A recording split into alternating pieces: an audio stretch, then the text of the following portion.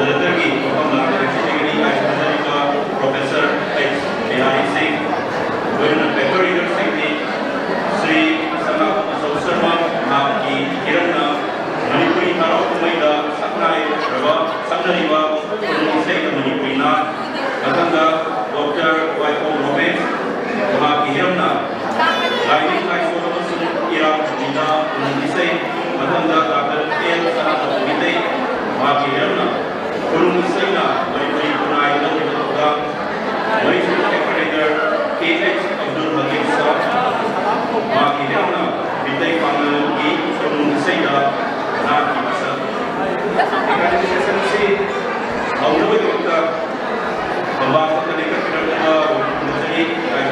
Professor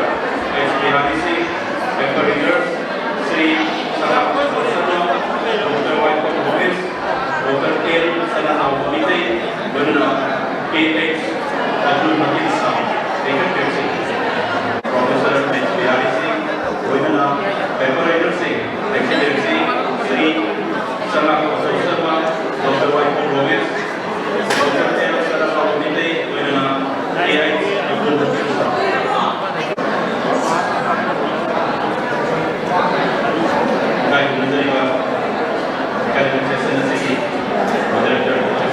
Bihari अपना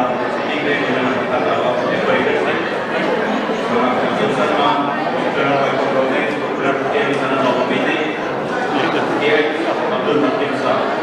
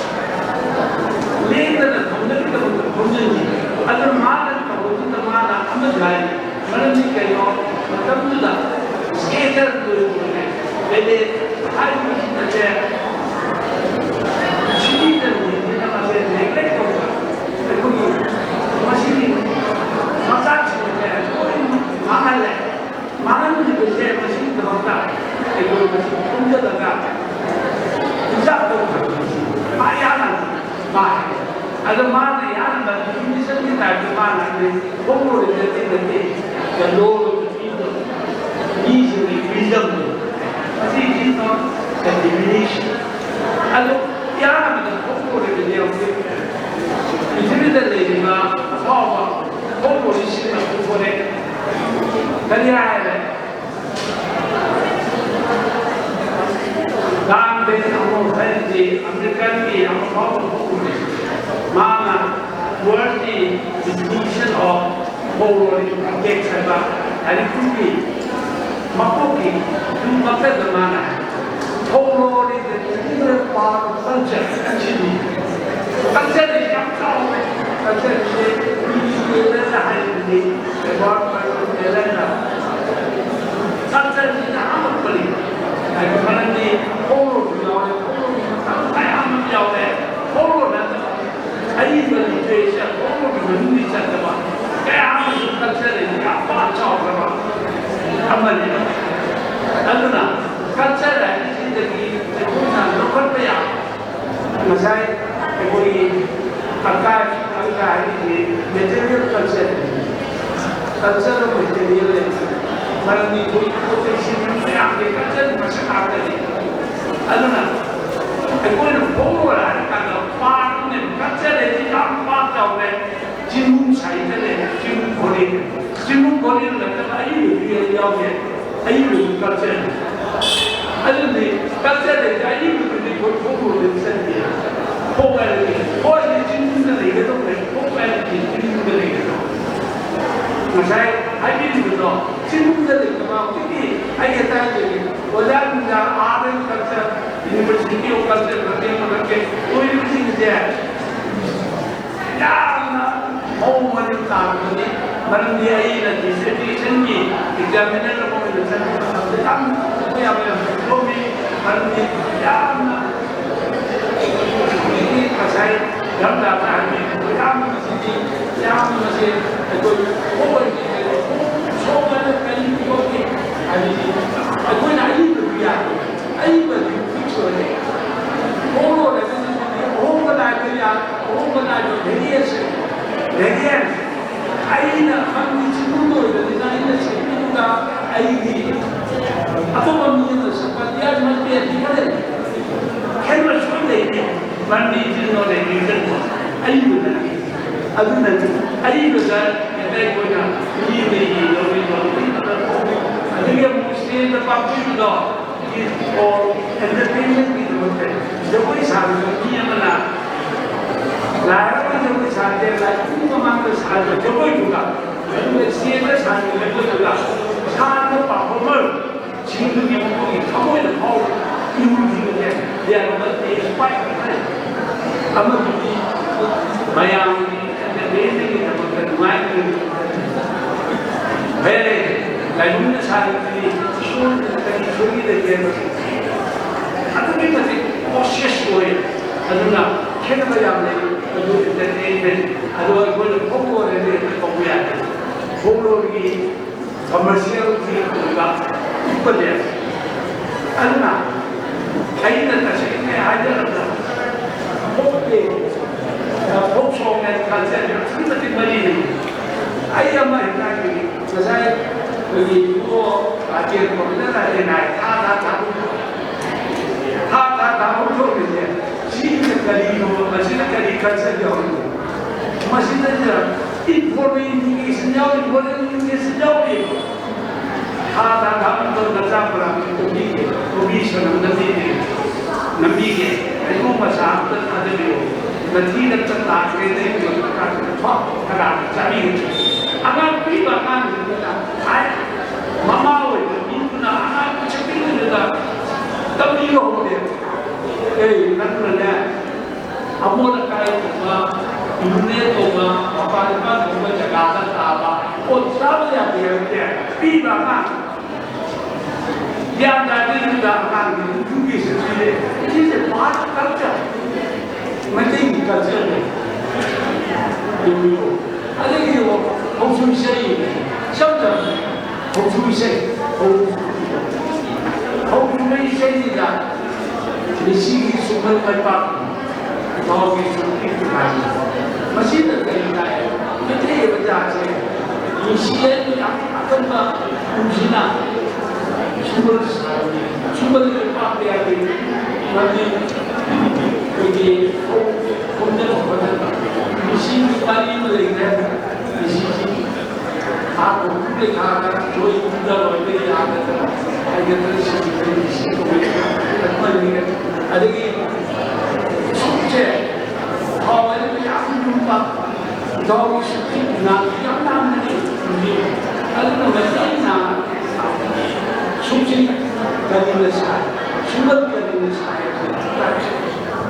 अरे लेओ लेओ ये कोई कई कोई वाद नहीं लेओ पसेना लेकिन वाद होना कोई या कुछ साय असीम लेकिन कोई उन्हें सब बात क्या तो मिला अच्छी बात याव है तो मुझे ये मेरा ये कोई बात नहीं कोई लाइफ में छोड़ दूँगा मैं नहीं मुंगा तो ये मेरा सकते हैं ये मेरा अंदर लोग सकते हैं कहीं लोग क्यों बात में आ सकते हैं क्यों बात क्यों अरे नीचे विषय को आते आप लोग जाते पूरा सकते आते पूरा सकते लेकिन पूजा हो जाओगे विषय पूजा हो जाओगे कोई ना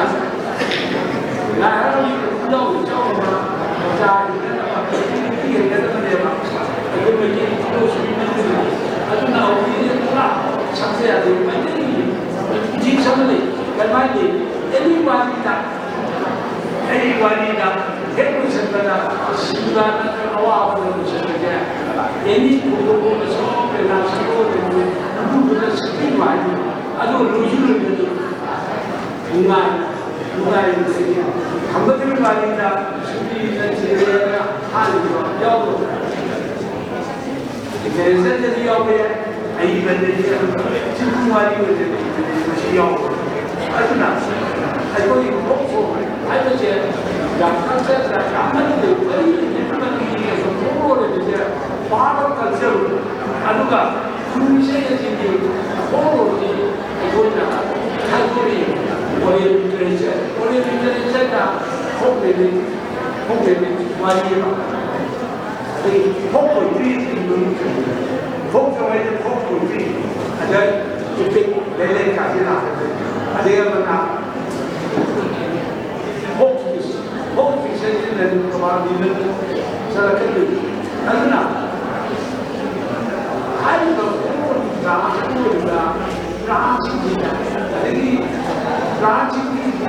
culture the money any idea not only folk वाली करके लाइटिंग वाली करके खाने वाली करके any idea मेरे करके any that culture का बताइए ना के बड़ी नहीं तो अमत है अदुना होगा नहीं वाली का culture है हमारी अच्छी नहीं है culture अदुना नहीं कोई मशीन कोई तो भी है माया में कुछ हो कभी नहीं है ऐसा अदुना मशीन माया में नाम दूसरा माता का बाबियों मरम थी डिस्कशन होने तो हम लोग मरम करेंगे तो ऐसा मतलब से मरी नहीं पूरा हमें मरी पूरा मरी से मिलता है अदुना मखा हम चलते जाते और यार तो मैं आप पार करना ही भाई मशीन उतर रहा है यहाँ मतलब कि पहली जाती श्री समाज शर्मा मणिपुरी अरब में संदर्भ विषय का मणिपुरी नाम यह वैसे काफी तो बात आई है कोशिशेरी समाज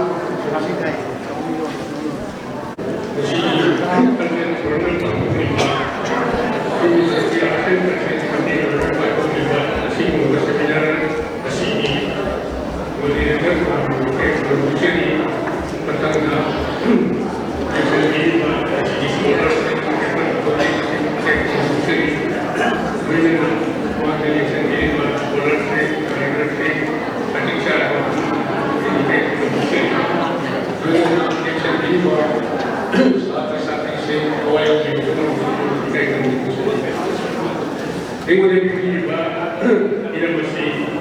ꯑꯩꯈꯣꯏꯒꯤ ꯍꯔꯥꯎ ꯀꯨꯝꯍꯩ ꯑꯣꯏꯅ ꯈꯨꯅꯨꯡ ꯏꯁꯩꯕꯒꯤ ꯀꯜꯆꯔꯁꯤ ꯃꯇꯥꯡ ꯑꯁꯤꯗ ꯈ꯭ꯋꯥꯏꯗꯒꯤ ꯂꯨꯁꯜꯂꯝꯃꯤꯕꯁꯤ ꯀꯜꯆꯔ ꯍꯥꯏꯕꯁꯤꯗ ꯅꯥꯠ ꯍꯥꯏꯕꯁꯤꯗ ꯈ꯭ꯋꯥꯏꯗꯒꯤ ꯂꯨꯔꯤꯕꯁꯤ ꯃꯁꯤꯒꯤ ꯄꯥꯛ ꯆꯥꯎꯕꯁꯤꯗꯩꯗ ꯑꯩꯈꯣꯏꯅ ꯄꯨꯊꯣꯛꯆꯒꯗꯧꯔꯤꯕ ꯑꯦꯐꯔꯠ ꯑꯁꯤꯅ ꯄꯤꯕꯤꯔꯤꯕ ꯃꯇꯝ ꯑꯁꯤ ꯐꯖꯅ ꯇꯦꯟꯕꯅꯤ ꯑꯩꯈꯣꯏꯗꯁꯨ ꯈ꯭ꯋꯥꯏꯗꯒꯤ ꯍꯦꯟꯅ ꯑꯋꯥꯕ ꯑꯣꯏ ꯃꯔꯝꯗꯤ ꯅꯥꯠꯀꯤꯗꯃꯛ ꯍꯥꯏꯕ ꯈꯛꯇꯅ ꯈꯨꯅꯨꯡ ꯏꯁꯩꯒꯤ ꯂꯩꯔꯒꯗꯧꯔꯤꯕ ꯃꯔꯝ ꯑꯗꯨꯅ ꯃꯁꯛ ꯈꯔ ꯋꯥꯏ ꯑꯩꯕꯨꯗꯤ ꯑꯦꯐꯔꯠ ꯑꯁꯤ ꯃꯌꯥꯝꯅ ꯂꯧꯖꯒꯦ ꯑꯇꯤꯌꯥ ꯒꯨꯔꯨ ꯑꯃꯁꯨꯡ ꯂꯩꯁꯤꯔꯦꯜ ꯂꯩꯄꯨꯡꯒꯤ ꯀꯧꯔꯗꯨꯅ ꯃꯥꯂꯦꯝ ꯂꯩꯊꯥꯛꯇ ꯂꯩꯕꯥꯛ ꯁꯦꯝꯕ ꯒꯨꯔꯨꯒꯤ ꯍꯛꯆꯥꯡꯗꯒꯤ ꯅꯨꯡꯁꯥ ꯁꯨꯔꯒꯤ ꯀꯌꯥ ꯁꯤꯖꯤꯟꯅꯗꯨꯅ ꯑꯁꯤ ꯃꯥꯏꯅ ꯀꯧꯍꯜꯂꯦ ꯃꯉꯣꯟꯗ ꯒꯨꯔꯨꯅ ꯂꯩꯕꯥꯛ ꯁꯦꯝꯅꯕ ꯄꯥꯎꯇꯥꯛ ꯄꯤꯌꯦ ꯑꯁꯤꯕꯅ ꯂꯩꯕꯥꯛ ꯁꯦꯝꯕꯕꯨ ꯒꯨꯔꯨꯒꯤ ꯈꯣꯏꯄꯨꯝꯗꯒꯤ ꯄꯨꯊꯣꯛꯂꯤꯕ ꯂꯥꯏꯔꯦꯝꯕ ꯀꯣꯟꯊꯤꯒꯤ ꯄꯣꯛꯄ ꯀꯧꯕ ꯑꯃꯅ ꯂꯩꯕꯥꯛ ꯁꯦꯝꯕ ꯂꯣꯏꯗ꯭ꯔꯤꯉꯩꯗ ꯍꯟꯅ ꯊꯨꯒꯥꯏꯔꯕꯗ ꯑꯁꯤꯕꯅ ꯁꯥꯎꯔꯗꯨꯅ ꯒꯨꯔꯨꯒꯤ ꯃꯐꯝ ꯂꯥꯟꯅ ꯇꯥꯛꯆꯔꯨꯕꯗꯒꯤ ꯒꯨꯔꯨꯅ ꯋꯥꯈꯜ ꯇꯧꯔꯒ ꯃꯍꯥꯛꯀꯤ ꯈꯣꯏꯗꯧꯗꯒꯤ ꯈꯣꯏꯂꯧ ꯍꯥꯏꯅ ꯀꯧꯕ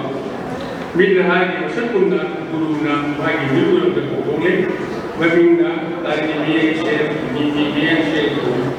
ꯒꯨꯔꯨꯅ ꯃꯤꯡꯁꯦꯜꯂꯣ ꯑꯁꯤꯕꯅ ꯂꯩꯕꯥꯛ ꯁꯦꯝꯕꯕꯨ ꯑꯔꯥꯕꯅ ꯃꯕꯨꯛ ꯆꯥꯎꯕ ꯌꯩꯈꯥꯏꯔꯦ ꯅꯍꯥꯛꯅ ꯌꯩꯈꯥꯏꯕ ꯉꯝꯗꯅꯕ ꯅꯪꯅ ꯑꯔꯥꯕꯅ ꯄꯥꯎꯔꯁꯨ ꯑꯩꯅ ꯃꯅꯤꯡꯗꯒꯤ ꯅꯣꯡꯊꯥꯡꯂꯩꯕ ꯄꯨꯊꯣꯛꯂꯦ ꯑꯔꯥꯕ ꯈꯣꯟꯖꯦꯜ ꯊꯣꯛꯄꯩꯅꯦ ꯑꯗꯨꯅ ꯄꯥꯎꯔꯧꯅꯕ ꯏꯁꯩ ꯑꯁꯤꯅ ꯈ꯭ꯋꯥꯏꯗꯒꯤ ꯍꯥꯟꯕ ꯈꯨꯂꯦꯡ ꯏꯁꯩ ꯍꯧꯔꯛꯄꯅꯤ ꯃꯁꯤꯕꯨ ꯀꯧꯁꯥ ꯏꯁꯩ ꯍꯥꯏꯅ ꯏꯁꯩ ꯑꯗꯨꯗꯤ ꯑꯔꯥꯕꯅ ꯑꯇꯤꯡꯉꯥ ꯇꯔꯪ ꯃꯊꯛꯇ ꯃꯌꯥꯒꯤ ꯃꯁꯛꯄꯨ ꯉꯥꯟꯅ ꯁꯟꯅ ꯂꯩꯔꯤꯕꯤ ꯅꯪꯕꯨ ꯄꯥꯏꯕꯅꯤꯒꯤ ꯅꯨꯡꯖꯪꯗꯤ ꯏꯂꯥꯡ ꯃꯩꯔꯥꯒꯤ ꯄꯨꯊꯣꯛꯆꯔꯤ ꯄꯤꯌꯣꯅ ꯈꯜꯂ ꯅꯍꯥ ꯏꯈꯛ ꯂꯩꯀꯥꯏꯃꯅꯨꯡ ꯂꯩꯔꯥꯏꯃꯅꯨꯡ ꯀꯣꯏꯔꯩꯕ ꯂꯩꯇꯨꯝꯒꯨꯝꯅ ꯀꯣꯛꯁꯥꯕ ꯏꯄꯟ ꯈꯨꯂꯥꯡ ꯀꯥꯏꯔꯤꯕ ꯈꯨꯂꯥꯡ ꯀꯥꯏꯔꯤꯕ ꯁꯨꯗꯨꯔꯣꯏꯕ ꯍꯥꯏꯕ ꯍꯥꯏꯔꯤꯕ ꯑꯅꯤ ꯑꯁꯤꯒꯤ ꯍꯣꯡ ꯁꯦꯛꯁꯟꯒꯤ ꯑꯁꯤꯅ ꯑꯩꯈꯣꯏꯒꯤ ꯃꯅꯤꯄꯨꯔꯤꯒꯤ ꯂꯩꯁꯦꯝꯂꯛꯄꯒꯤ ꯃꯇꯥꯡꯗ ꯃꯔꯤ ꯂꯩꯅꯅ ꯈꯨꯅꯨꯡ ꯏꯁꯩ ꯊꯥꯅꯕ ꯑꯅꯤ ꯑꯁꯤ ꯑꯗꯨꯒ ꯃꯁꯤꯗꯩꯗ ꯄꯤꯔꯤꯕ ꯄꯣꯠꯁꯛ ꯑꯁꯤꯁꯨ ꯌꯥꯝꯅ ꯃꯅꯨꯡ ꯍꯟꯖꯤꯟꯕ ꯄꯣꯠꯀꯤ ꯑꯗꯨꯒꯨꯝꯕ ꯐꯣꯡꯗꯣꯛꯄꯗ ꯈꯔ ꯋꯥꯕ ꯄꯣꯠꯁꯛ ꯏꯁꯩ ꯑꯁꯤꯒꯤ ꯂꯣꯟꯗꯥ ꯑꯁꯤ ꯑꯗꯨꯅ ꯃꯁꯤꯅ ꯂꯥꯛꯀꯗꯧꯔꯤꯕꯁꯤ ꯂꯩꯁꯦꯝꯕ ꯃꯇꯨꯡꯗ ꯂꯥꯛꯀꯗꯧꯔꯤꯕ ꯄꯣꯠꯁꯛꯁꯤꯡ ꯑꯗꯨꯒꯤ ꯏꯍꯥꯟ ꯍꯥꯟꯕ ꯃꯁꯛꯇꯣ ꯍꯥꯏꯔꯤꯕ ꯑꯁꯤꯒꯨꯝꯕ ꯈꯨꯅꯨꯡ ꯏꯁꯩ ꯑꯁꯤꯒꯤ ꯃꯇꯦꯛꯁꯦ ꯂꯣꯟꯕ ꯑꯗꯨꯒ ꯑꯩꯈꯣꯏꯒꯤ ꯅꯥꯠꯀꯤ ꯍꯧꯔꯛꯐꯝꯁꯤ ꯂꯥꯏ ꯍꯔꯥꯎꯕꯅꯤ ꯂꯥꯏ ꯍꯔꯥꯎꯕ ꯂꯩꯔꯕ ꯍꯥꯏꯕꯁꯤꯁꯨ ꯇꯦꯟꯗꯕ ꯃꯤꯅꯤꯠ ꯈꯔꯁꯤꯗ ꯅꯥꯠ ꯑꯁꯤ ꯄꯨꯊꯣꯛꯑꯒ ꯃꯁꯥ ꯇꯥꯅ ꯄꯨꯊꯣꯛꯄ ꯉꯝꯕ ꯍꯥꯏꯕꯁꯤ ꯃꯁꯤꯁꯨ ꯑꯩꯈꯣꯏꯅ ꯈꯔ ꯋꯥꯠꯂꯤ ꯑꯗꯨꯅ ꯅꯥꯠ ꯑꯁꯤ ꯌꯧꯔꯛꯑꯕꯅꯤꯅ ꯅꯥꯠꯀꯤ ꯍꯧꯔꯛꯐꯝꯁꯤ ꯑꯩꯈꯣꯏ ꯃꯅꯤꯄꯨꯔꯒꯤꯗꯤ ꯂꯥꯏ ꯍꯔꯥꯎꯕꯅꯤ ꯑꯗꯨꯅ ꯂꯥꯏ ꯍꯔꯥꯎꯕꯁꯤꯒꯤ ꯍꯧꯔꯛꯐꯝꯁꯤ ꯈꯣꯡꯄꯨꯔꯁꯤꯡꯗ ꯂꯩꯕꯁꯤꯅ ꯑꯍꯥꯟꯕꯅꯤ ꯃꯤꯇꯩ ꯂꯩꯕꯥꯛꯀꯤ ꯌꯥꯝꯅ ꯑꯍꯥꯟꯕ ꯍꯔꯥꯎꯈꯤꯕ ꯃꯐꯝ ꯑꯁꯤ ꯈꯣꯡꯄꯨꯔꯁꯤꯡꯗꯣꯟꯗ ꯕꯦꯔꯥꯗꯥꯗ ꯍꯔꯥꯎꯈꯤꯕ ꯃꯁꯤꯅ ꯂꯥꯏ ꯍꯔꯥꯎꯕꯒꯤ ꯃꯤꯒꯤ ꯂꯥꯏꯒꯤ ꯃꯇꯝꯗꯅꯤ ꯑꯗꯨꯒ ꯃꯤꯒꯤ ꯃꯇꯝꯗ ꯍꯔꯥꯎꯕ ꯍꯥꯏꯔꯒꯗꯤ ꯄꯥꯟꯊꯣꯏꯕꯤꯒꯤ ꯃꯇꯝꯗ ꯍꯔꯥꯎꯕꯁꯨ ꯈꯪꯅꯩ ꯄꯥꯟꯊꯣꯏꯕꯤꯅ ꯊꯥꯕ ꯁꯦꯡꯗꯣꯛꯄꯒꯤ ꯃꯃꯣꯡ ꯇꯔꯪ ꯑꯣꯏꯗꯨꯅ ꯇꯔꯪ ꯈꯨꯟꯁꯥꯒꯤ ꯀꯥꯡꯂꯣꯏ ꯑꯣꯏꯔꯕꯗ ꯑꯃꯧꯕ ꯑꯣꯏꯅ ꯂꯝꯆꯠ ꯐꯖꯅ ꯃꯤꯅꯤ ꯈꯟꯅ ꯄꯥꯟꯊꯣꯏꯕꯤꯒꯤ ꯃꯈꯨꯠꯇ ꯑꯩꯒꯤ ꯑꯔꯥꯕ ꯃꯩ ꯍꯥꯞꯄꯤꯕꯗꯒꯤ ꯄꯥꯟꯊꯣꯏꯕꯤ ꯅꯣꯡꯃꯥꯏꯒꯤ ꯆꯤꯡꯗ ꯅꯣꯡꯄꯣꯛ ꯅꯤꯡꯊꯧꯒ ꯂꯥꯎꯃꯟ ꯋꯥꯔꯤ ꯐꯣꯡꯗꯣꯛꯅꯗꯨꯅ ꯃꯐꯝ ꯑꯗꯨꯗ ꯈꯨꯕꯝ ꯊꯅꯝꯗꯅ ꯃꯥꯏꯈꯤ ꯄꯥꯟꯊꯣꯏꯕꯤꯅ ꯏꯔꯣꯏꯕꯒꯤ ꯃꯈꯨꯠꯇ ꯀꯌꯥꯒꯤ ꯊꯝꯗꯅ ꯐꯝꯕꯒꯤ ꯃꯅꯨꯡꯅꯤ ꯃꯍꯥꯛꯅ ꯇꯥꯏꯕꯪꯗ ꯆꯇꯥꯡ ꯅꯨꯡꯇꯥꯡꯒꯤ ꯈꯪꯅ ꯍꯧꯔꯁꯨ ꯃꯆꯥꯗꯨ ꯂꯥꯏꯌꯥꯝꯒꯤ ꯉꯥꯔꯥꯎꯕꯒꯤ ꯃꯇꯧꯗꯨ ꯃꯅꯤ ꯃꯀꯨꯗ ꯈꯪꯍꯟꯗꯨꯅ ꯂꯥꯏꯔꯦꯝꯕꯤ ꯍꯥꯏꯕꯁꯤ ꯈꯪꯍꯟꯈꯤ ꯃꯁꯤꯒꯤ ꯃꯇꯨꯡꯗ ꯇꯥꯕ ꯁꯥꯒꯩꯅ ꯂꯥꯏꯁꯪ ꯁꯥꯗꯨꯅ ꯄꯥꯟꯊꯣꯏꯕꯤ ꯄꯤꯔꯛꯈꯤ ꯑꯃꯗꯤ ꯆꯪꯕ ꯇꯠꯇꯨꯅ ꯍꯔꯥꯎꯕ ꯍꯧꯈꯤ ꯃꯁꯤꯅ ꯑꯩꯈꯣꯏꯒꯤ ꯂꯥꯏ ꯍꯔꯥꯎꯕꯒꯤ ꯑꯍꯥꯟꯕ ꯄꯤꯕ ꯃꯇꯝꯅꯤ ꯑꯩꯈꯣꯏꯒꯤ ꯂꯝꯗꯝ ꯑꯁꯤꯗ ꯃꯅꯤꯄꯨꯔꯗ ꯂꯩꯔꯤꯕꯁꯤ ꯂꯥꯏ ꯍꯔꯥꯎꯕ ꯃꯈꯜ ꯑꯍꯨꯝ ꯊꯣꯛꯅ ꯈꯥꯏꯗꯣꯛꯏ ꯀꯪꯂꯩ ꯍꯔꯥꯎꯕ ꯃꯣꯏꯔꯥꯡ ꯍꯔꯥꯎꯕ ꯆꯛꯄ ꯍꯔꯥꯎꯕ ꯑꯁꯤ ꯑꯩꯅ ꯂꯧꯈꯠꯆꯔꯤꯕꯁꯤ ꯀꯪꯂꯩ ꯍꯔꯥꯎꯕ ꯏꯪꯔꯥꯖꯤ ꯋꯥꯍꯩꯗ ꯐꯣꯛ ꯁꯣꯡꯁꯤ ꯏꯀꯣꯂꯣꯖꯤꯁ ꯑꯦꯁꯦꯝꯕ꯭ꯂꯤ ꯃꯥꯅ ꯈꯨꯅꯨꯡ ꯏꯁꯩ ꯍꯥꯏꯅꯔꯛꯈ꯭ꯔꯦ ꯑꯗꯨꯅ ꯐꯣꯛ ꯁꯣꯡ ꯍꯥꯏꯕꯁꯤꯗ ꯃꯁꯛ ꯑꯅꯤ ꯂꯩ ꯃꯗꯨꯗꯤ ꯐꯣꯛ ꯁꯣꯡ ꯑꯃꯁꯨꯡ ꯐꯣꯛ ꯃ꯭ꯌꯨꯖꯤꯛ ꯐꯣꯛ ꯁꯣꯡ ꯈꯨꯅꯨꯡ ꯏꯁꯩꯒꯤ ꯀꯔꯤꯒꯨꯝꯕꯗ ꯃ꯭ꯌꯨꯖꯤꯛꯀꯤ ꯁꯔꯨꯛ ꯌꯥꯎꯗꯅ ꯃꯌꯥꯝꯅ ꯈꯪꯅꯔꯤꯕ ꯑꯗꯨꯅꯤ ꯑꯗꯨꯒ ꯐꯣꯛ ꯃ꯭ꯌꯨꯖꯤꯛ ꯍꯥꯏꯔꯒꯅ ꯐꯣꯛꯁꯣꯡꯒꯤ ꯈꯪꯅꯩ ꯑꯩꯈꯣꯏꯒꯤ ꯃꯩꯇꯩꯂꯣꯟꯗꯗꯤ ꯈꯨꯅꯨꯡ ꯏꯁꯩ ꯍꯥꯏꯔꯒ ꯑꯅꯤꯃꯛꯁꯦ ꯈꯪꯅꯩ ꯑꯁꯤ ꯍꯥꯏꯔꯒꯁꯨ ꯈꯨꯅꯨꯡ ꯏꯁꯩꯒꯤ ꯐꯣꯛ ꯃ꯭ꯌꯨꯖꯤꯛꯀꯤ ꯃꯅꯨꯡꯗ ꯂꯩ In case of folk song, take hold of, but the dream is not. Vasco 1953. Kata lagi dia photo ada dua yang fotonya. Lord and OIC William Jones from the Seven Mobile photo the role of the people. Who had OIC in the community Sinpanga that they're going to draw, that they're going to jump to Mana bersabda mama masa di sana ni boleh jadi kami itu kami buka kerana kami. Luar dan luar ini kami mesti buka pun sana di bawah. Apun bagi mana bawah sana bising, sana bising, isai, pokok sing, dekoi harau, isai sana mana, sana betul sana sing. Jadi kita ikut kontrak kerja khusus bulan sini. Jadi itu khusus bulan ada di satu tempat kemudian masih program yang dimulai. If any field of study in the clarification of basic terminology, it is clearly followed to say so long been taught inconsistent and contradiction in definitions. Specifically, another quote from this role of the American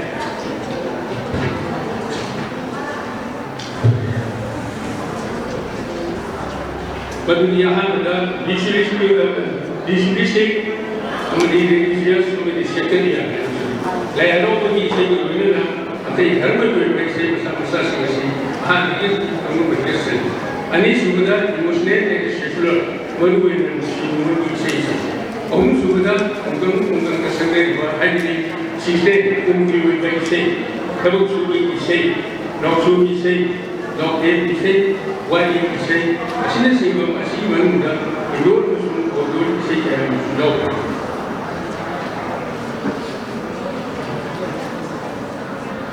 Digilistik kamu sulit bisnes ani segi wan, ek sumber lagi. Digilistik saya masih nasi ni berapa, waktu di sana berapa. Digilistik saya masih nasi ni berapa. Digilistik matangga baru ina, leharo gua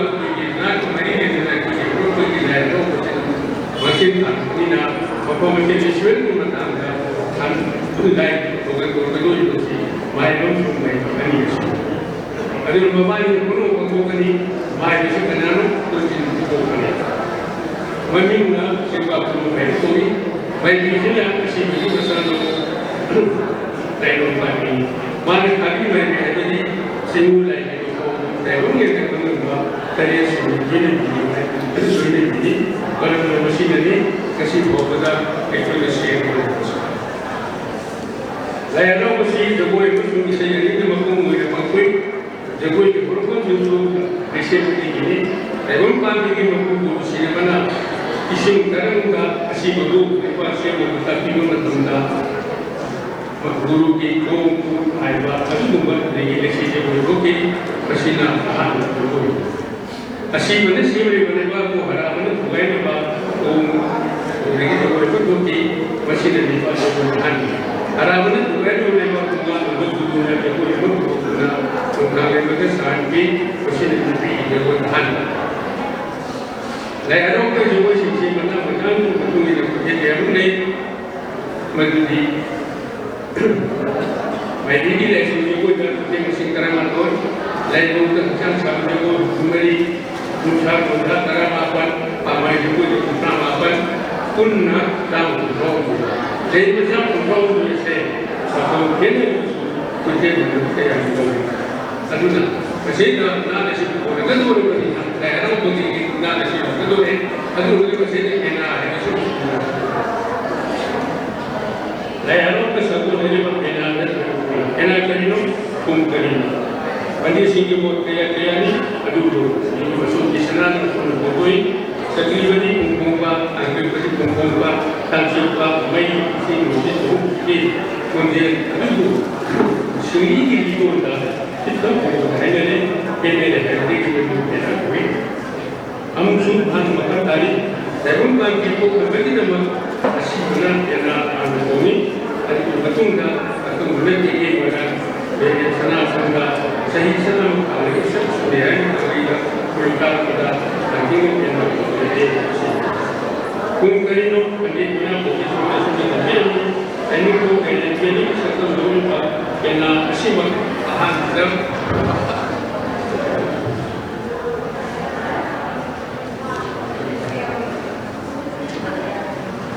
ꯁꯨꯝ ꯍꯥꯏꯕ ꯂꯨꯄꯣꯟꯗ ꯈꯣꯡꯂꯕꯗꯒꯤ ꯃꯇꯝ ꯁꯦꯝꯗꯣꯛꯇꯅ ꯍꯧꯖꯤꯛꯀꯤ ꯄꯦꯅꯥꯒꯤ ꯁꯛꯇꯝ ꯑꯣꯏꯔꯛꯈꯤ ꯑꯗꯨꯅ ꯈꯨꯡꯒꯪꯁꯨꯡ ꯄꯦꯅꯥ ꯑꯅꯤ ꯑꯁꯤ ꯃꯅꯤꯄꯨꯔꯒꯤ ꯄꯔꯝꯄꯔꯥꯒꯤ ꯏꯁꯩ ꯈꯨꯗꯤꯡꯃꯛꯀꯤ ꯌꯨꯝꯐꯝꯗꯤ ꯍꯧꯖꯤꯛꯃꯛ ꯃꯇꯝꯒꯤ ꯏꯁꯩ ꯅꯠꯇꯅ ꯄꯦꯅꯥꯅꯤ ꯍꯥꯏꯕꯗ ꯑꯅꯧꯕ ꯊꯣꯛꯖꯔ ꯈꯟꯖꯩ ꯄꯦꯅꯥꯒꯤ ꯃꯔꯣꯟ ꯃꯈꯜ ꯌꯥꯝꯃꯤ ꯂꯥꯏ ꯍꯔꯥꯎꯕ ꯈꯣꯡꯕ ꯃꯔꯣꯟ ꯃꯤꯌꯥꯝꯒꯤ ꯍꯔꯥꯎ ꯀꯨꯝꯍꯩꯗ ꯈꯣꯡꯕ ꯃꯔꯣꯟ ꯑꯀꯟ ꯑꯇꯣꯟꯒꯤ ꯁꯥ ꯂꯥꯟꯒꯤ ꯃꯇꯨꯡ ꯃꯇꯨꯡꯅ ꯇꯥꯕꯗ ꯈꯣꯡꯕ ꯃꯔꯣꯟ ꯁꯩꯍꯧꯔꯣꯟ ꯏꯀꯧꯔꯣꯟ ꯅꯣꯡꯁꯥꯔꯣꯟ ꯃꯧꯀꯧꯔꯣꯟ ꯌꯥꯡꯂꯩꯅꯥꯎ ꯑꯁꯤꯅꯆꯤꯡꯕ ꯌꯥꯝꯅ ꯃꯇꯤꯛ ꯁꯛꯄ ꯃꯥꯟꯅꯗꯦ ꯄꯦꯅꯥꯒꯤ ꯁꯩꯁꯛꯁꯤꯡ ꯑꯁꯤꯗ ꯂꯩꯅꯨꯡ ꯊꯔꯨ ꯏꯄꯜ ꯊꯔꯨ ꯅꯣꯡꯈꯣꯡꯕ ꯂꯩꯅꯨꯡ ꯅꯣꯡꯈꯣꯡꯕ ꯈꯣꯡꯈꯣꯡꯕ ꯂꯥꯇ꯭ꯔꯤꯛꯄ ꯏꯃꯥꯕꯅ ꯁꯨꯡꯕ ꯂꯥꯏ ꯈꯣꯡꯕ ꯁꯩꯁꯛꯄ ꯁꯨꯡꯅ ꯈꯨꯗꯣꯛꯄꯤꯔꯝꯃꯤ ꯂꯣꯏꯅ ꯄꯦꯅꯥꯒꯤ ꯑꯔꯤꯕ ꯁꯩꯔꯣꯛ ꯇꯔꯦꯠ ꯑꯃꯗꯤ ꯑꯇꯦꯟꯕ 12 ꯑꯁꯤꯗꯒꯤ ꯄꯦꯅꯥꯒꯤ ꯁꯩꯁꯛ ꯀꯌా ꯈꯥꯕ ꯂꯥꯏꯐꯝꯕ ꯑꯀꯪ ꯈꯣꯡꯕ ꯑꯇꯣꯞꯄ ꯂꯥꯏꯔꯤꯛ ꯑꯃꯗꯅ ꯈꯥꯕꯤ ꯂꯥꯏꯐꯝ ꯈꯟꯕ ꯏꯃꯨꯡ ꯈꯣꯡꯕ ꯃꯇꯝꯗꯨꯗ ꯄꯨꯊꯣꯛꯂꯕ ꯁꯩꯁꯛꯇꯤ ꯇꯣꯉꯥꯟ ꯇꯣꯉꯥꯟꯕ ꯁꯩꯁꯛꯅꯤ ꯁꯤꯗ ꯃꯈꯜ 9 ꯑꯃ ꯊꯦꯡꯅꯩ ꯃꯗꯨꯗꯤ ꯔꯥꯒ ꯀꯧꯕ ꯑꯍꯥꯟꯕꯗ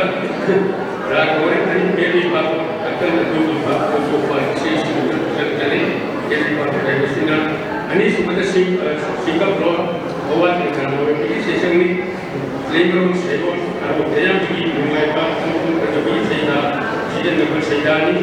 ꯑꯥꯔꯦꯡ ꯁꯩꯔꯦꯡ ꯀꯥꯏꯅꯕꯒꯤ ꯂꯝꯀꯛꯅꯕ ꯑꯃꯗꯤ ꯑꯋꯥꯕ ꯃꯄꯨꯡ ꯑꯣꯏꯕ ꯉꯥꯛꯅꯤ ꯃꯥꯟꯕꯒꯤ ꯁꯩꯔꯣꯟ ꯂꯩꯁꯤ ꯂꯩꯇꯣꯟꯗꯨꯅ ꯂꯥꯏꯒꯤ ꯃꯐꯝꯗ ꯂꯥꯏꯈꯨꯔꯨꯝꯕꯒꯤ ꯃꯅꯨꯡ ꯍꯟꯖꯤꯟꯕ ꯑꯃꯁꯨꯡ ꯉꯁꯤꯗꯤ ꯀꯦꯕꯤ ꯈꯥꯡꯉꯤ ꯑꯅꯧꯕ ꯑꯃꯁꯨꯡ ꯐꯖꯕ ꯁꯩꯗꯥ ꯊꯦꯡꯅꯔꯤꯕ ꯄꯣꯠꯅꯕ ꯁꯩꯁꯛꯅꯤ ꯔꯥꯒ ꯁꯩꯁꯛ ꯅꯨꯡꯉꯥꯏꯕꯒꯤ ꯏꯁꯩ ꯂꯣꯏꯅꯕ ꯐꯖꯕ ꯁꯩꯁꯛ ꯑꯗꯨꯅ ꯈꯝꯕ ꯊꯣꯏꯕꯒꯤ ꯂꯥꯏꯕꯗ ꯁꯤꯖꯤꯟꯅꯔꯤꯕ ꯗ꯭ꯔꯦꯁ ꯑꯁꯤ ꯄꯦꯅꯥꯒꯤ ꯃꯅꯨꯡꯗ ꯂꯩꯔꯤꯕ ꯈꯨꯅꯨꯡ ꯏꯁꯩ ꯉꯥꯛꯇꯅꯤ ꯂꯩꯔꯤꯕ ꯈꯨꯅꯨꯡ ꯏꯁꯩ ꯑꯁꯤꯒꯤ ꯃꯁꯛꯁꯤ ꯍꯥꯏꯔꯤꯕ ꯃꯈꯜ 9 ꯑꯁꯤꯗ ꯄꯨꯡꯅ ꯃꯄꯨꯡ ꯁꯤꯗꯒꯤ ꯑꯗꯨꯅ ꯈꯨꯅꯨꯡ ꯏꯁꯩ ꯑꯁꯤꯅ ꯁꯦꯝꯕꯗꯒꯤ ꯍꯧꯈꯤꯕ ꯇꯥꯔꯕꯁꯨ ꯍꯧꯖꯤꯛ ꯂꯥꯛꯀꯗꯧꯔꯤꯕꯁꯤꯗꯤ ꯈꯨꯟꯒꯤ ꯃꯤꯄꯨꯝ ꯑꯁꯤꯒꯤ ꯑꯣꯏꯅ ꯈꯝꯕ ꯊꯣꯏꯕꯤꯒꯤ ꯃꯇꯝꯗ ꯇꯥꯏꯕꯁꯤꯗ ꯌꯥꯎꯔꯤꯕ ꯄꯨꯝꯅꯃꯛ ꯑꯗꯨ ꯍꯥꯏꯔꯤꯕ ꯇꯔꯦꯠ ꯑꯁꯤꯗ ꯂꯣꯏꯅꯃꯛ ꯑꯗꯨꯅ ꯄꯨꯝꯅꯃꯛꯁꯤꯗ ꯑꯅꯧꯕꯗꯤ ꯑꯀꯣꯏꯕꯤꯅ ꯃꯐꯝ ꯃꯅꯦꯝꯗ ꯏꯅꯦꯝꯕꯗꯒꯤ ꯍꯥꯏꯈ꯭ꯔꯦ ꯃꯔꯝ ꯑꯗꯨꯅ ꯃꯁꯤꯗ ꯑꯃꯨꯛ ꯀꯔꯤ ꯍꯥꯏ ꯌꯥꯀꯩꯔꯣꯟ ꯑꯩꯈꯣꯏꯅ ꯂꯥꯏꯍꯔꯥꯎꯕꯗ ꯌꯥꯀꯩꯔꯣꯟ ꯍꯥꯏꯔꯤꯕꯁꯤ ꯀꯔꯤꯅꯣ ꯍꯥꯏꯕꯗꯨ ꯊꯋꯥꯏ ꯍꯥꯏꯕꯁꯤ ꯁꯤꯔꯦ ꯍꯥꯏꯕꯁꯤ ꯌꯥꯀꯩꯔꯣꯟ ꯍꯥꯏꯕ ꯑꯗꯨꯒꯨꯝꯂꯕ ꯁꯩꯁꯛ ꯑꯁꯤ ꯈꯔꯗꯤ ꯁꯥꯔꯦ ꯃꯁꯤꯗ ꯄꯦꯅꯥꯒꯤ ꯂꯣꯏꯅꯅ ꯁꯤꯖꯤꯟꯅꯩ ꯑꯗꯩ ꯌꯥꯀꯩꯔꯣꯟ ꯍꯥꯏꯕꯁꯤ ꯀꯔꯤ ꯃꯇꯤꯛ ꯊꯋꯥꯏ ꯈꯪꯖꯤꯟꯗꯕ ꯏꯔꯦꯟ ꯍꯥꯞꯂꯣꯏꯗꯕ ꯏꯅꯨꯡ ꯁꯤꯡꯈꯣꯡ ꯌꯥꯀꯩꯅꯤ ꯏꯅꯨꯡ ꯂꯦꯞꯄꯤꯔꯣ ꯀꯩꯅꯤ ꯂꯥꯏꯕꯛ ꯁꯦꯝꯕ ꯃꯛꯇꯨꯗ ꯆꯠꯂꯤ ꯌꯥꯀꯩꯔꯣꯟ ꯁꯦꯝꯕꯇ ꯅꯠꯇꯦ ꯇꯣꯉꯥꯟ ꯇꯣꯉꯥꯟꯕ ꯈꯔ ꯌꯥꯀꯩꯔꯣꯟꯗ ꯄꯦꯅꯥ ꯁꯤꯖꯤꯟꯅꯔꯤ ꯃꯔꯝ ꯑꯗꯨꯅ ꯌꯥꯀꯩꯔꯣꯟ ꯑꯁꯤꯁꯨ ꯄꯦꯅꯥ ꯍꯥꯏꯕ ꯑꯩꯈꯣꯏꯒꯤ ꯃ꯭ꯌꯨꯖꯤꯛꯀꯤ ꯁꯔꯨꯛ ꯑꯁꯤ ꯁꯤꯖꯤꯟꯅꯔꯕꯅꯤꯅ ꯃꯁꯤ ꯊꯣꯛꯄꯅꯤ ꯑꯗꯨ ꯉꯁꯥꯏ ꯃꯗꯨꯗ ꯊꯝꯖꯈ꯭ꯔꯦ ꯃꯗꯨꯗꯤ ꯀꯔꯤꯒꯨꯝꯕ ꯑꯃꯠꯇ ꯌꯥꯎꯗꯅ ꯁꯛꯄ ꯌꯥꯝꯅ ꯏꯁꯩꯗꯣ ꯃꯗꯨ ꯊꯣꯛꯁꯨꯅꯤ ꯑꯗꯨ ꯑꯁꯤꯒꯨꯝꯕ ꯋꯥꯗꯨꯗꯒꯤ ꯁꯔꯨꯛ ꯂꯧꯔꯒ ꯊꯥꯛꯄꯅꯤ ꯃꯗꯨ ꯊꯣꯛꯄꯅꯤ sida lekok sema ini sida ini kerja urusan ini berarti kayak lagi ya kan itu juga mainnya jelas dengan bahaya dengan itu kita lagi itu dengan harga baik kan ini itu untuk kita lagi proses dengan lala orang itu dengan harga bingung biru dengan lagi sekali masih ada sering punya sering yang membuat yang hari ini.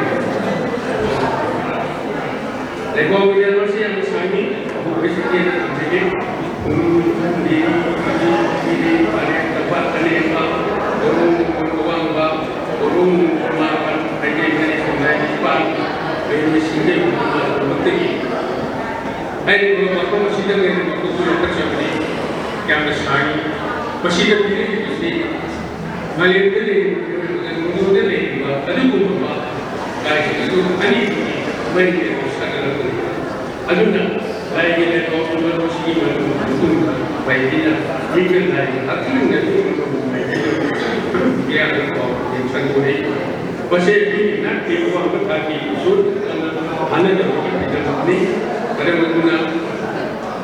petang 시대이다. 양은 영국을 것이 영국을 갖고 내공이 도로는 것이 누가니까 내고의 사람은 다 모르니 원들이 금사로이 가까이 내고 영이 내고 샤브로이가 내만큼 내비나 금사되고 있다. 세계들의 중심 생각 아직 생각이 되는 것은 생각이 아니 성이다 이몸 받아도 성이다 우리가 어디서 오는 것성이다 애니고의 애니를 따라가 하나 생각이 되는 사람들의 생각이 중시적인 애니 그 시설들이 양가상이 사람이 필요한 동기 하나 생각이 나의 성이다 이몸 받아도 성이다 우리가 어디서 오는 것성이다 애니고의 까르시 그것이 안으로 이것은가 공부하면서 오는 것이다. 그것이 이만 것이 양가 동기 안으로 저거에 것이 양가 성부적으로 있는데 안우가 백담막 내용을 것이 안으로 내고 가야 했더니 백담막 것이 이런 것이 양가 그 진행할 것과 안우가 저거에 안우가 사람의 정신이 그 바보들의 일을 해야 하는 바르게 가시라고 하는 것이죠. 그러나 너도 저거야 알아주는데 무슨 있다고 생각했지. 아토파미에 가니까 보고 이유들이 백원지도 신기한 꿈발과 좀비 베리를 만나서 다 그만다 라이브로 어떻게 한테 조사도 될라이지. 그러나 좀 맞다보니 좀 내가 아버지도 그냥 신기들이 어디와 그게 난tim에 있으니까 백원지 석담도 그거니 좀 내가 아버지 Atau mesti di rumah kan tak pasal tu, mesti elektrik, mesti konsol di rumah, mesti sistem, ingat di sistem.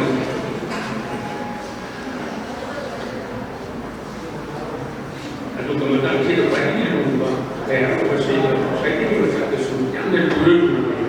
Nunggu mana nunggu hebu nunggu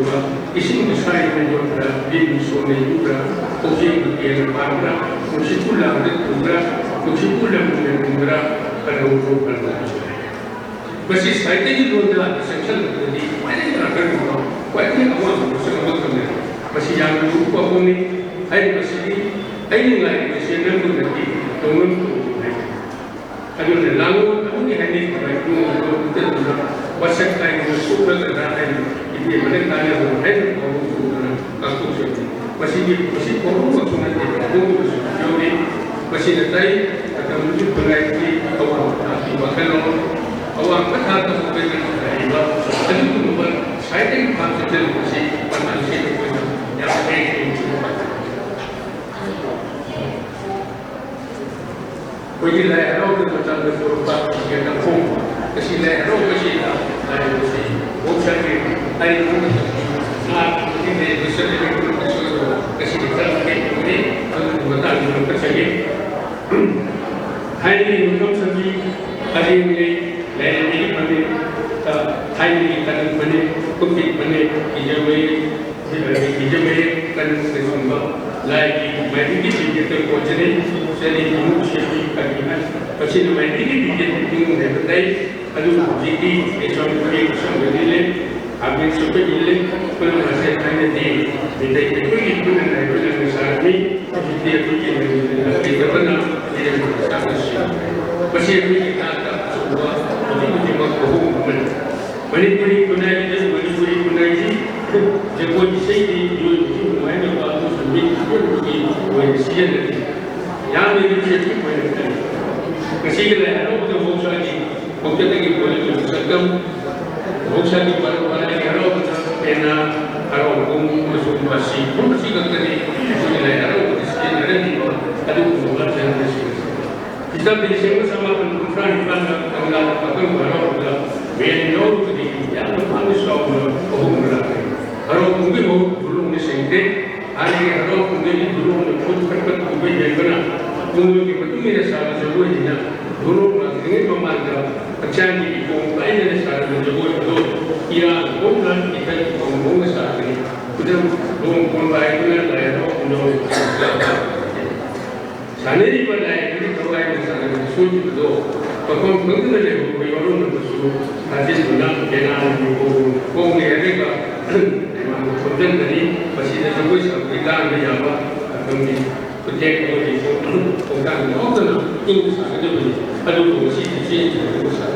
बस ये कोई नहीं ना कि मैं मसीद मायनो में भी मैं आपको कुछ नहीं समझे नोवाल का हम इसमें कोई कंपल्सन स्कूल में टीचर था ममाई ini Gopalika daerah mesti lebat dalam ini nak dibangun dia section dengan mana hari itu wajah sih itu betul betul jadi wajah sih mengamalkan dia panel dan nanti dekat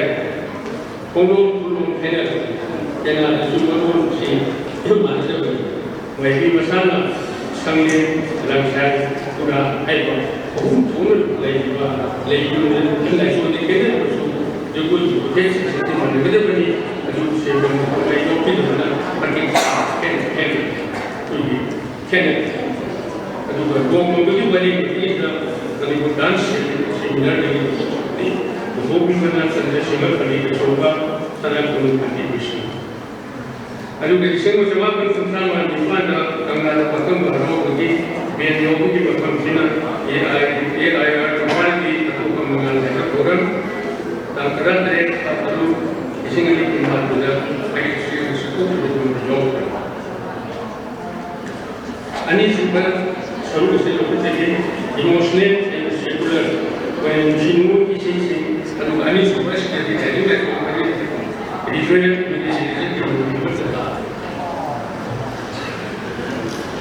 Ulung isi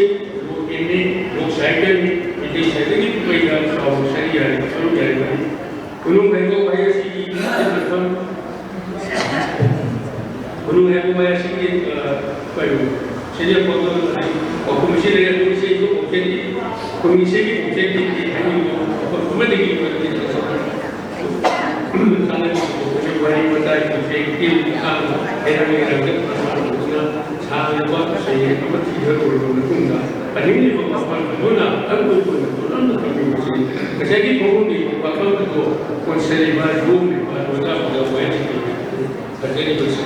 ano na patang siya sa idom listing na no ko sa sa siguro ko sari wabal sa kanale sabal ko ni ko na pada lain sa pembanda lain sa kita ko ibu wanita ko singin no koyo derang koyo ko imagine ko singin sapi no si na sari biye ida no ano singin kasi ko biye ando music di pam no pino no singin no koyo derang koyo ko kamay ya na sa sabi na singin mani biye derang san ko le repetition mai de singin samasala ni Hari ini siapa pengen kamu berpulang ke negara balik ke negara. Isi siapa siapa yang teman tadi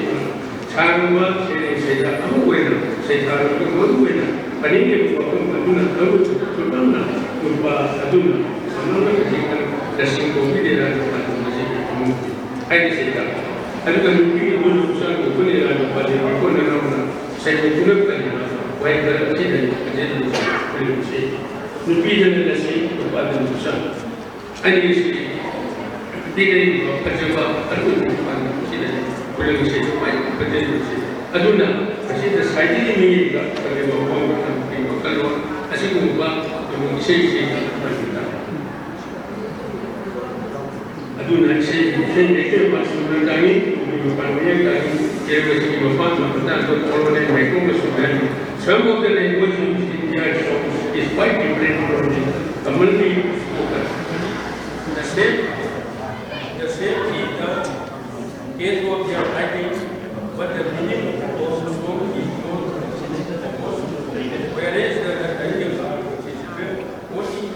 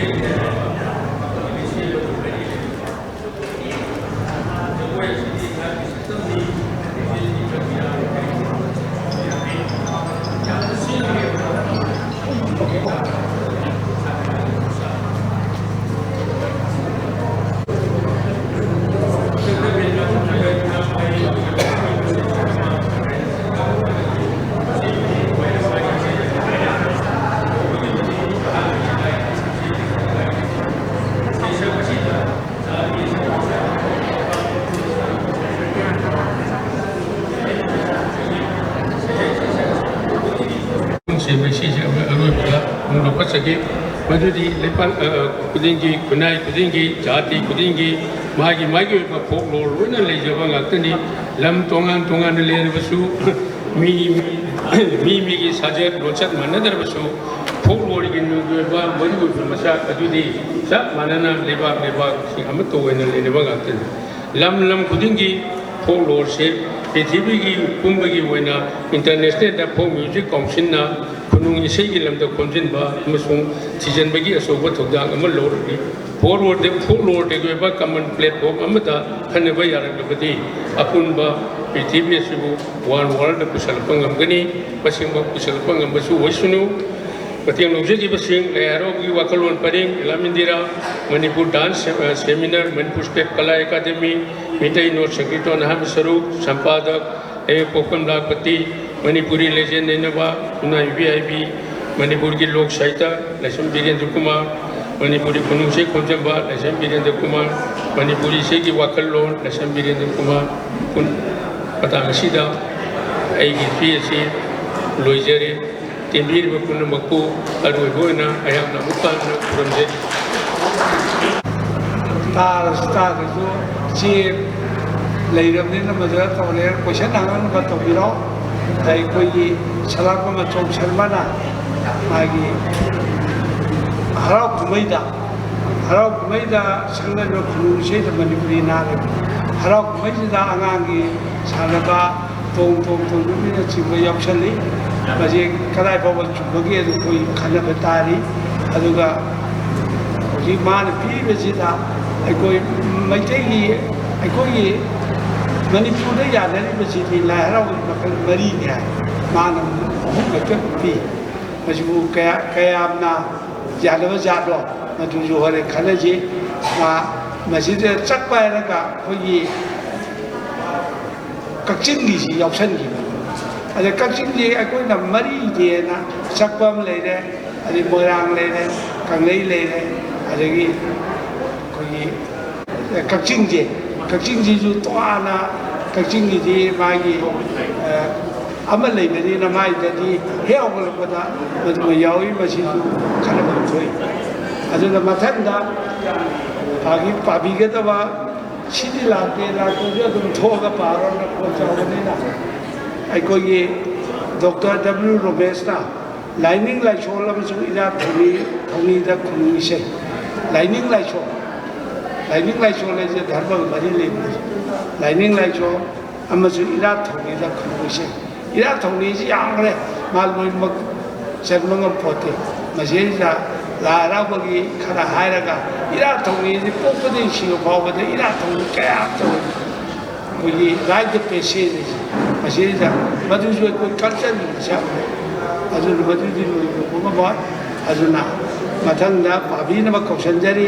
doctor W. Romesh ngasi art and culture ki senthang makhada cultural forum manipurna numini gi oiba manipuri folk song and culture haibasida pangthok cheriba seminar sigi ahanba session gi moderator obiri bikai kumjari boja Professor Mingoina Panjarabada Oza Bihari Paper Pabiri Bapunama Amadi Ayuta Mirapoza Manipuri Kunu Ise Madi Modern Songda Sangnari Boza Mingoina Panjarabada Hamum Naba Yuna Limbi Libapunama Ahalaman I Ming Luen Pajadrabasu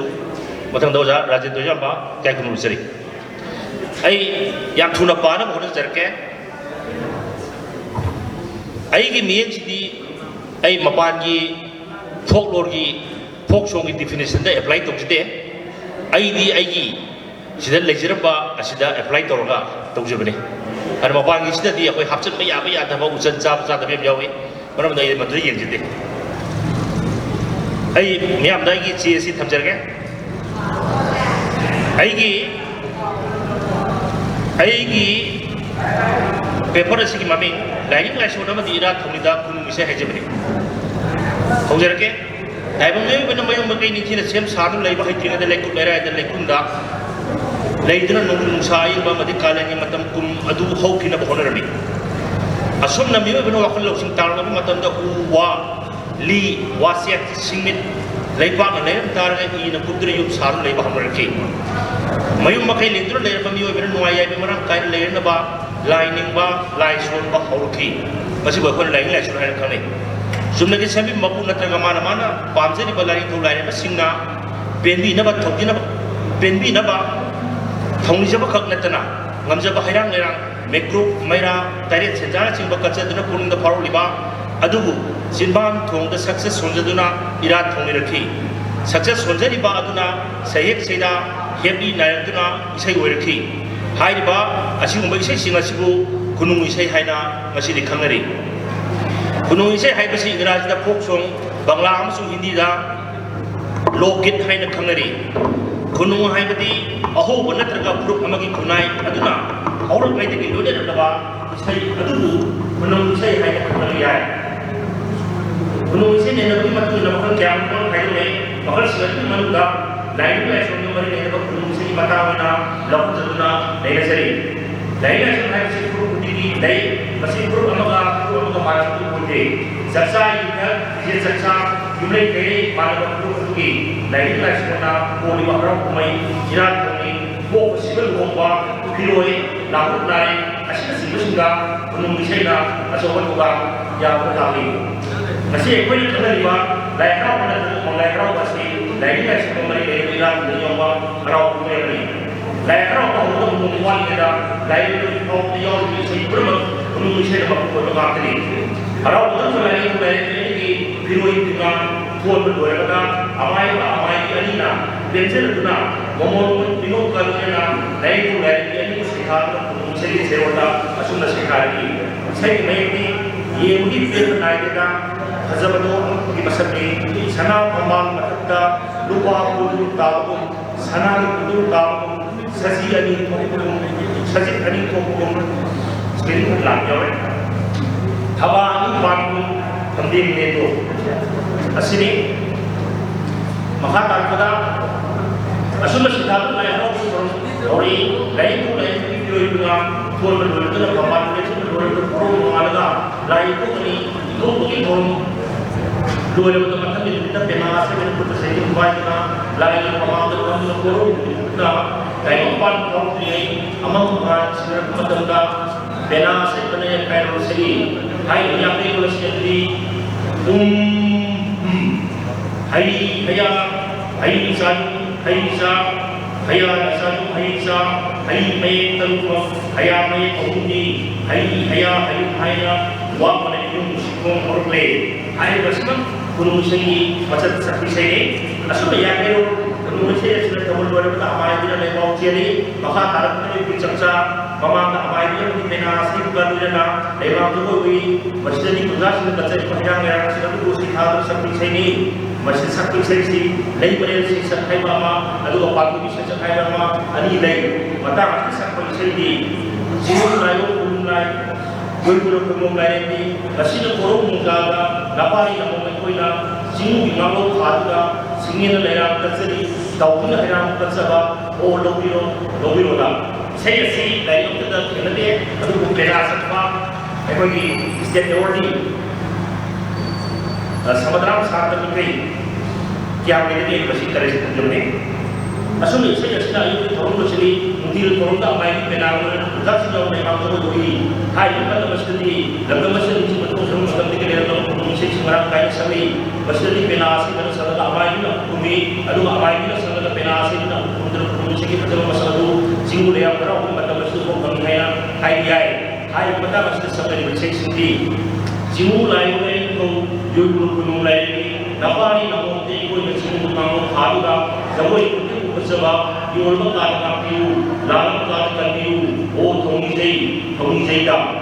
नदाई मुंगल बचोबा पारी नमो कोई ना जबोई कुछ उपकदी ले तक पटसदे जाओ जाओ पियू कतो न कुछ हापियू बले निशान हापियू ओ थोंगी जई दा ꯅꯨꯡꯖꯥꯎ ꯏꯆꯥꯎꯕꯨ ꯄꯤꯕꯤꯌꯨ ꯋꯥꯔꯤꯒꯤ ꯄꯨꯟꯁꯤ ꯍꯥꯞꯄꯤꯌꯨ ꯏꯃꯣꯝ ꯅꯨꯡꯁꯥꯡ ꯄꯤꯕꯤꯌꯨ ꯑꯁꯤꯅ ꯂꯣꯏꯕ꯭ꯔꯥ ꯃꯔꯨꯗꯤ ꯃꯦꯗꯥꯏ ꯄꯨꯡꯗꯣꯟ ꯑꯆꯧꯕ ꯆꯥꯎꯕ ꯄꯤꯕꯤꯌꯨ ꯃꯁꯤ ꯑꯩꯅ ꯏꯁꯩ ꯑꯁꯤꯗ ꯅꯠꯆꯗꯦ ꯑꯗꯨꯕꯨ ꯏꯁꯩ ꯑꯁꯤꯒꯤ ꯃꯌꯦꯛꯇꯤ ꯃꯊꯪꯒꯤ ꯑꯁꯩꯕꯁꯤꯗꯒꯤ ꯐꯪꯖꯔꯛꯄꯅꯤ ꯑꯁꯨꯝꯅ ꯃꯄꯨꯡ ꯑꯣꯏꯕ ꯏꯁꯩ ꯑꯁꯤ ꯁꯛꯂꯕ ꯃꯇꯨꯡꯗ ꯑꯣꯏ ꯂꯥꯎꯕ ꯌꯥꯎꯔꯤꯕ ꯏꯁꯩꯒꯤ ꯃꯔꯤ ꯃꯔꯤ ꯂꯧꯔꯒ ꯁꯛꯄ ꯂꯣꯏꯅꯅ ꯂꯥꯏ ꯍꯔꯥꯎꯕ ꯃꯔꯤ ꯂꯩꯅꯅ ꯁꯛꯄ ꯏꯁꯩꯁꯤꯡ ꯃꯇꯥꯡ ꯆꯥꯅ ꯆꯥꯅ ꯍꯥꯞꯆꯤꯟꯗꯨꯅ ꯂꯩꯕꯥꯛꯇ ꯂꯣꯏ ꯈꯜꯂꯤ ꯏꯁꯩꯁꯤꯡ ꯄꯜꯂꯛꯇ ꯑꯌꯥꯝꯕꯒꯤꯗ ꯆꯥꯅꯕꯒꯤꯗ ꯆꯤꯡ ꯈꯣꯏꯅ ꯍꯥꯎꯕꯒꯤ ꯆꯤꯟꯗꯝꯕꯒꯤꯗ ꯃꯃꯥꯡ ꯂꯩꯀꯥꯏ ꯊꯝꯕꯥꯜ ꯁꯥꯔꯦ ꯈꯣꯏꯃꯨꯅꯤꯂꯦ ꯈꯣꯏꯔꯥꯕ ꯆꯦꯡꯂꯥ ꯄꯥꯏꯕꯅ ꯀꯣꯝꯕꯤ ꯍꯟꯖꯤꯜꯂꯛꯄꯗ 사비네 마사 마오비 진우 사나도 파이들로 라주르비 나야이다 모노와리 포타바 와우나 예물이 무슨 말이 다음에 와우니 바퀴 라이스 합실로 자리로 수도 앞으로 가봐 가서는 보입니다 하루 있는 식과 가서는 수고합니다 아무 서볼 도무라 노래 서보니 어머니에게 나오니 아무 서볼 도무라 के मोह यानी सभा सब कई ये तो मुकाबला कराने की इनसी ये गोपति शासन लोग लाइए सापते असुना इसे मसीहाना सबना लेमाम जो कोई कवे जीवन शांति के लिए जावे मसीह में जब तू बात सही महातारपना मदोले मपुन जीवित संबंधी दखाई सिंह प्रदाय मसूद जिगे बल्ली मतलब पंजाबी केस में कुलुमुशी के सेठ चिदागा करे सब नायक को कुलुमुशी भागने कुलुमुशी ने लाया की परिचित तक गया था जो तो आपको बस पॉपुलर नहीं सिंह से या बना दुनिया वहां को आप ले को तवे कई बदा अवाम तुम नहीं कोई बा वाओ न तलबा वहां को ले कोई सही किया या नते बियो की खुशी लगता को असु बदल के सच्चे जवाब दे लापन को मतलब बियो की असो को मतलब केंद्र की नवा इसे से गया याद करते लायक और मुझे करते बियो इतना नाम याद ना को सिंधना को मुझे लगा अब बस कदू चाप को लगा तासिम को तो नहीं हुआ कुछ ना कोई नहीं कोई नहीं था ले लेमान जो कोई बोलता हमारे को लाई को नामीवा या मुझे ना हमारे को मिलना कोई लावी इसे स्थिति को से तो प्रथम लेके याद बियो से हमारे को इसे को होम कर लेना हुआ को से को ले लंदन में से नहीं वन जॉब है बस लाइनो से में से को हमें हजे को वापस समय लेना कमेरो की कोई नो से कदियों को चले मापुन उकाब को लोमिला खरो ने की सिपा सिको सिकोदा सरू कमिदा उदपा का कापसे निकामी इतो ये इस्लाम कुल को कामी सा को पेक्षा असम सामनी जीवन क्या है लायरों में वही वही से मतीना से जब वो बंदा हुआ तो वहाँ को से असली मती वामी आई से असुना वही लोग तो बता लाइ जो कोई बिना असुना लोग से हफ्ता चार को तो ये साथ तो बात की जो कली बस से कोई से की दुनिया कोई की मतंदा Lumina siya karne maka sederhana sanam bokse mangse sanam anse manse मतलब द पक्षाई से मतलब द माइंड से द कोल से मतलब द कोल हाई से दो मिला ये सब से सब बनती है महा ताकत लाइन को वाली हमें को बा कमी शरत सु लाइन की करता है इसी का हम यावी लाइन का लाइन की से हवाई को से काबुरा की से लोका की से लोगों का काबू सामने फिल्म से शिकार सब की से लोका से अमसु लाइन का हमारे सब की से दृष्टि बदुदी औरी अंगे केतु अशिल से बसंतुरा लाइन तालकी लाइन में बल मतुना लाइन का आई का करो सियोबी बसिदी लाइन में का हमारे की बेनामी से यावना संगली अदु हमारे खातर किया तो लाइन बनिका सही तो पुनः बाय बेनामी तो यावना रूंगे बंगुगे ना हमारे का बखा से सत्युना लाइन का तो बनी सोराने में पुरका के आयना आपा कांगुवा पुरो अवांग उपस सिगुना सिजाओ मया थानुना नागुल सापोर नापुना बेनाम सामी वाइना पुरो का के आयना तजनी वापन लाया माई से माई मिशन टाइम मिशन की वाली वापन तरह को होगा बिते ग्रुप की लाइन का शुरू हो मनी हाई बिरा दा यो और बस को ꯁꯤꯅ ꯍꯧꯈꯤꯕ ꯐꯥꯎꯕ ꯑꯆꯧꯕ ꯁꯔꯨꯛ ꯑꯃ ꯈꯜꯂꯒ ꯂꯥꯛꯂꯤ ꯍꯥꯏꯕꯁꯦ ꯃꯊꯪꯗ ꯊꯝꯖꯔꯤꯕ ꯈꯨꯗꯝꯁꯤꯡ ꯑꯁꯤꯗꯒꯤ ꯈꯪꯂꯝꯃꯤ ꯃꯔꯨꯞ ꯈꯨꯗꯤꯡꯒꯤ ꯃꯍꯥꯛ ꯃꯍꯥꯛꯅ ꯄꯣꯛꯄ ꯂꯨꯍꯣꯡꯕ ꯁꯤꯟꯕ ꯃꯔꯤ ꯂꯩꯅꯕ ꯏꯔꯥꯡ ꯊꯧꯔꯝꯖꯩ ꯃꯁꯤꯒꯤ ꯃꯊꯛꯇ ꯑꯐꯕ ꯅꯨꯡꯉꯥꯏꯕ ꯈꯪꯖꯅꯕ ꯑꯃꯗꯤ ꯑꯐꯕ ꯂꯝꯕꯤ ꯇꯥꯛꯆꯅꯕ ꯌꯨꯝꯐꯝ ꯁꯥꯕ ꯌꯥꯗꯦ ꯃꯔꯤ ꯃꯇꯥ ꯀꯌꯥꯗ ꯊꯧꯔꯝ ꯅꯨꯃꯤꯠꯇ ꯂꯥꯏꯔꯤꯛ ꯂꯥꯏꯁꯨ ꯊꯧꯔꯝ ꯄꯥꯡꯊꯣꯛꯏ ꯑꯁꯨꯝꯅ ꯃꯤꯇꯩꯒꯤ ꯂꯥꯏꯔꯤꯛꯀꯤ ꯃꯇꯝ ꯅꯤꯡꯁꯤꯡꯕ ꯊꯣꯛꯂꯕ ꯃꯇꯝꯗꯒꯤ ꯂꯦꯞꯇꯅ ꯄꯥꯡꯊꯣꯛꯇꯨꯅ ꯂꯥꯛꯂꯤ ꯃꯤꯇꯩꯁꯤꯡꯁꯨ ꯑꯉꯥꯡꯒꯤ ꯏꯃꯥ ꯊꯥꯕ ꯅꯨꯃꯤꯠꯇ ꯅꯣꯡꯁꯤꯡꯗ ꯆꯠꯄꯤ ꯂꯩ ꯀꯔꯤꯒꯨꯝꯕ ꯃꯇꯝꯗ ꯄꯦꯅꯥ ꯑꯁꯩꯕ ꯇꯥꯕꯁꯨ ꯂꯩ ꯄꯦꯅꯥ ꯇꯥꯕꯁꯨ ꯂꯩ ꯇꯥꯔꯤꯕꯁꯤꯡ ꯏꯁꯩ ꯑꯣꯏꯅ ꯈꯟꯖꯕꯁꯨ ꯇꯁꯦꯡꯕ ꯏꯁꯩꯁꯤꯡ ꯑꯁꯦ ꯂꯥꯏꯔꯤꯛ ꯂꯥꯏꯁꯨꯒ ꯃꯔꯤ ꯂꯩꯅꯩ ꯌꯥꯏ ꯅꯋꯥꯒ ꯋꯥꯠꯄ ꯄꯥꯗꯨ ꯁꯤꯡ ꯅꯨꯡꯁꯥꯕ ꯅꯥꯏ ꯌꯥꯎꯗꯕ ꯃꯤꯑꯣꯏ ꯃꯤꯌꯦꯛꯄ ꯋꯥꯈꯜ ꯂꯧꯁꯤꯡ ꯆꯥꯎꯕ ꯐꯨꯔꯤ ꯆꯦꯟꯗꯕ ꯃꯍꯥ ꯆꯨꯗꯕ ꯂꯥꯛꯇꯕ ꯂꯥꯛꯄꯗꯕ ꯄꯨꯝꯅꯃꯛ ꯊꯦꯡꯅꯗꯕ ꯂꯥꯏꯔꯤꯛꯁꯤꯡ ꯃꯄꯨ ꯂꯧꯗꯕ ꯂꯥꯏꯔꯤꯛ ꯃꯐꯝ ꯏꯔꯥꯡ ꯇꯧꯕꯤꯁꯨ ꯂꯥꯏꯔꯤꯛ ꯑꯁꯤ ꯏꯁꯩ ꯑꯣꯏꯅ ꯏꯁꯩ ꯑꯁꯤ ꯈꯨꯗꯨꯝ ꯂꯧꯗꯕ ꯅꯪꯒꯤ ꯅꯣꯡꯗꯝꯁꯤꯡ ꯀꯥꯏꯗꯦ ꯋꯥꯔꯤ ꯅꯣꯡꯁꯨ ꯄꯤꯔꯝꯕꯤꯔꯦ ꯖꯤꯎ ꯅꯪꯒꯤ ꯈꯌꯣꯝꯅꯤ ꯈꯣꯏꯌꯨꯝ ꯃꯥꯒꯤ ꯂꯩꯕꯅꯤ ꯁꯤꯡꯉꯦ ꯈꯌꯣꯝ ꯊꯣꯛꯍꯟꯕꯤꯒꯅꯨ ꯂꯩꯔꯥꯡꯒꯤ ꯂꯩꯕ ꯀꯜꯍꯟꯕꯤꯒꯅꯨ ꯖꯤꯎ ꯃꯥꯒꯤ ꯅꯣꯡꯗꯝꯅꯤ ꯈꯣꯏꯌꯨꯝ ꯅꯪꯒꯤ ꯈꯨꯠꯁꯦꯝꯅꯤ 이마기 대우니 이마기 대우니 안오고 나서 어머니 누아의 그대로 남기 대우니 징에게 던져리 마찬가지다 이마기 로스도 베나 로마고 없으니 베나기 세우지 아하 베나기 세우고 조금이 맞다는 나와가 이게 selai sekali nawaga 그러면 가부드라 빨리 이마기 세우고 내고 맞다 세타고 사더니 맞다 리피다 이다이 수준 그러나요 이거 다이라면 어쨌든 세타고 사더니 마찬가지다 디리도 미야마나 아야 Kontrakna mulai antara wayang sekarang simul yang diwali, singgil yang diwali, tahun ini yang diwali sehat sekali. Bersih kita nawa itu kita terkenal terkenal awal hari baru baru kita jadi rumah ini pakai kita dari uang dari uang besarnya nanti berkat besar kena ramai orang itu dari segi makan dan tahan diri bukan sehat ini. Menjadi suatu kekuatan tersebut jadi uang lain dari makan tahan diri bukan sehat ini. Memulai sekitar penawaran sekitar tahan diri abang main kuat kuat sekitar masalah impor lupa impor tadi secara impor iya impor si masih bu bukan bilang penawaran sekitar salah sampai itu jadi diri nongol menaik ini impor di mana sekitar bilang nawaran sekitar masalah itu dan lainnya kalau itu di kota di kota sebenarnya penagi saya sih bagus sendiri nawaran saya ini mau parkah mau melihat kita Now kita tahu yare, now kita tahu macam naya apa, dan kami bilang apa, dan kita satu siapa yang sebagai, now kalau macam naya kita ni siapa yang yare, kita ni jauh kenal, kita pasti kita ni siapa ni, saya kami bela kita kita sewa tu ni, kalau kita makan kita sendiri nak makan tu buat kita kita pasal ni, now saya si bela satu orang ni, jadi nak apa, asyik untuk kita jauh yare, maka saat ini awak orang saya ini mencari orang di mana sekali, ada lebih bolehlah, lebih dengan mata sekali. Dosa dapat terpenuhi sempurna, dosa dia dapat benar sekali ada, benar sekali sendiri. Saya ini sudah ubah jiwa nanti berjalan, balik bertemu kembali, dan berubah kasih. Balik bertemu yuki, tapi kembali imas ini kasih, imas solusi. Bapu mana sapi, imas ini kasih. Balik bertemu dan mampu beli dan mampu sila mampu dikasih. Masih saya ada penjara pasal aku ini kasih ini rumah ini kali penjara beli. Maka kalau beli mampu dalam cara sebelum atau tak awal selama ujian baru mari kita berjaya hari dan memperoleh mampu awal atau bersama kita. Maka sekarang awal dan memperoleh jauh mengusir kebayaan tadi itu bersyukur tuna kalau berdosi nawangan menjadi pengumuman tuna kalau saya harap time fungsi namanya mengenai paling atau orang itu turun menjauh ini ayo kalau masih berdosi maksudnya soal dan kelai mama bapa ada berdosi bersama suci rumah yang orang kaya punya sudah jadi tidak menaik langsung yauma tidak kemudian dan kalau masih bangun ini masih pada masih kalau masih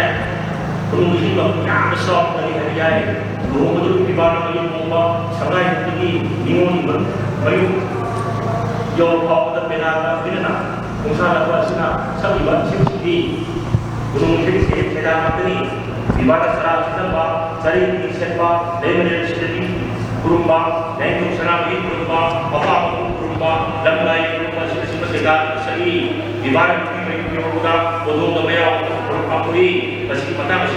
मया से पेना सही गरीब पेना पापी बसी सब से मधु उन्होंने इसे मकू मैबा इसे घाटनी पेना नवा इसे नवा उठी तौर पाप मतदी पेना खर खेने पेना मताजरी लेक्शन भी मकू सोनपुर की मया सोजरी उलगना थमोई खमा थमोई खमा खंजरी खबर थमोई खबान मयूर पूजा देवो नंबर खंड पूजा की काबियू इसे सतना रोम की मकूल में थोड़ा थोड़ी इसे परीक्षा में सिर्फ ताकि रोम की और विवाह की जाए तो पूजा को फिर बताए इसे मकूल माल में पता पहुंचनी इसे सिलेक्शन में पार्टी में इसे कुछ बात हाई है वहाँ तो किधर ऊपरी गुरु इसे अपनी हाई बसे ये भी हाई बसे रोम में थोड़ा बसे इसे मकूल नहीं सारी सारू हाई बसे नहीं विवाह हाई में तो वर्तमान मतम अदु योग मतम रोम्बा कोई बाहर कोई यावी मसीजु इसे मकूल कोई रोम कोई इसे अदुदी तार तार में विवाह पली पत्थर की पूजा है मकूल कोई जोड़ियो पली विवाह पत्थर की जीवन में मकूल पूजा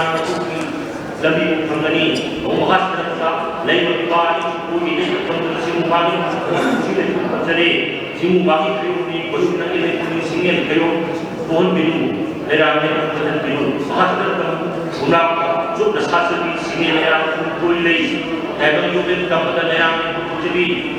सिंह बागी कुछ भी तमजरे असुना वो कोई सही महातारक वो कोई ऐसे तुम्हारा मिशन भी कराया गई एवं ऐसे भी मुझे की फिर भी यार जो पता किसी सिंह तक को होगा आया नहीं बल्कि और बच्चों होगा तो आया अगर ये नसी मतलब नहीं जब भी मतलब कि वो संगाई तो मालूम है तंदुर मचा मशहूर नहीं पता सारे ऐसे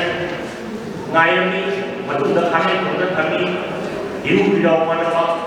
काय काफी मतलब का सही सपना महा सही सकरी बस तुम से मतलब चली ठीक हाजिर के लोग ने रात से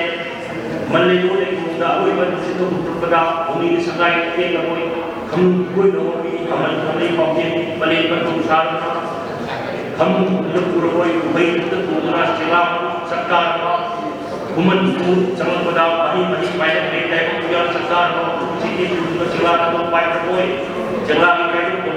हम में बड़े की तरह पटो की तरह हवाई अच्छा कायदे बना बाबू की मंगरोई पटो चुमा पटो चंगी दरा माई कोई हम भी दुना अरु भी है बाकी टाइप की काम ला को ये टाइप की सेवा टाइप की कुर्सी साल मदी ये ने मसाला भरा बाप तक को बोलना मालक सो हम पता करो मा की टाइप की कुर्सी पूरा हम सवा काटने हमन थरे उठने मशीन कोई टाइप पर लोए लोए टाइप कुमई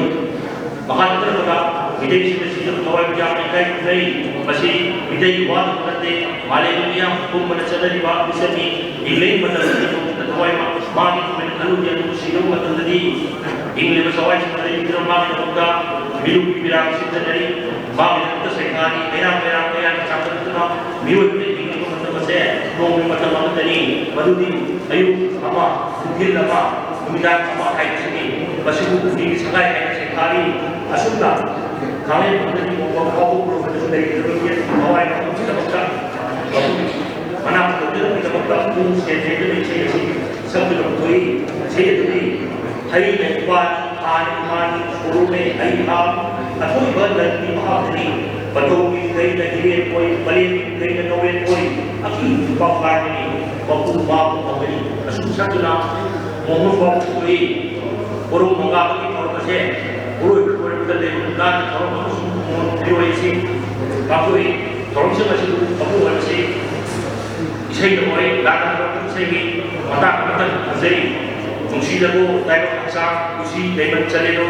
kasi भी एक को ना टाइप में बड़े तो वो हाथ तर बता लेहो को टाइप अच्छा नमु टाइप अच्छा नमु हवाई में कायदे बना अही कुछ योजना टाइप कोई गांव में बाबू की पाउगे सुंदरे हवाई में चल के लेहो को ये type hai kusali maka tarana station na ko ko na sa iyo bola sa ko ko ko masu kai sipa ko da ya ya sudah dari ko tawai ka ko da yo ni hai hadari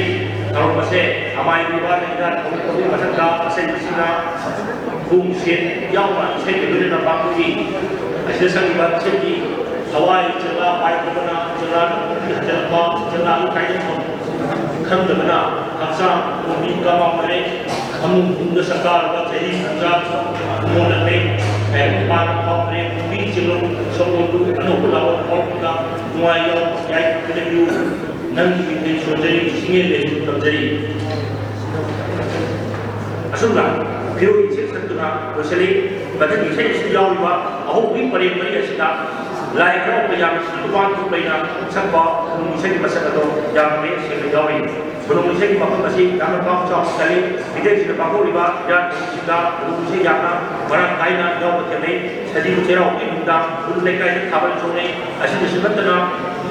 masih dah saya wari bisa satu kabar sore saya bilai saya mau pada masih lain jaga sabi kita kanu baik kanu kita sabi baik hai kita makan barang kita lain semua sedang Auri ni orang sakuna kabar cumi, adu bagi pun tahu terlalu seli. Masih cuma lagi kabar cumi adu tadi. Kita ini jadi lipun, ini nasi itu coba. Bakal di kabar ni, saya ini sila tu dalam sini buat kuil, buat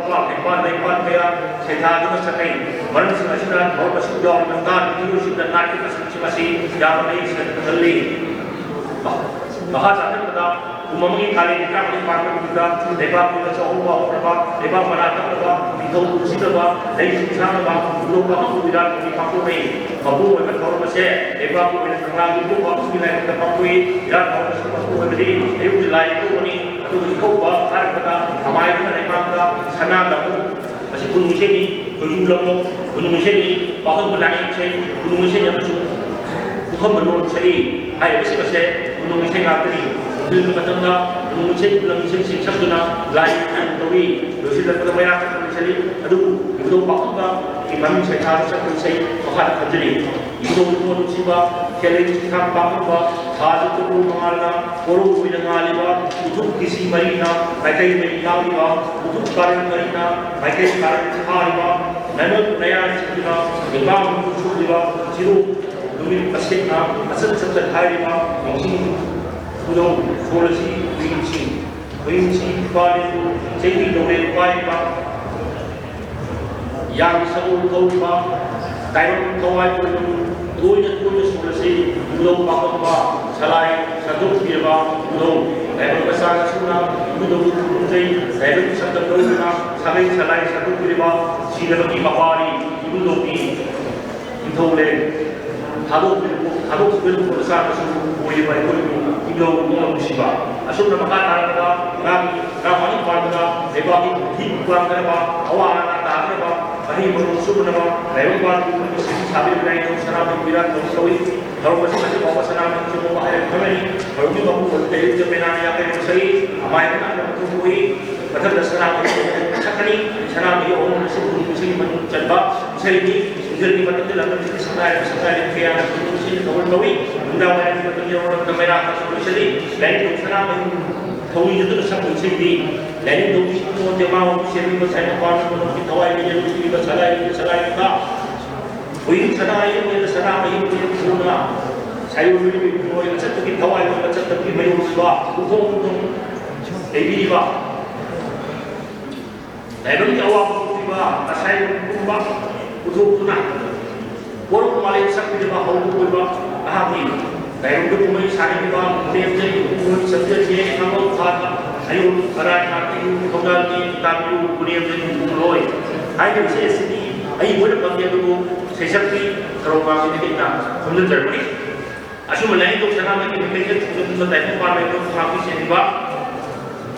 Kemudian kita itu nak ada ayo berapa aku sampai nanti. Ini cara baru bapak sih maklumlah, namun cara kami masih mungkin akan kasih maklumlah, lain lagi bersama dengan kami masih terbikin sedikit dari itu masih maklumlah, merah, wahai, suai dengan kami. Aduh, karena sini, karena mungkin ada ꯆꯠꯄꯁꯨ ꯌꯥꯎꯏ ꯇꯔꯥ ꯂꯦꯞ ꯆꯠꯄ ꯃꯇꯝꯗꯗꯤ ꯄꯨꯡ ꯁꯦꯟꯗꯦꯗꯅ ꯇꯔꯥ ꯂꯦꯞ ꯆꯠꯅꯩ ꯇꯔꯥ ꯂꯦꯞ ꯆꯠꯄꯒꯤ ꯏꯁꯩꯗꯤ ꯑꯁꯤꯅꯤ 이분모니 먹도 오늘날 동더라 루네 것을 상로 마티엘 루네나 상는 같은 말은 그야 무슨 같은 말은 그야 것을 모두 노비를 다해 먹고 싱엘레양 땅해랑 땅에 제자를 것을 뭐 노비네 이 다해 먹고 아쉽나 랑만 다는 것을 의담내라 다 상황이 의담내라 타게 한다 너무 반기라이 동사람이 내라 저를 좀 하이나 라인에 주물르나 이란 그런 방법이 그새 일박고 있는 그만 누군가 내리는 동사람이 라인에 방법이 걸어가시 누구와 미니 레이 예 어느 레이 동사람이 걸어가는 다이건다 공부 불렀잖아 다이건 중이가 레이가 먹고 누구 하이나 아주 범위 막나 링 발은 다이건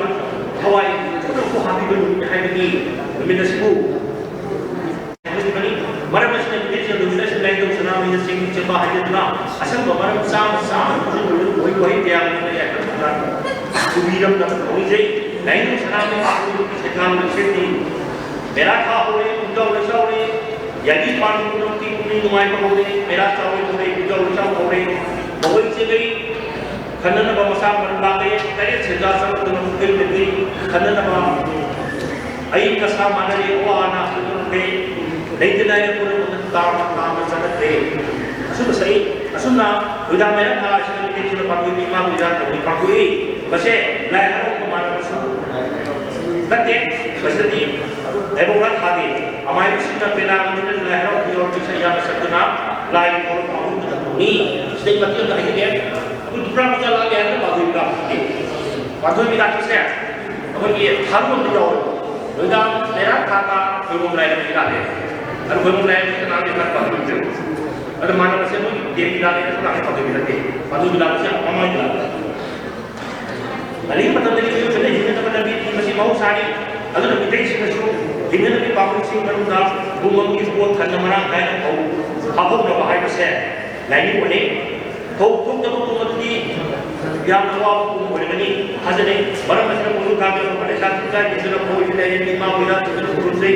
Boleh kita mau berusaha sekarang sidang sami, masih orang saya umumnya, itu kalau orang kerana itu orang kerana kita tak sampai begini. Kalau saya boleh kita nak, dalam kisah apa boleh saya boleh boleh ni aku boleh kami guna, nara sekali dalam big, ada semua orang. Kalau kita dari ni boleh juga, untuk satu patera orang kita boleh juga. Ayam memang ayam dari sini dari sini dari yang bagui sebenarnya dari mana pun mengaku tulis lain kawin kawin dah berjulai dalam hati mana sahaja mengalir dari asyik dah berjulai berjulai Quran kawin nemori hati kawin itu dah hadir mau jadi mau hai bisa lonya di batang sudah kawin itu hai batang kawin ini hai batang sebenarnya dia benar dan dari berarti dukung supaya sampai awas itu seni aduna dan lima dia berjulai itu waktu kita bangun kita karena iran ini kalau masih kita guna mampu kita nak lekai kita lepas itu kita pakai untuk pengaruh pakai kalau itu orang itu terpena yang kaya saya belum saya abadi belum saya abadi saya jauh betul tahu ini ada merah tadi ini jangan macam jauh itu merah aduna doshani masih ada tanda ini hai kalau masih ada belum cuma sudah ada satu saya orang ini orang belum saya hai ada dia lagi macam kita nak, ya kita ni kita ni kita sahar sejak cakap orang masih nak mengambil sahar kita tahu ni betul ngajar ini. Hari ini lagi, oh ini guna berlai sudah. Hari ini mana ni pandan bisa, lokal pun hari ini betul ni. Orang masih ni iran kami yang kupi masih tu beri lagi nak beri apa? Kalau pandan ni, ibarat orang kita kita iba, kalau mahal pun sudah pandan ni. Kalau masih letak itu pandan ni mana ni pandan sudah. Laisa apa yang kita bangun, apa di lain tu pun singkai nak boleh bah, lampai asyik jadi manusia, lain pun lalu apa nak bangun. Orang dia itu lain tu pun singkai dah sering kali, biar kita duit kami ni duit manusia lain tu bah, itu pun kita tahu bangku betul betul kita lain, apa mesti orang lain tu lain bah, hari tu mana masih kalau dia nak, mamai mani pang betul betul kita lain kita. Bakul juga, bakul murah, orang punya kawin. dari dalam kita orang doktor orang peringsi batu bakoi orang peringsi batu di lau yanba lau bunba lau koiba lau lingba lau birba lau murba hau hawa hobong kumba lau kaiba umai kumba bati makum kumba aduga lain itu kau buat sorgasna berseri lain itu betul-betul amalnya maka saya nungsi sekat berbeda lain tadi singgung kurung lain itu kurung lain mah singgung orang yang harap kau tahu kau pun sana bersini masih hal yang baru ini loimu hoban masih jum lama baru jumlah jum cara kata loimu kau tadi mesti kumpulan kariba loimu kau sina kena kau kajar benda nedari itu macam macam loimu kau kena capuk kau jauh pada jauh bina mukai kena amai bina rumah sih bina kerja asyik hai na doshali rumah sih asyik na kita ini siapa dining ni aku mau nanti masih kau beli maka darah bayi bercinta itu sih di bercinta bayi lagi mau beli naik siap kamu mesti rumah lagi mau beli bercinta apa sini bayi lagi mau dapat kita beli jadi mau beli lawan yang imani ini bayi lagi layang ini layang ini bayi suku itu bayi pun tak layang lain kami itu bayi pun tak layang lain boleh suku itu imani ini saya itu ini sinter dulu selama loksin mangal tadi mana kapan ini imani saya yang imani sinter layang idai layang kau ini jadi bersuhai imani apa yang kau ini ibarat imani ini kaya sudah ini kaya su damjar bersuh kau boleh balik imani ini cipta dapat yang kau itu langsung langkah si baik kan imam ayat sepuluh sini Misalnya kita terjadi begini, bila kita tak mampu dengan kabar cuma sini, masih mampu dengan yang malu masuk dengan orang Jawi. Nanti kami ramai mampu untuk begini, harap yang itu mampu begini, hanya begini saja. Ada ni, guru mengenai kabar cuma kalau masih mampu apa, atau dah mengenai cuma kita begini orang satu ni guru kabar itu sini, kabar cuma ini saya yang mulai harap sesuatu saya nak ni, belum saya nak waktu mereka saya nak sini. Bapak lihat kawan semua sih, lain lagi orang ini dia punya kita membeli ini, langkah kaki kawan semua satu di sini, aku penting itu. Bisa ke? Mesin lain sudah ada, betul semua betul. Bapak yang mau bayarkan, urus di rumah mereka. Usia baru dia nak berbudak macam mana? Dia mungkin dia nak ujar bersama ni, misal bersama ni,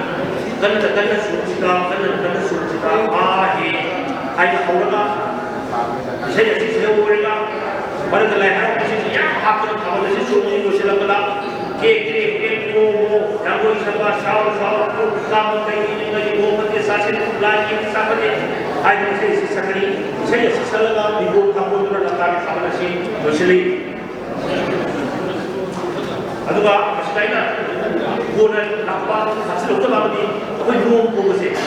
mo kita akan mo masih lainnya juga hari ini betul terus langsung keluar itu masih absen kan? Lalu sekarang masih nanti mani free guna itu mungkin kita punya nampak sekali sudah menjaga tetap mengalir dari tetap harap siapa harap bayi harap semai harap atau harap mereka harap semua berbiaya masih kami yang isi atau bayi masih belum ada hari berbiaya harap masih belum isi yang besar sekali belum bisa diuji kembali dengan bangku di bawah lagi terus awal nanti jauh juga si bawah tinggal di hari seperti ini semua seperti ini tapi mari beri guna ini macam jauh lain lagi bilang orang bukan sana berapa usi kembali dengan bangku di bawah sudah belum saya di bawah mau kalau di bawah sini mari yang lain mari semua serta atau bawah ini boleh hanya ada bawah dan saya masih ada masih tetap Hari ini dalam banyak video masih dapat ini musik masih berbayar. Kayak kami jauh ini kami orang yang berada di dalam ada bahkan dalam pandemi itu pak di dokter itu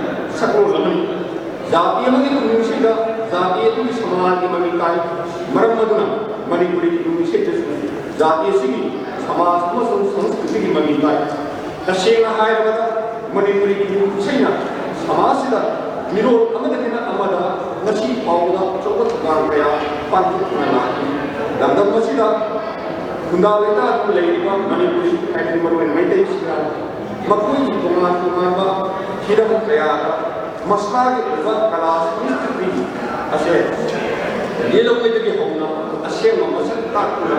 ꯂꯩꯔꯛꯂꯤ Manipuri ꯈꯨꯅꯨꯡ ꯏꯁꯩꯅ ꯁꯃꯥꯖꯁꯤꯒꯤ ꯐꯤꯕꯝ ꯃꯤꯑꯣꯏꯁꯤꯡꯁꯤꯒꯤ ꯄꯨꯟꯁꯤ ꯃꯔꯦꯜ ꯆꯥꯛꯆꯥ-ꯌꯨꯊꯛ ꯌꯨꯝꯂꯩ ꯀꯩꯔꯩ ꯅꯨꯡꯒꯤ ꯑꯣꯏꯕ ꯋꯥꯈꯜꯂꯣꯟ ꯙꯔꯃꯒꯤ ꯑꯣꯏꯕ ꯆꯠꯅꯕꯤ ꯀꯌꯥ ꯏꯇꯤꯍꯥꯁꯀꯤ ꯑꯣꯏꯕ ꯊꯧꯗꯣꯛ ꯋꯥꯊꯣꯛ ꯂꯣꯏꯅꯅ ꯖꯥꯇꯤꯁꯤꯒꯤ ꯊꯧꯅꯥ ꯂꯤꯡꯖꯦꯜꯅ ꯆꯤꯡꯕꯁꯤꯡ ꯑꯁꯦ ꯈꯔ ꯃꯈꯩꯗꯤ ꯈꯪꯍꯟꯕꯒꯤ ꯊꯧꯗꯥꯡ ꯀꯌꯥꯁꯨ ꯄꯥꯡꯊꯣꯛꯂꯤ ꯃꯅꯤꯄꯨꯔꯤ ꯈꯨꯅꯨꯡ ꯏꯁꯩꯅ ꯁꯃꯥꯖꯗ ꯄꯥꯡꯊꯣꯛꯂꯤꯕ ꯊꯧꯗꯥꯡꯁꯤꯡ ꯑꯁꯦ ꯈꯨꯗꯝꯗ ꯂꯣꯏꯅꯅ ꯈꯔꯗ ꯑꯩ ꯃꯈꯥꯗ ꯄꯟꯖꯒꯦ ꯃꯅꯤꯄꯨꯔꯤ ꯈꯨꯅꯨꯡ ꯏꯁꯩꯁꯤꯡꯅ ꯏꯁꯩꯗꯨꯕꯨ ꯇꯥꯔꯤꯕ ꯃꯤꯑꯣꯏꯁꯤꯡꯗ ꯄꯨꯛꯅꯤꯡ ꯅꯨꯡꯉꯥꯏꯍꯟꯕꯇ ꯅꯠꯇꯅ ꯑꯋꯥꯕ ꯄꯣꯊꯣꯛꯄꯒꯤ ꯊꯧꯗꯥꯡ ꯀꯌꯥ ꯑꯃꯁꯨ ꯄꯥꯡꯊꯣꯛꯂꯤ ꯂꯝꯗꯝꯁꯤꯗ ꯂꯩꯔꯤꯕ ꯃꯤꯑꯣꯏꯁꯤꯡ ꯑꯁꯤ ꯍꯔꯥꯎ ꯀꯨꯝꯍꯩ ꯖꯒꯣꯏ ꯏꯁꯩ ꯌꯥꯝꯅ ꯄꯥꯝꯖꯕ ꯀꯥꯡꯂꯨꯞ ꯑꯃꯅꯤ ꯃꯔꯝ ꯑꯁꯤꯃꯛꯅ ꯃꯅꯤꯄꯨꯔꯤ ꯈꯨꯅꯨꯡ ꯏꯁꯩꯒꯤ ꯇꯣꯉꯥꯟ ꯇꯣꯉꯥꯟꯕ ꯁꯦꯁꯟ ꯀꯌా ꯆꯤꯡꯗꯨꯡꯗ ꯃꯤꯔꯣꯜ ꯑꯃꯗꯒꯤ ꯃꯤꯔꯣꯜ ꯑꯃꯗ ꯁꯛꯅꯗꯨꯅ ꯂꯥꯛꯂꯤ ꯃꯅꯤꯄꯨꯔꯤ ꯁꯪꯁꯀ꯭ꯔꯤꯇꯤꯒꯤ ꯑꯀꯣꯏꯕ ꯁꯛꯂꯣꯟ ꯑꯃ ꯑꯣꯏꯔꯤꯕ ꯃꯩꯇꯩꯒꯤ ꯂꯥꯏ ꯍꯔꯥꯎꯕꯗ ꯁꯛꯅꯔꯤꯕ ꯇꯣꯉꯥꯟ ꯇꯣꯉꯥꯟꯕ ꯈꯨꯅꯨꯡ ꯏꯁꯩꯁꯤꯡ ꯑꯁꯤ ꯇꯥꯕꯗ ꯑꯇꯥꯕ ꯃꯤꯑꯣꯏꯁꯤꯡ ꯑꯗꯨꯒꯤ ꯊꯃꯣꯏꯗ ꯅꯨꯡꯉꯥꯏꯕ ꯄꯣꯛꯍꯜꯂꯤ ꯃꯩꯇꯩꯁꯤꯡꯒꯤ ꯃꯔꯨꯑꯣꯏꯕ ꯁꯤꯟꯐꯝꯁꯤꯡꯒꯤ ꯃꯅꯨꯡꯗ ꯂꯧꯎ ꯁꯤꯡꯎꯕꯒꯤ ꯁꯛꯅꯔꯤꯕ ꯏꯁꯩꯁꯤꯡ ꯇꯥꯕ ꯃꯇꯝꯗ ꯇꯥꯔꯤꯕꯁꯤꯡꯗꯨꯗ ꯅꯨꯡꯉꯥꯏꯕ ꯄꯣꯛꯍꯟꯕꯇ ꯅꯠꯇꯅ ꯂꯧꯎꯕꯒꯤ ꯑꯋꯥꯕ ꯑꯁꯤ ꯄꯣꯊꯥꯍꯜꯂꯤ ꯂꯧ ꯂꯤꯡꯕ ꯃꯇꯝꯗ ꯁꯛꯅꯔꯤꯕ ꯇꯣꯉꯥꯟ ꯇꯣꯉꯥꯟꯕ ꯈꯨꯅꯨꯡ ꯏꯁꯩꯁꯤꯡ ꯇꯥꯕ ꯃꯇꯝꯗ ꯅꯨꯡꯉꯥꯏꯕ ꯄꯣꯛꯍꯟꯕꯇ ꯅꯠꯇꯅ ꯂꯧ ꯂꯤꯡꯕꯒꯤ ꯑꯋꯥꯕ ꯈꯔꯗꯪ ꯑꯣꯏꯔꯕꯁꯨ ꯄꯣꯛꯍꯜꯂꯤ ꯍꯥꯏꯕꯗ ꯍꯥꯏꯃꯟꯕ ꯊꯣꯛꯄ ꯊꯕꯛ ꯁꯨꯕꯒ ꯃꯔꯤ ꯂꯩꯅꯕ ꯈꯨꯅꯨꯡ ꯏꯁꯩꯁꯤꯡ ꯍꯥꯏꯕꯗꯤ ꯐꯧꯁꯨ ꯏꯁꯩ ꯃꯩꯊꯥꯞ ꯅꯥꯏꯕꯒꯤ ꯏꯁꯩꯅꯆꯤꯡꯕ ꯍꯦꯛ ꯇꯥꯕ ꯃꯇꯝꯗꯁꯨ ꯅꯨꯡꯉꯥꯏꯕ ꯄꯣꯛꯍꯟꯕꯇ ꯅꯠꯇꯅ ꯊꯕꯛ ꯁꯨꯕꯒꯤ ꯑꯋꯥꯕ ꯄꯣꯊꯣꯛꯍꯟꯕ ꯑꯃꯁꯨꯡ ꯊꯕꯛ ꯄꯥꯡꯍꯜꯂꯤ ꯍꯥꯏꯕ ꯌꯥꯏ ꯃꯃꯥ ꯃꯅꯦꯝ ꯃꯆꯦꯝ ꯑꯣꯏꯕꯁꯤꯡꯅ ꯄꯤꯛꯂꯤꯕ ꯑꯉꯥꯡꯁꯤꯡꯕꯨ ꯀꯞꯍꯟꯗꯅꯕ ꯑꯃꯗꯤ ꯇꯨꯝꯍꯟꯗꯅꯕ ꯊꯦꯝꯕ ꯃꯇꯝꯗ ꯁꯛꯅꯔꯤꯕ ꯅꯥꯎꯊꯦꯝ ꯏꯁꯩꯁꯤꯡ ꯇꯥꯕ ꯃꯇꯝꯗ ꯄꯤꯛꯂꯤꯕ ꯑꯉꯥꯡꯁꯤꯡ ꯑꯗꯣ ꯅꯨꯡꯉꯥꯏꯕ ꯄꯣꯛꯍꯟꯗꯨꯅ ꯀꯞꯄ ꯇꯣꯛꯍꯟꯈꯤꯕꯒꯤ ꯑꯆꯧꯕ ꯄꯥꯝꯕꯩ ꯑꯃ ꯑꯣꯏ ꯃꯇꯧ ꯑꯁꯨꯝꯅ ꯃꯅꯤꯄꯨꯔꯤ ꯈꯨꯅꯨꯡ ꯏꯁꯩꯒꯤ ꯇꯣꯉꯥꯟ ꯇꯣꯉꯥꯟꯕ ꯃꯈꯜꯁꯤꯡꯅ ꯁꯃꯥꯖꯁꯤꯒꯤ ꯅꯨꯡꯉꯥꯏꯕ ꯄꯣꯛꯍꯟꯕ ꯑꯃꯁꯨꯡ ꯑꯋꯥꯕ ꯄꯣꯛꯍꯟꯕꯒꯤ ꯊꯧꯗꯥꯡꯁꯨ ꯄꯥꯡꯊꯣꯛꯂꯤ ꯍꯥꯏꯅ ꯍꯥꯏꯕ ꯌꯥꯏ ꯃꯅꯤꯄꯨꯔꯤ ꯈꯨꯅꯨꯡ ꯏꯁꯩ ꯑꯁꯤꯅ ꯁꯃꯥꯖꯁꯤꯗ ꯇꯣꯉꯥꯟ ꯇꯣꯉꯥꯟꯕ ꯃꯑꯣꯡ ꯀꯌꯥꯗ ꯏꯁꯩꯁꯤꯕꯨ ꯇꯥꯔꯤꯕ ꯃꯤꯑꯣꯏꯁꯤꯡꯗ ꯂꯧꯁꯤꯡ ꯍꯦꯟꯒꯠꯍꯟꯕꯒꯤ ꯊꯧꯗꯥꯡꯁꯨ ꯄꯥꯡꯊꯣꯛꯂꯤ ꯙꯔꯃꯒ ꯃꯔꯤ ꯂꯩꯅꯕ ꯏꯇꯤꯍꯥꯁꯀꯤ ꯊꯧꯗꯣꯛꯇ ꯌꯨꯝꯐꯝ ꯑꯣꯏꯕ ꯍꯤꯖꯟ ꯍꯤꯔꯥꯎ ꯏꯁꯩꯗ ꯃꯩꯇꯩꯁꯤꯡꯅ ꯂꯥꯏ ꯍꯔꯥꯎꯔꯤꯕꯁꯦ ꯀꯔꯤ ꯃꯔꯝꯒꯤꯅꯣ ꯂꯥꯏ ꯍꯔꯥꯎꯕꯗ ꯀꯔꯤ ꯀꯔꯤ ꯊꯧꯔꯝꯁꯤꯡ ꯌꯥꯎꯕꯒꯦ ꯑꯃꯗꯤ ꯃꯥꯏꯕꯤꯅ ꯀꯔꯤ ꯇꯧꯕꯒꯦ ꯍꯥꯏꯕꯅꯆꯤꯡꯕ ꯈꯪꯍꯟꯕꯇ ꯅꯠꯇꯅ ꯋꯥꯐꯝ ꯀꯌꯥ ꯈꯪꯍꯟꯗꯨꯅ ꯏꯁꯩꯁꯤꯡ ꯇꯥꯔꯤꯕꯁꯤꯡꯗ ꯂꯧꯁꯤꯡ ꯀꯌꯥ ꯍꯦꯟꯒꯠꯍꯟꯕꯒꯤ ꯊꯧꯗꯥꯡꯁꯨ ꯄꯥꯡꯊꯣꯛꯂꯤ ꯍꯥꯏꯕ ꯌꯥꯏ ꯃꯁꯤꯗꯁꯨ ꯅꯠꯇꯅ ꯏꯁꯩ ꯑꯁꯤꯗꯒꯤ ꯃꯩꯇꯩ ꯖꯥꯇꯤꯅ ꯉꯁꯤ ꯐꯥꯎꯕꯗ ꯁꯤꯖꯤꯟꯅꯗꯨꯅ ꯂꯥꯛꯂꯤꯕ ꯍꯤ ꯍꯥꯏꯕꯁꯦ ꯃꯇꯧ ꯀꯔꯝꯅ ꯄꯨꯊꯣꯛꯈꯤꯕꯒꯦ ꯍꯥꯏꯕꯒꯤ ꯋꯥꯔꯤ ꯀꯌꯥ ꯈꯪꯍꯟꯗꯨꯅ ꯏꯁꯩꯁꯤꯕꯨ ꯇꯥꯔꯤꯕꯁꯤꯡꯗ ꯂꯧꯁꯤꯡ ꯀꯌꯥ ꯄꯤꯔꯤ ꯃꯩꯇꯩꯒꯤ ꯈꯨꯅꯨꯡ ꯏꯁꯩꯒꯤ ꯃꯆꯜ ꯑꯣꯏꯔꯤꯕ ꯅꯥꯎꯁꯨꯝ ꯏꯁꯩ ꯑꯁꯤꯅ ꯁꯃꯥꯖ ꯑꯁꯤꯗ ꯂꯩꯔꯤꯕ ꯇꯣꯉꯥꯟ ꯇꯣꯉꯥꯟꯕ ꯃꯤꯑꯣꯏꯁꯤꯡꯗ ꯂꯧꯁꯤꯡ ꯒ꯭ꯌꯥꯟ ꯄꯤꯕꯒꯤ ꯊꯧꯗꯥꯡꯁꯨ ꯄꯥꯡꯊꯣꯛꯂꯤ ꯈꯨꯗꯝ ꯑꯣꯏꯅ ꯊꯥ ꯊꯥꯕꯨꯡꯇꯣꯟꯒꯤ ꯅꯥꯎꯁꯨꯝ ꯏꯁꯩ ꯑꯁꯤꯅ ꯄꯤꯛꯂꯤꯕ ꯑꯉꯥꯡꯁꯤꯡꯗ ꯑꯃꯥꯡ ꯑꯁꯣꯏ ꯇꯧꯁꯤꯟꯕ ꯃꯐꯝꯗ ꯇꯥꯕ ꯄꯣꯠ ꯆꯩ ꯆꯥꯕ ꯌꯥꯗꯦ ꯍꯥꯏꯕꯁꯤ ꯇꯝꯕꯤꯗꯨꯅ ꯂꯥꯛꯂꯤ ꯇꯁꯦꯡꯅ ꯍꯥꯏꯔꯕꯗ ꯄꯤꯛꯂꯤꯕ ꯑꯉꯥꯡꯁꯤꯡꯅ ꯃꯣꯔꯦꯜ ꯏꯗꯨꯀꯦꯁꯟ ꯄꯤꯕꯒꯤ ꯊꯧꯗꯥꯡꯅꯤ ꯍꯥꯏꯅ ꯍꯥꯏꯕꯁꯤꯅ ꯃꯩꯇꯩꯒꯤ ꯁꯪꯁꯀ꯭ꯔꯤꯇꯤꯒꯤ ꯃꯔꯨꯑꯣꯏꯕ ꯃꯆꯜ ꯑꯃ ꯑꯣꯏꯔꯤꯕ ꯂꯥꯏ ꯍꯔꯥꯎꯕꯒꯤ ꯂꯥꯏꯔꯣꯏ ꯅꯨꯃꯤꯠꯇ ꯁꯛꯂꯤꯕ ꯍꯧꯒ꯭ꯔꯤ ꯍꯥꯏꯕ ꯏꯁꯩ ꯑꯁꯤꯗ ꯃꯥꯂꯦꯝ ꯑꯁꯤ ꯑꯁꯤꯕꯅ ꯁꯦꯝꯃꯤ ꯍꯥꯏꯕ ꯈꯪꯍꯟꯕꯇ ꯅꯠꯇꯅ ꯄꯨꯌꯥꯒꯤ ꯎꯐꯨꯜꯗꯒꯤ ꯁꯃꯒꯣꯟ ꯑꯌꯥꯡꯕ ꯁꯒꯣꯜ ꯄꯨꯊꯣꯛꯈꯤ ꯍꯥꯏꯕ ꯈꯪꯍꯟꯗꯨꯅ ꯂꯧꯁꯤꯡ ꯒ꯭ꯌꯥꯟ ꯍꯦꯟꯒꯠꯍꯜꯂꯤ ꯃꯁꯤꯗꯁꯨ ꯅꯠꯇꯅ ꯃꯩꯇꯩꯁꯤꯡꯒꯤ ꯇꯣꯞ ꯇꯣꯞꯄ ꯃꯁꯥꯟꯅ ꯑꯃ ꯑꯣꯏꯔꯤꯕ ꯃꯨꯛꯅꯥ ꯍꯥꯏꯕꯁꯤ ꯀꯔꯝꯅ ꯄꯨꯊꯣꯛꯈꯤꯕꯒꯦ ꯍꯥꯏꯕꯁꯤ ꯈꯪꯕ ꯉꯝꯍꯟꯗꯨꯅ ꯂꯧꯁꯤꯡ ꯒ꯭ꯌꯥꯟ ꯍꯦꯟꯒꯠꯍꯜꯂꯤ ꯑꯃꯨꯛꯁꯨ ꯏꯁꯩ ꯑꯁꯤꯗ ꯅꯨꯃꯤꯠꯀꯤ ꯇꯣꯉꯥꯟ ꯇꯣꯉꯥꯟꯕ ꯃꯃꯤꯡ ꯀꯧꯅꯔꯝꯕ ꯀꯌా ꯈꯪꯍꯟꯕ ꯑꯃꯁꯨꯡ ꯆꯛꯄ ꯍꯥꯏꯕ ꯃꯤ ꯀꯥꯡꯂꯨꯞ ꯑꯁꯦ ꯂꯝꯗꯝꯁꯤꯗ ꯀꯌꯥ ꯀꯨꯏꯔꯕ ꯃꯇꯝꯗꯒꯤ ꯂꯩꯔꯛꯂꯒꯦ ꯍꯥꯏꯕꯗꯨ ꯈꯪꯍꯟꯗꯨꯅ ꯂꯧꯁꯤꯡ ꯒ꯭ꯌꯥꯟ ꯍꯦꯟꯒꯠꯍꯜꯂꯤ ꯑꯅꯣꯔꯣꯜ ꯍꯥꯏꯕ ꯏꯁꯩ ꯑꯁꯤꯁꯨ ꯁꯃꯥꯖ ꯑꯁꯤꯗ ꯁꯪꯁꯀ꯭ꯔꯤꯇꯤꯒꯤ ꯃꯆꯜ ꯑꯃ ꯑꯣꯏꯔꯤꯕ ꯖꯒꯣꯏ ꯍꯥꯏꯕꯁꯦ ꯃꯇꯧ ꯀꯔꯝꯅ ꯍꯧꯔꯛꯄꯒꯦ ꯑꯃꯗꯤ ꯃꯁꯤꯗ ꯃꯁꯤꯒꯤ ꯈꯣꯡꯆꯠ ꯈꯪꯕ ꯉꯝꯍꯟꯗꯨꯅ ꯇꯥꯔꯤꯕꯁꯤꯡꯒꯤ ꯂꯧꯁꯤꯡ ꯍꯦꯟꯒꯠꯍꯟꯕꯗ ꯑꯆꯧꯕ ꯊꯧꯗꯥꯡ ꯂꯧ ꯃꯩꯇꯩ ꯏꯁꯩꯒꯤ ꯃꯅꯨꯡꯗ ꯂꯩꯔꯤꯕ ꯏꯁꯩ ꯃꯈꯜ ꯑꯃ ꯑꯣꯏꯔꯤꯕ ꯄ꯭ꯔꯦꯝ ꯀꯥꯏꯗ꯭ꯌꯥꯒꯤ ꯌꯨꯝꯐꯝ ꯑꯣꯏꯕ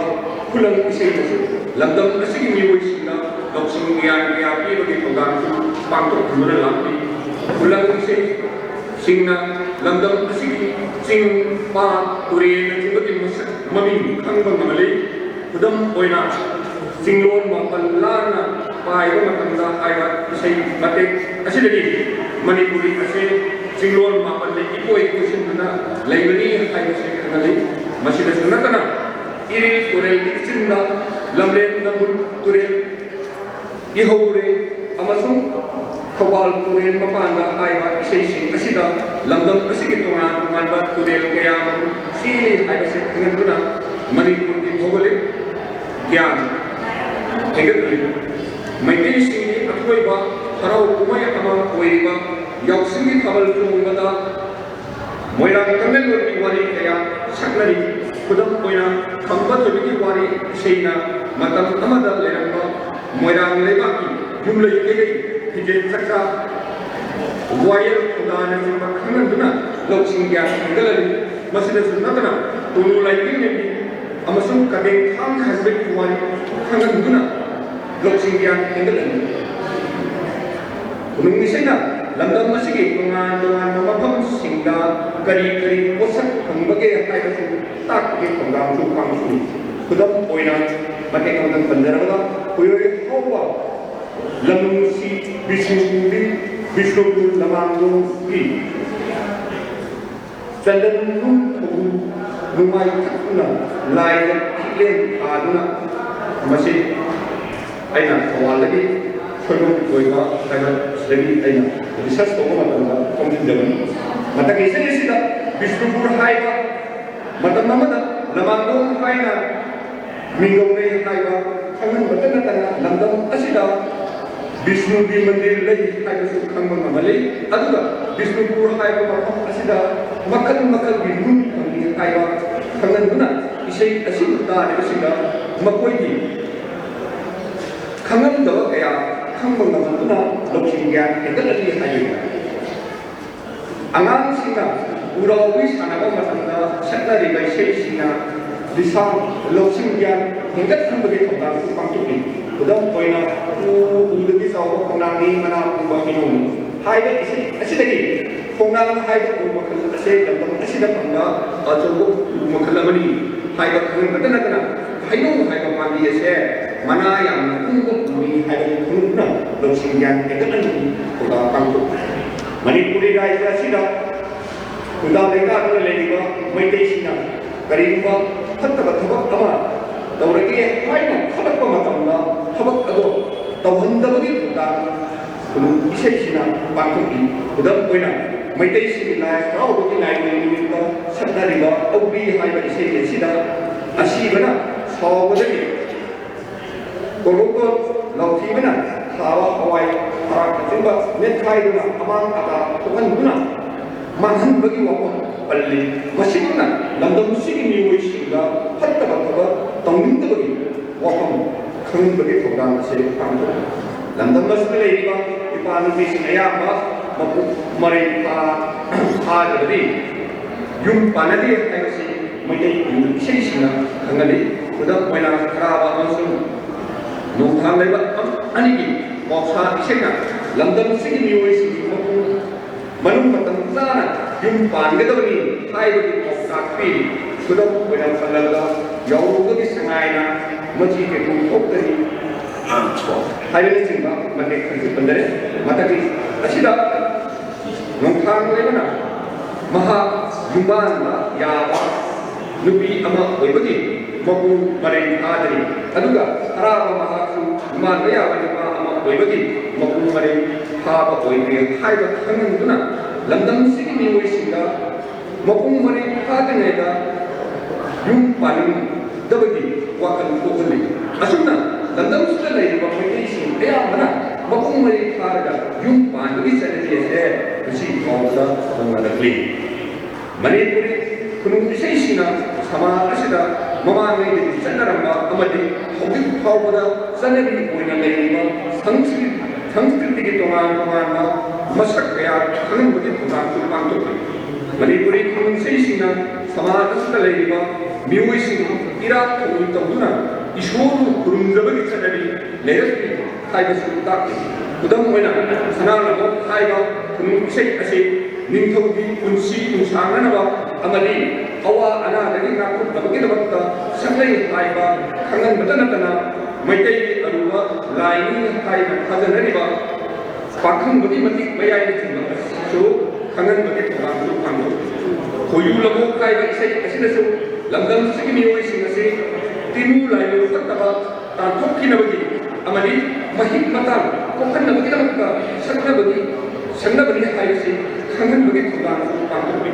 लंगम मसिना सकनरिबा इसेगी मसलबा ओरिबा औग्री से असिना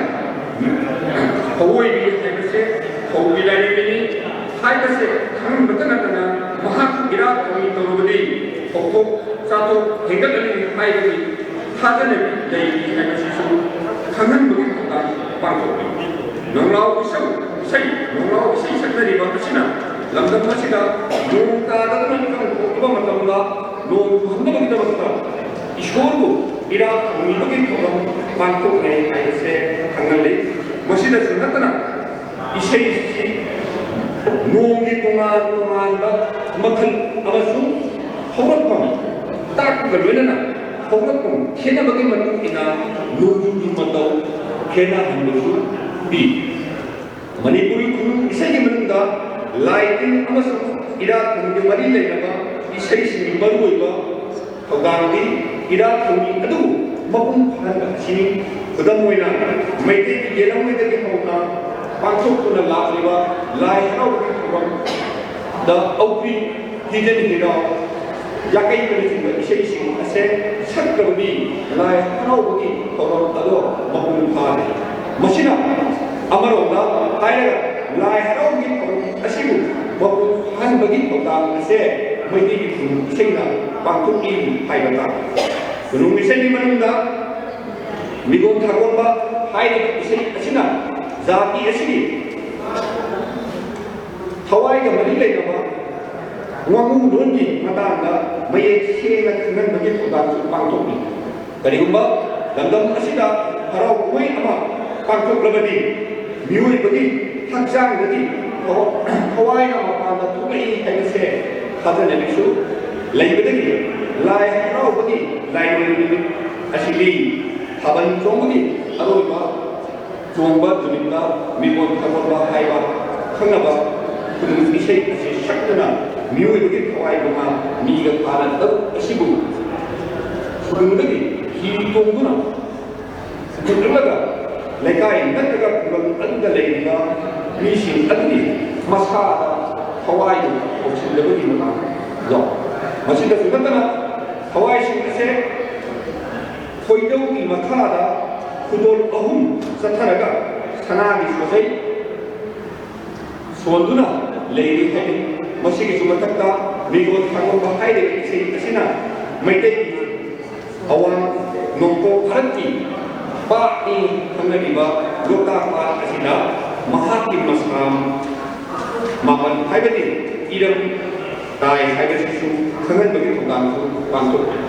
लंदन मसिगी मियोइसिना करिगुमा अना एक याव प्रभा मतमना माइबा माबी कौदुना लाई की सनली नलिंगै मतमदगी होना फावबदा सनदुना लाई खुदम खमतल पंदरबदा नसुंगांगी मैदीना अनागी गायो चलेलो पलेन पंथो अनीना लेबा माइबा कौदुना निंथों माइबा कौदुना लाई गुबु लायो खंदुना मते कसी अइना छोइबम ओइबा थवालगी अइ रिसर्च तौबा तमसे सुलोजबा नि मतकी इसे मते कसीदा नारक निकलबा मतमदा ममा मपा ओइबसिना ꯃꯁꯥꯒꯤꯗꯃꯛꯇ ꯃꯥꯏꯕ ꯃꯥꯏꯕꯤ ꯀꯧꯗꯨꯅ ꯂꯥꯏꯌꯦꯡꯕꯒꯤ ꯆꯠꯅꯕꯤ ꯂꯩꯔꯤ ꯍꯥꯏꯕ ꯈꯪꯍꯜꯂꯤ ꯃꯁꯤꯗꯁꯨ ꯅꯠꯇꯅ ꯂꯝꯗꯝ ꯑꯁꯤꯗ ꯂꯩꯔꯤꯕ ꯃꯥꯏꯕꯒꯤ ꯂꯩꯕꯥꯛ ꯃꯥꯏꯕ ꯑꯃꯁꯨꯡ ꯅꯤꯡꯊꯧ ꯃꯥꯏꯕ ꯍꯥꯏꯅ ꯇꯣꯉꯥꯟ ꯇꯣꯉꯥꯟꯕ ꯂꯣꯏꯁꯪ ꯂꯩꯔꯝꯕꯗꯨꯁꯨ ꯈꯪꯍꯟꯕ ꯉꯝꯃꯤ ngasi phawda maitei singi siba matamda amadi siramdagi matamda maiba ama yaudaba yadabagi chanabisu leiri hebase ta machima landam sigi ngasi phawda chanaduna lakiba sanskriti saktam amani maitei haiba jati ase naleinai matamdagi hona masha ku na leina bagi damakta hakal sajel kaya tawa amadi makal makha kaya di masana kaya se hadana sanaduna lakli kunung isaina landam asigi mangnam sattagi lekharaba landam sigi koiba masana kaya haigadi mukna ka kongkang gai asine sima kaya khangmang ngamli yausani matamda angang sina sanaba sei ama makada bijan mayam ni pokok thambana ngasi awang lekai masaga makha lekai masaga mukna sanasi ko mayam na hoi hoi mayam ni makukna longro na mayam ni tamtam mayam ni makukna mingro na gam asiguma kumisena jati sigi makman thongi khajana asita natana dharmagi mingi koiwa wakhalo nungi koiwa wakhalo kaya ma hagatna chati haibase khangan bagi thobang pangkoni lamdam bachigi mioi singna hokhiba hokki amasu tungi makok ase mari lele haibase kunung isai dagi khamba kami mioi bagi haksa kola ase shiraga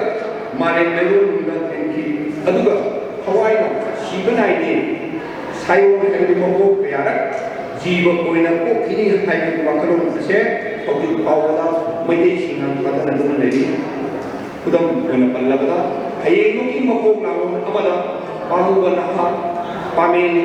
udaw koina lemu masena es kagene kemudian dalam ini lamdam masih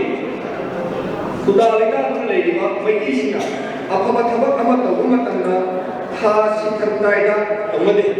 tha pakala haibadi pak ngai ni sanani amade hai bakatana ni se maitei si isaina khulu begitu ba tu pangku lakki ko ai padage mata ki isai sida maitei singa lona leidabak tamka masana yana sieba matanda numit apaba amadi haba sakaba yekina sieba chana le ai sinna yelong ni matandage hauna na tapsi nupi sing ase leshabi sing nagraga mauni hai ase makoi chamkapna tagami hai su mataki ko ese kisini angun ba ku ba ko panto danda basna le ba mai singa pikdi banga singa kapatto inaba amadi tuman nana kheba kamla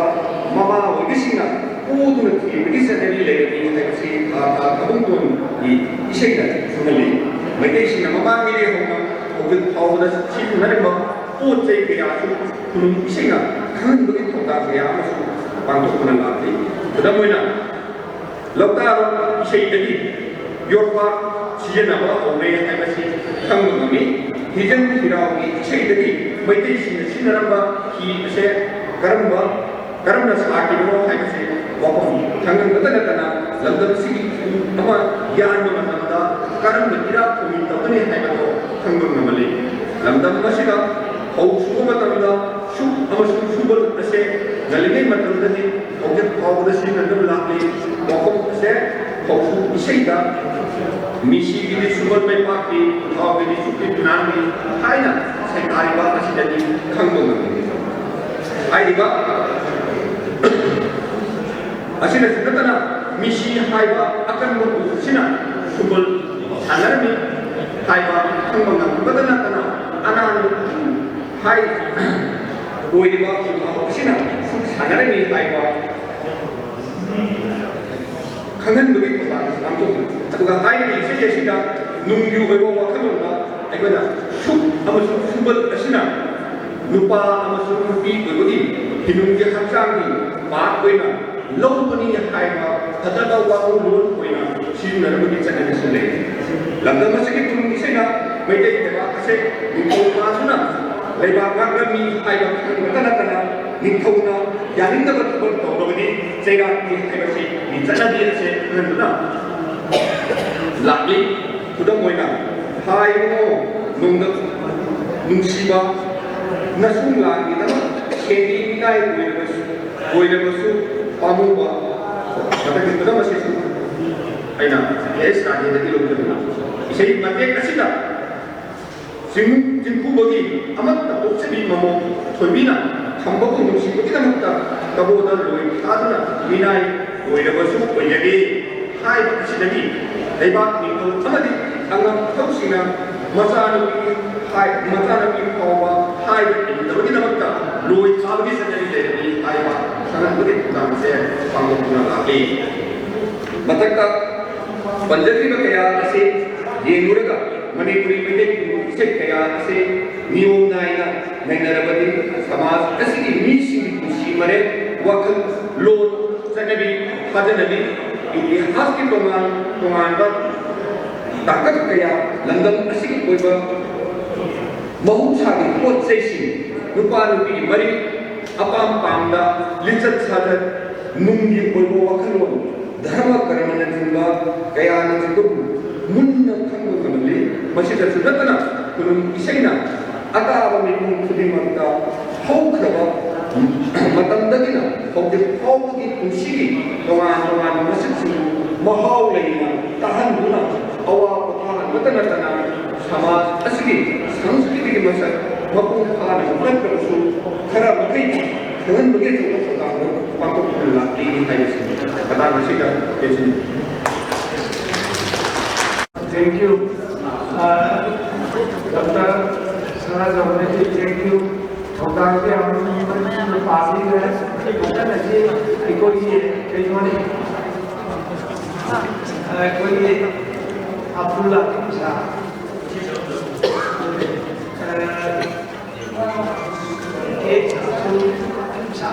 nanti kita tahu ya tu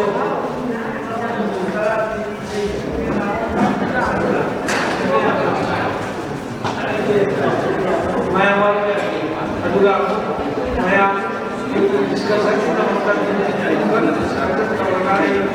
भाई अम्मा जी Director Professor Ayuhari Singh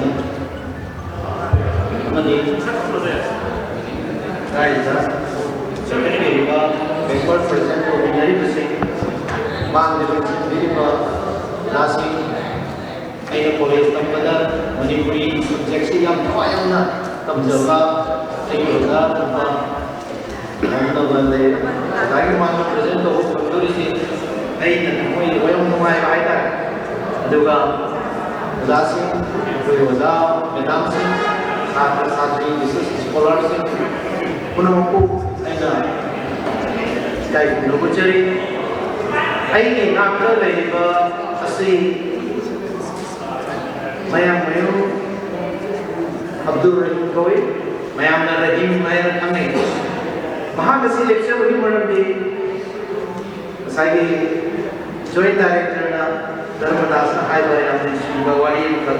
ina log jage mana hai kal practitioner koi ba culture ki folk ki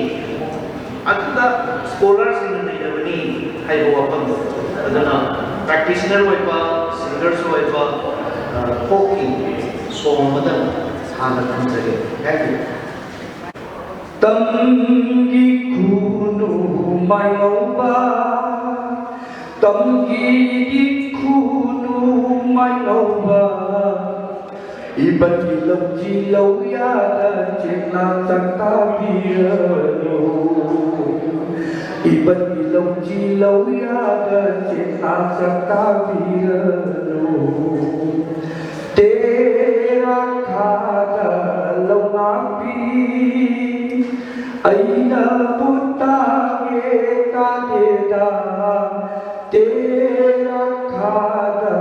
ngapi aina putage kabara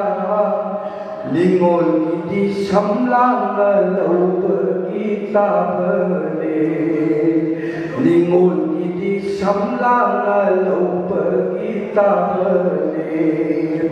loda pukhai na hion ba loda pukhai na hion ba loda pukhai na hion ba loda pukhai na hion ba sabi itayau bara nungsiran birammu sabi itayau bara nanau hiran birammu yau pergi di mayawi yau pergi di mayawi sanu najib yau ngam leroi sanu najib yau ngam leroi ai budalaloi khalani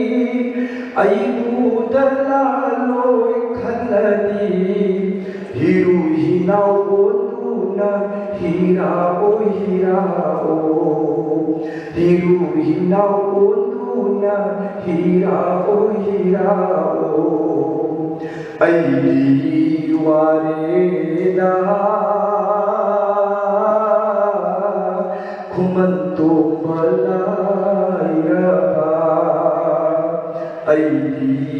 wareda kumantu malayaba nasuni dalangi jadabana nasuni dalangi jadabana lagum ni tapare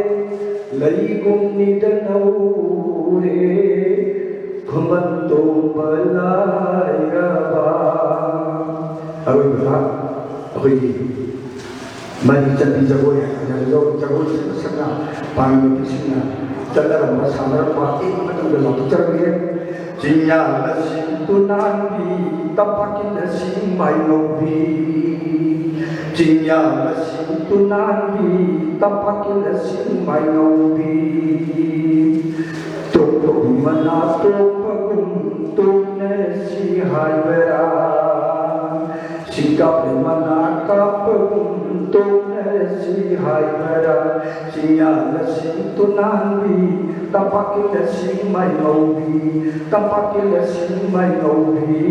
tapakin nasi mainobi Thanks, Zikir, zikir besi kunung isai sistem ni. Masih kunung isai sudah awam dah berdiri ke musik. Cultural orang Manipur Simba Manipuri folk song amasung culture ay sudah. Vijay Pangal ke kunung isai dah nak imusak kaya yaw rin karino ay ito na Vijay Pangal ke kunung isai si kamay na loob na ke ay ito Vijay Pangal sina yung nabagi si apa may apun ba mayang yung iba turunda amal nadragat ibadat Allah dan menjadi patah. Mari kita berjasa ke mereka musibah sehati, kontrol loyana, orang literature. Cinta atau cinta anda sampai isyaitu, bidai panggil kurung isyai hanya kami. Kali-kali kurung isyai bidai panggil kurung bagi manusia bagi hari itu disenjung jadi. Bidai panggil kurung isai dah yaw iba nati misal sambukna ꯈꯪꯕ ꯉꯝꯅꯅꯕ ꯈꯨꯅꯨꯡ ꯏꯁꯩ ꯑꯁꯤ ꯃꯈꯜ ꯑꯅꯤ ꯊꯣꯛꯅ ꯌꯦꯡꯕ ꯌꯥꯏ ꯑꯍꯥꯟꯕ ꯃꯈꯜ ꯁꯃꯥꯖ ꯑꯃꯁꯨꯡ ꯂꯩꯕꯥꯛꯀꯤ ꯆꯠꯅꯕꯤ ꯅꯥꯠ ꯐꯣꯡꯗꯣꯛꯄ ꯈꯨꯅꯨꯡ ꯏꯁꯩ ꯑꯇꯣꯞꯄ ꯑꯗꯨꯅ ꯃꯄꯨ ꯑꯜꯂꯥ ꯅꯤꯡꯖꯕ ꯏꯁꯩ ꯑꯗꯨꯅ ꯑꯍꯥꯟꯕꯒꯤ ꯁꯃꯥꯖ ꯑꯃꯁꯨꯡ ꯂꯩꯕꯥꯛꯀꯤ ꯆꯠꯅꯕꯤ ꯐꯣꯡꯗꯣꯛꯄ ꯈꯨꯅꯨꯡ ꯏꯁꯩꯗ ꯆꯜꯂꯤꯕꯁꯤ ꯍꯧꯖꯤꯛ ꯁꯛꯈꯤꯕ ꯏꯁꯩ ꯈꯨꯗꯣꯜ ꯇꯝꯂꯤꯕ ꯂꯨꯍꯣꯡꯕ ꯏꯁꯩ ꯂꯨꯍꯣꯡꯕꯒꯤ ꯏꯁꯩꯁꯤ ꯁꯤꯒꯤ ꯃꯅꯨꯡꯗ ꯊꯥꯕꯜ ꯏꯁꯩ ꯃꯔꯤ ꯆꯠꯄꯤ ꯖꯒꯣꯏ ꯏꯁꯩ ꯑꯃꯁꯨꯡ ꯃꯦꯔꯕꯥꯛ ꯖꯒꯣꯏ ꯃꯦꯔꯕꯥꯛ ꯍꯥꯏꯕꯁꯤ ꯃꯤꯔꯩꯕꯥꯛꯇ ꯁꯥꯕ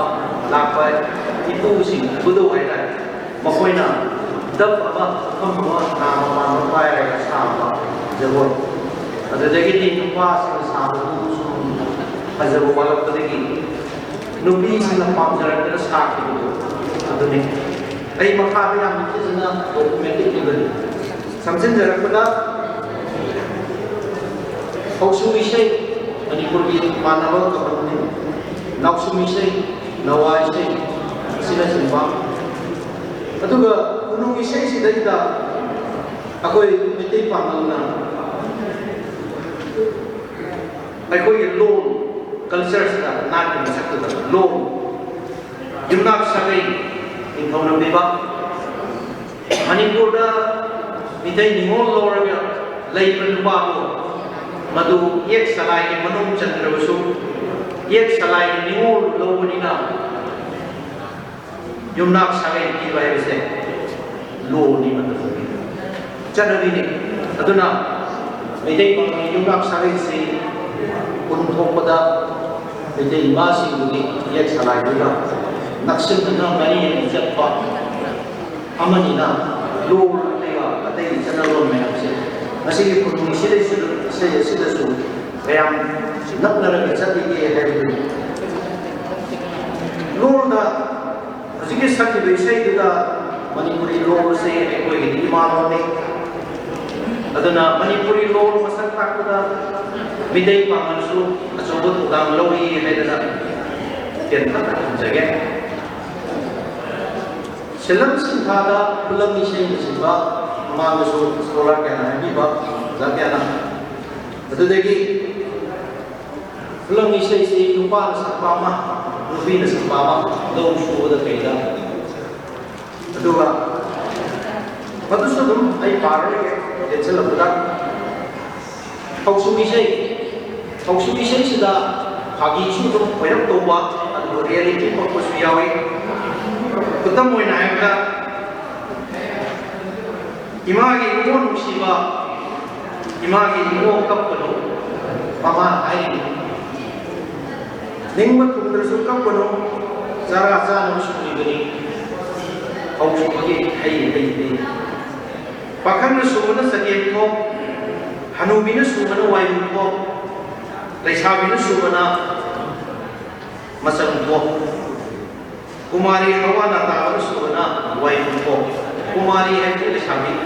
ꯍꯋꯥꯅ ꯇꯥꯕ ꯍꯥꯏꯕꯗꯤ ꯃꯥꯂꯪꯅ ꯄꯥꯈꯪ ꯂꯥꯛꯄ꯭ꯔꯥ ꯍꯥꯏꯗꯅ ꯏꯁꯩꯒ ꯁꯛꯂꯛꯄꯔ ꯏꯪꯒꯤꯠ ꯄꯤꯔꯛꯄ꯭ꯔꯥ ꯍꯥꯏꯅ ꯌꯦꯡ ꯂꯩꯔꯤꯕ ꯂꯩꯁꯥꯕꯤ ꯁꯛꯄꯁꯦ ꯃꯥꯅ ꯁꯨꯕꯁꯦ ꯋꯥꯏꯕꯨ ꯊꯣꯛꯏ ꯍꯥꯏꯗꯅ ꯁꯨꯃꯥꯏꯅ ꯇꯧꯅ ꯃꯥꯅꯁꯨ ꯍꯥꯏ ꯑꯗꯨꯗꯒꯤ ꯊꯥꯕꯜ ꯏꯁꯩꯁꯤꯗ ꯉꯁꯥꯏ ꯃꯦꯔꯕꯥꯛ ꯖꯒꯣꯏꯒꯤ ꯀꯩꯒꯤ ꯑꯃꯨꯛ ꯂꯩꯔꯦ ꯊꯥꯕꯜ ꯏꯁꯩꯁꯤꯗ ꯄꯥꯉꯜꯅ ꯍꯧꯖꯤꯛꯐꯥꯎ ꯁꯛꯅꯕ ꯑꯅꯨꯡꯁꯤꯕ ꯏꯁꯩ ꯑꯃ ꯂꯩ ꯃꯌꯥꯝ ꯃꯔꯛꯇꯨꯗꯒꯤ ꯁꯤꯡꯊꯥꯅꯕꯗ ꯄꯥꯉꯜꯒꯤ ꯎꯁꯃꯥꯜ ꯆꯥꯎꯕꯒꯤ ꯋꯥꯔꯤ ꯄꯥꯉꯜ ꯎꯁꯃꯥꯜ ꯆꯥꯎꯕꯅ ꯁꯒꯣꯜꯁꯦ ꯊꯧꯕꯥꯜ ꯂꯧꯈꯤꯕꯒꯤ ꯃꯇꯝꯁꯦ ꯃꯩꯗꯤꯡꯉꯨ ꯁꯨꯔꯆꯟꯗ꯭ꯔ ꯃꯍꯥꯔꯥꯖꯒꯤ ꯃꯇꯝꯗꯅꯤ ꯃꯥꯅ ꯂꯣꯏꯔꯛꯄꯒꯤ ꯃꯃꯥꯡ ꯃꯗꯨꯗ ꯁꯩꯊꯥꯅꯔꯤꯁꯦ ꯑꯩ ꯃꯣꯗꯦꯔꯦꯇꯔꯗꯒꯤ ꯑꯃꯇꯪ ꯌꯥꯝ ꯁꯥꯡꯗꯣꯛꯆꯔꯒ ꯄꯥꯉꯜꯗ ꯎꯁꯃꯥꯜ ꯆꯥꯎꯕꯒ ꯁꯒꯣꯜ ꯁꯦꯝꯆꯥꯗꯤ ꯊꯝꯕꯥꯜꯒ ꯂꯧꯒꯦ ꯂꯩꯒꯦ ꯍꯥꯏꯅꯩꯗꯣ ꯂꯩꯒꯦ ꯂꯧꯒꯦ ꯇꯦꯝꯁꯤꯟꯅꯩ ꯇꯧꯒꯅꯨꯅꯦ ꯊꯝꯕꯥꯜꯅ ꯃꯃꯥ ꯍꯥꯏꯔꯛꯏ ꯉꯝꯂꯔꯣꯏ ꯌꯦꯠꯄꯅꯦꯃꯣ 이마게 이마 셋게다 하유 이마나 굴람수 अनेक लेगी के इमागे थंबाल बेमा तो गनुने थंबालना maya rakrabda palen bu imam sibi namlaro ye paleno korjem bo puri lebi ge imam ki thambali de ma to gunu thambali palen imam sibi namjaro ye namunde usman na saibo kwadu charine namunde Usman Saibo kuatu sahabu ini namunde paling panik tibi namlaru ini namunde imagi kembali dia ma Usman ini summerka hilibas tungguin dari bersambut tu nangi membuat ini waruni tawabannya kembalan sudah sekabang sunnah habis ini maklum sudah apa ini Manipuri lona sakna Sabuigi kabel chomba akogi yaushangi ahlan chomba mauna chomba kabel lesabiga pakam chomba na tawa kut samdara isai halaga raw chomba masi yang maru iba bede ba ki saktam ni masida yawi ba kunung isai saktam se adu galeba kimba onjom landa magi khawai abu tanatana thagri ida British ki lami kra thang na namba moi ta na alamba alkoi pauna prasini ukuro ye boiba kulai yo sage ki khela masidi research kya to na magi moga identify ko na re masi itihas ki sorone masi laiba na ko ki amasung lana koyo ko ni se da se araga ko ngari Aku mana saya mampu Allah minta bagi saya khas itu si kari-kari yo hai cuma jaga ahan benda radio na maya sun tabi na mari bat na mari si samlang na hai jabani asing badi ma'arifat hai bani ma'arifat amasung kawali ni yang popular right adu gazal ahum sini Kawali si Manipura Urdu na sagade kunung isay natte na loy kay dagino hay kana papan lagi laku irul na tabani na aduna Manipura Kawali sa kusi Manipuri londa sa kasi khore masi begidraba Abdul Rahman mahang ne ba larik sikla madugi mukuk tawa ay sila report of Germany Layamni, atau memanda kawali itu urdu nasa kasi masih Chandragirti Maharaj ki hadd da Bangla ki ras jagoi lay lo makom oba ras mandap se sedai sida matam tu kini urdu lo tadi bidai pangal tu nanti Pathan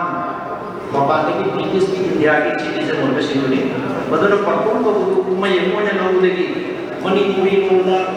Ikoi hai tai te pakna sadat sarfa mawali se adu gazal se urdu da ya bani gazal ke horpon kadai dekno hai dai kar ki shamne da gazal ke horpon se arabic ke wahi sing kasida aduga nasib wahu biba muchinongi aduga nubi gi lupagi sakdam mucibe helakana sawong sakta akogi story sini boiba maungda sai khara ko gi pasini asumna ekoina gazal ki kawali ki ma'rifat ki islam ki lain asidi wahid si ko ga akoina kuno isai da kaya zano hona sebagai ahlan sundana Quran ni wahai sih dalam bagi wahai ni religion ni aduga Quran ni wahai tu hai ba kita bermata-mata music yang terada hai di music instrumental music yang terada ponjel na Arabic wahai ni kare hai ke masih ponjel kare hai kita apa ini makam hai Makam begini melodious voices, melodious yang menusir apa ni yang konjel masih siapa? Atau na masih di bipam sedar Islam dalam lagi lirik sing बेदोना Quran हदीस हदीस है Prophet Muhammad cakamba amasung hairamba wahai singku takba iba Hindu idahara na Bhagavad Gita Hindu ki way of life living iba tuan adan sunna se masi ida wahai ko matanda sin nari mo culture dona culture ki masaki dharma du mari lena sumai to na koi idai pa na sum Manipur ki lamdam de lei ba punung ise ki saktam se midai pa na tungan ba man Parade, laiba haragi traditional lord dinariba, igi mai thobiba, lainga provoki sasan makha de dinariba, kethel puliba, yundai kaidai nariba, lainariba, singi literature, language, aduga yauriba, punungi shegi macam mayamdu, matau tamba manara puruse, masina, midai pangalgi identity saktam kamani. Mana coach. Ada masih ayah naruh dua sudah ayah untuk pasangnya, ini pusing kita. Mata tak hamzah juga, kita panggil ibu nulisnya dia orang nak masak sing asyik lagi. Kunai asyik masak tak ada Manipuri lol, Yumnak sagai Manipur lamdam dari elhomai lagi. Mata kimatuhin na samajin masak makun kuiba, kutam kuina. Penung isai kita jumlah mere dijet tekeng saksa kita wahai wata kau na laksa asina simba macam kerji mitai bangun benai sila memintari asika loina na Islam dharma masuk culture na positif benai sini saksa na yang malu waiba ilam sing mo imala asumna mitai bangun mitai maitai kunai ga ada manaba commonality asimang na iti pangalgi identity ki masat masat amani Islam dharma masuk culture na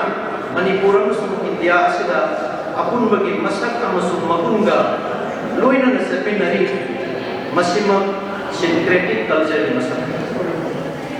Manipur iti pangalgi Islam ithazaba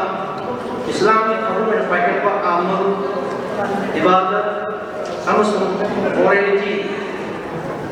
amasung matu caca bada mayu singi itu singi lengah makada syariat ebisi Quran amasung hadis itu ini saja dah bericat lo tu ni kaji lagi lagi syariat ini yang makada oleh masing utang jika kau bersih tapi sufi sindagi yang kita melakukan tabligh di jamaah kita asina sebuah isi yang masuk ke matak terpencil kita commonality itu yang nak pasal kerana mana apa pasal animal asing umum yang lain boleh semua ada di sini. Thank you. Objek apa ini? Jadi dalam pameran apa? Tapi ni nak tahu macam atau bukan dalam apa? Tokyo ayana kena habis dalam macam apa ni? Saya nak tahu sekarang bersama kita kawan di sini ngajar sini mama ayam tu itu thora ay mayam mereka like tu habis ada ngajar ada sini ikut itu dalam mana ni ada bu Hindi yang pertolongan pemakaman ini bersama dengan kerjanya mayam jurusan itu dah mengapa mengapa terdapat masyarakat atau mayam yang mana semua ini mayam kita dua timur kita dan apa saja gadal si lagi berapa malu kita yang kita jadi kita Maulana Sirajuddin Mahatma Ibira Panimah lagi kita Shona Mapuna Wisnu Tundun Layza Aibu Haudo Pirana Tundun Layza Aibu Haudo Pirana Tumina Layza Moy Sibu Tumina Layza Moy Sibu Kai Hau Pirana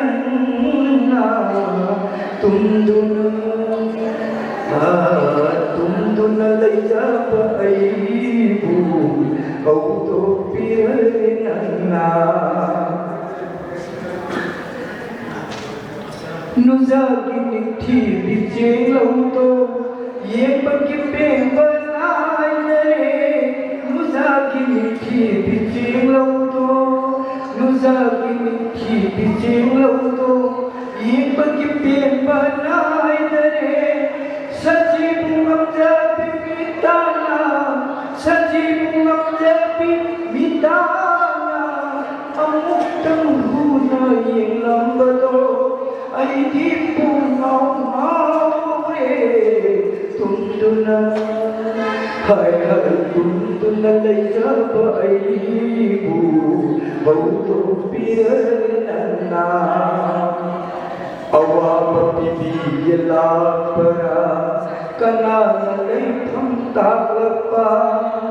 awapa pipi yelapara kanana leitham taklapa nungsiba tabi yelapara kaina mai salanaba nungsiba tabi yelapara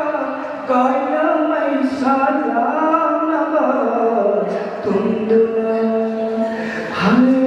tumduna leijaba aibu autopiranna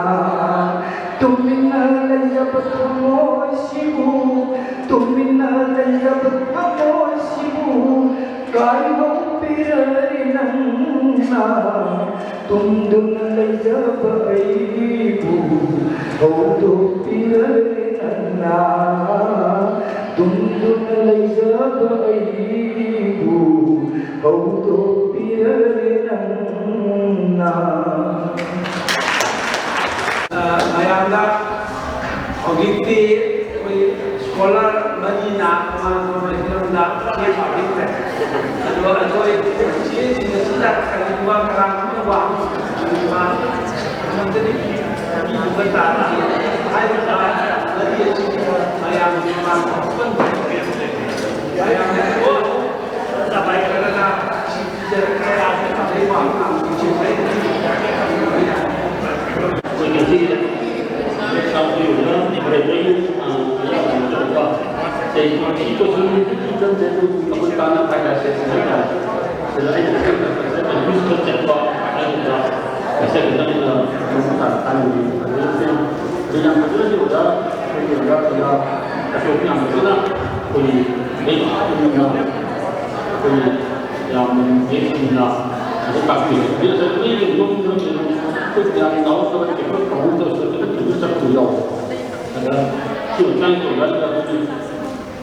Kunung sini kan makan di nak menjelang semua. Saya begitu bapak. Semua orang ada kunung sini kita nak boleh ram. Ada situ ada.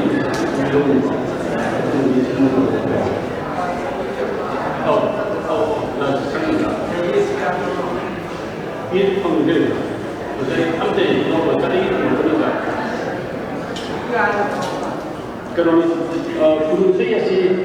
dari beberapa kali nak lulusan sebenarnya kunung saya dia mah kunung saya juga nak ini ada saya pun itu yang kerana karena ini ada kita punya jadi kemudian mereka terus ada kunung saya hanya sih Sudura terhadap waris Madura. Sudura Indonesia Madura terhadap waris Madura. Maksudnya sama di awal aja sudah karena nak baru gitu ya.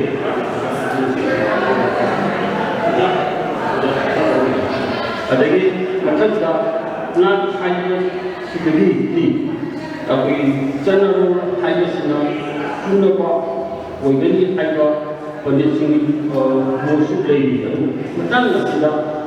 kunci awam honda nena pada menjadi kunci kan ini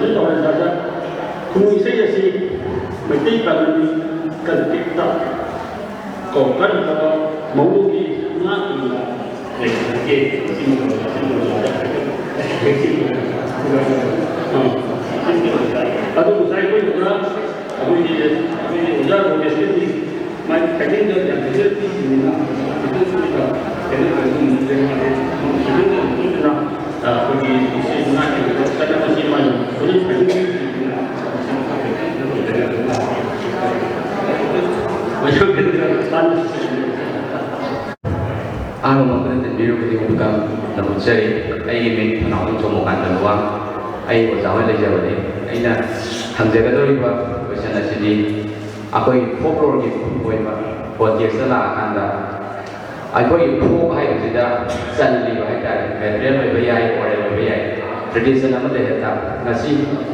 folk ki masal oi hai ji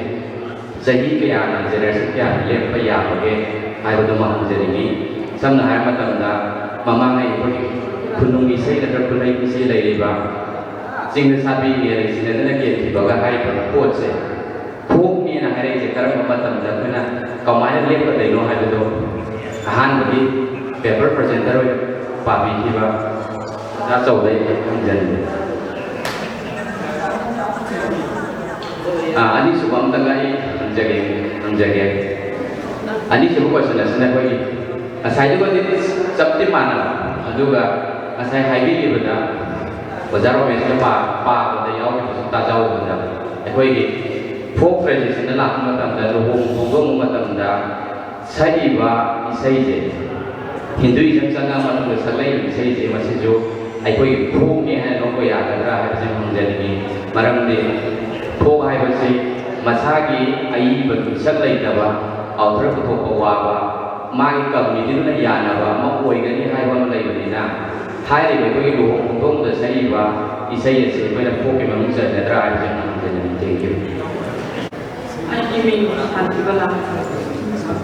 ai ki sum khan tan ga ha se da ba ni oda abdul isa da ko ki aham da mai pangai singi luhung pada sabri tungaga kunung isai ko ki ama mata mama da sana na mi na tata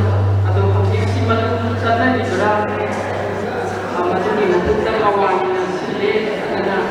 mai na tapi suya ma tu maga jadi ba tu asuka mana bazaki sida yaw ba isai marifat adagi gazal kawan si kunung isai mina sing ba ya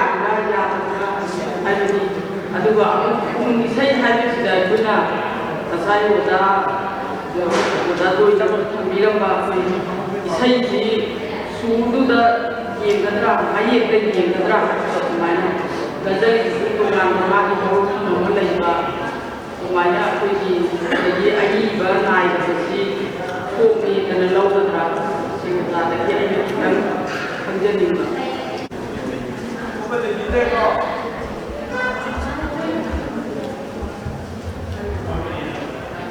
to pa ni na ko ku jana da do ba ne je ko ale ko ma da ko ya ko chama wanda familiar ni ke kunung ise se kan to makan ke na ke mamu se ke kunung ise ki ma na be ya na hai ba si ke koi ni me mu ni ke ko la se koi ke sa tu ne ba adu ka mu atu ko ta ma ma ma ne tra ba ko ko ko ya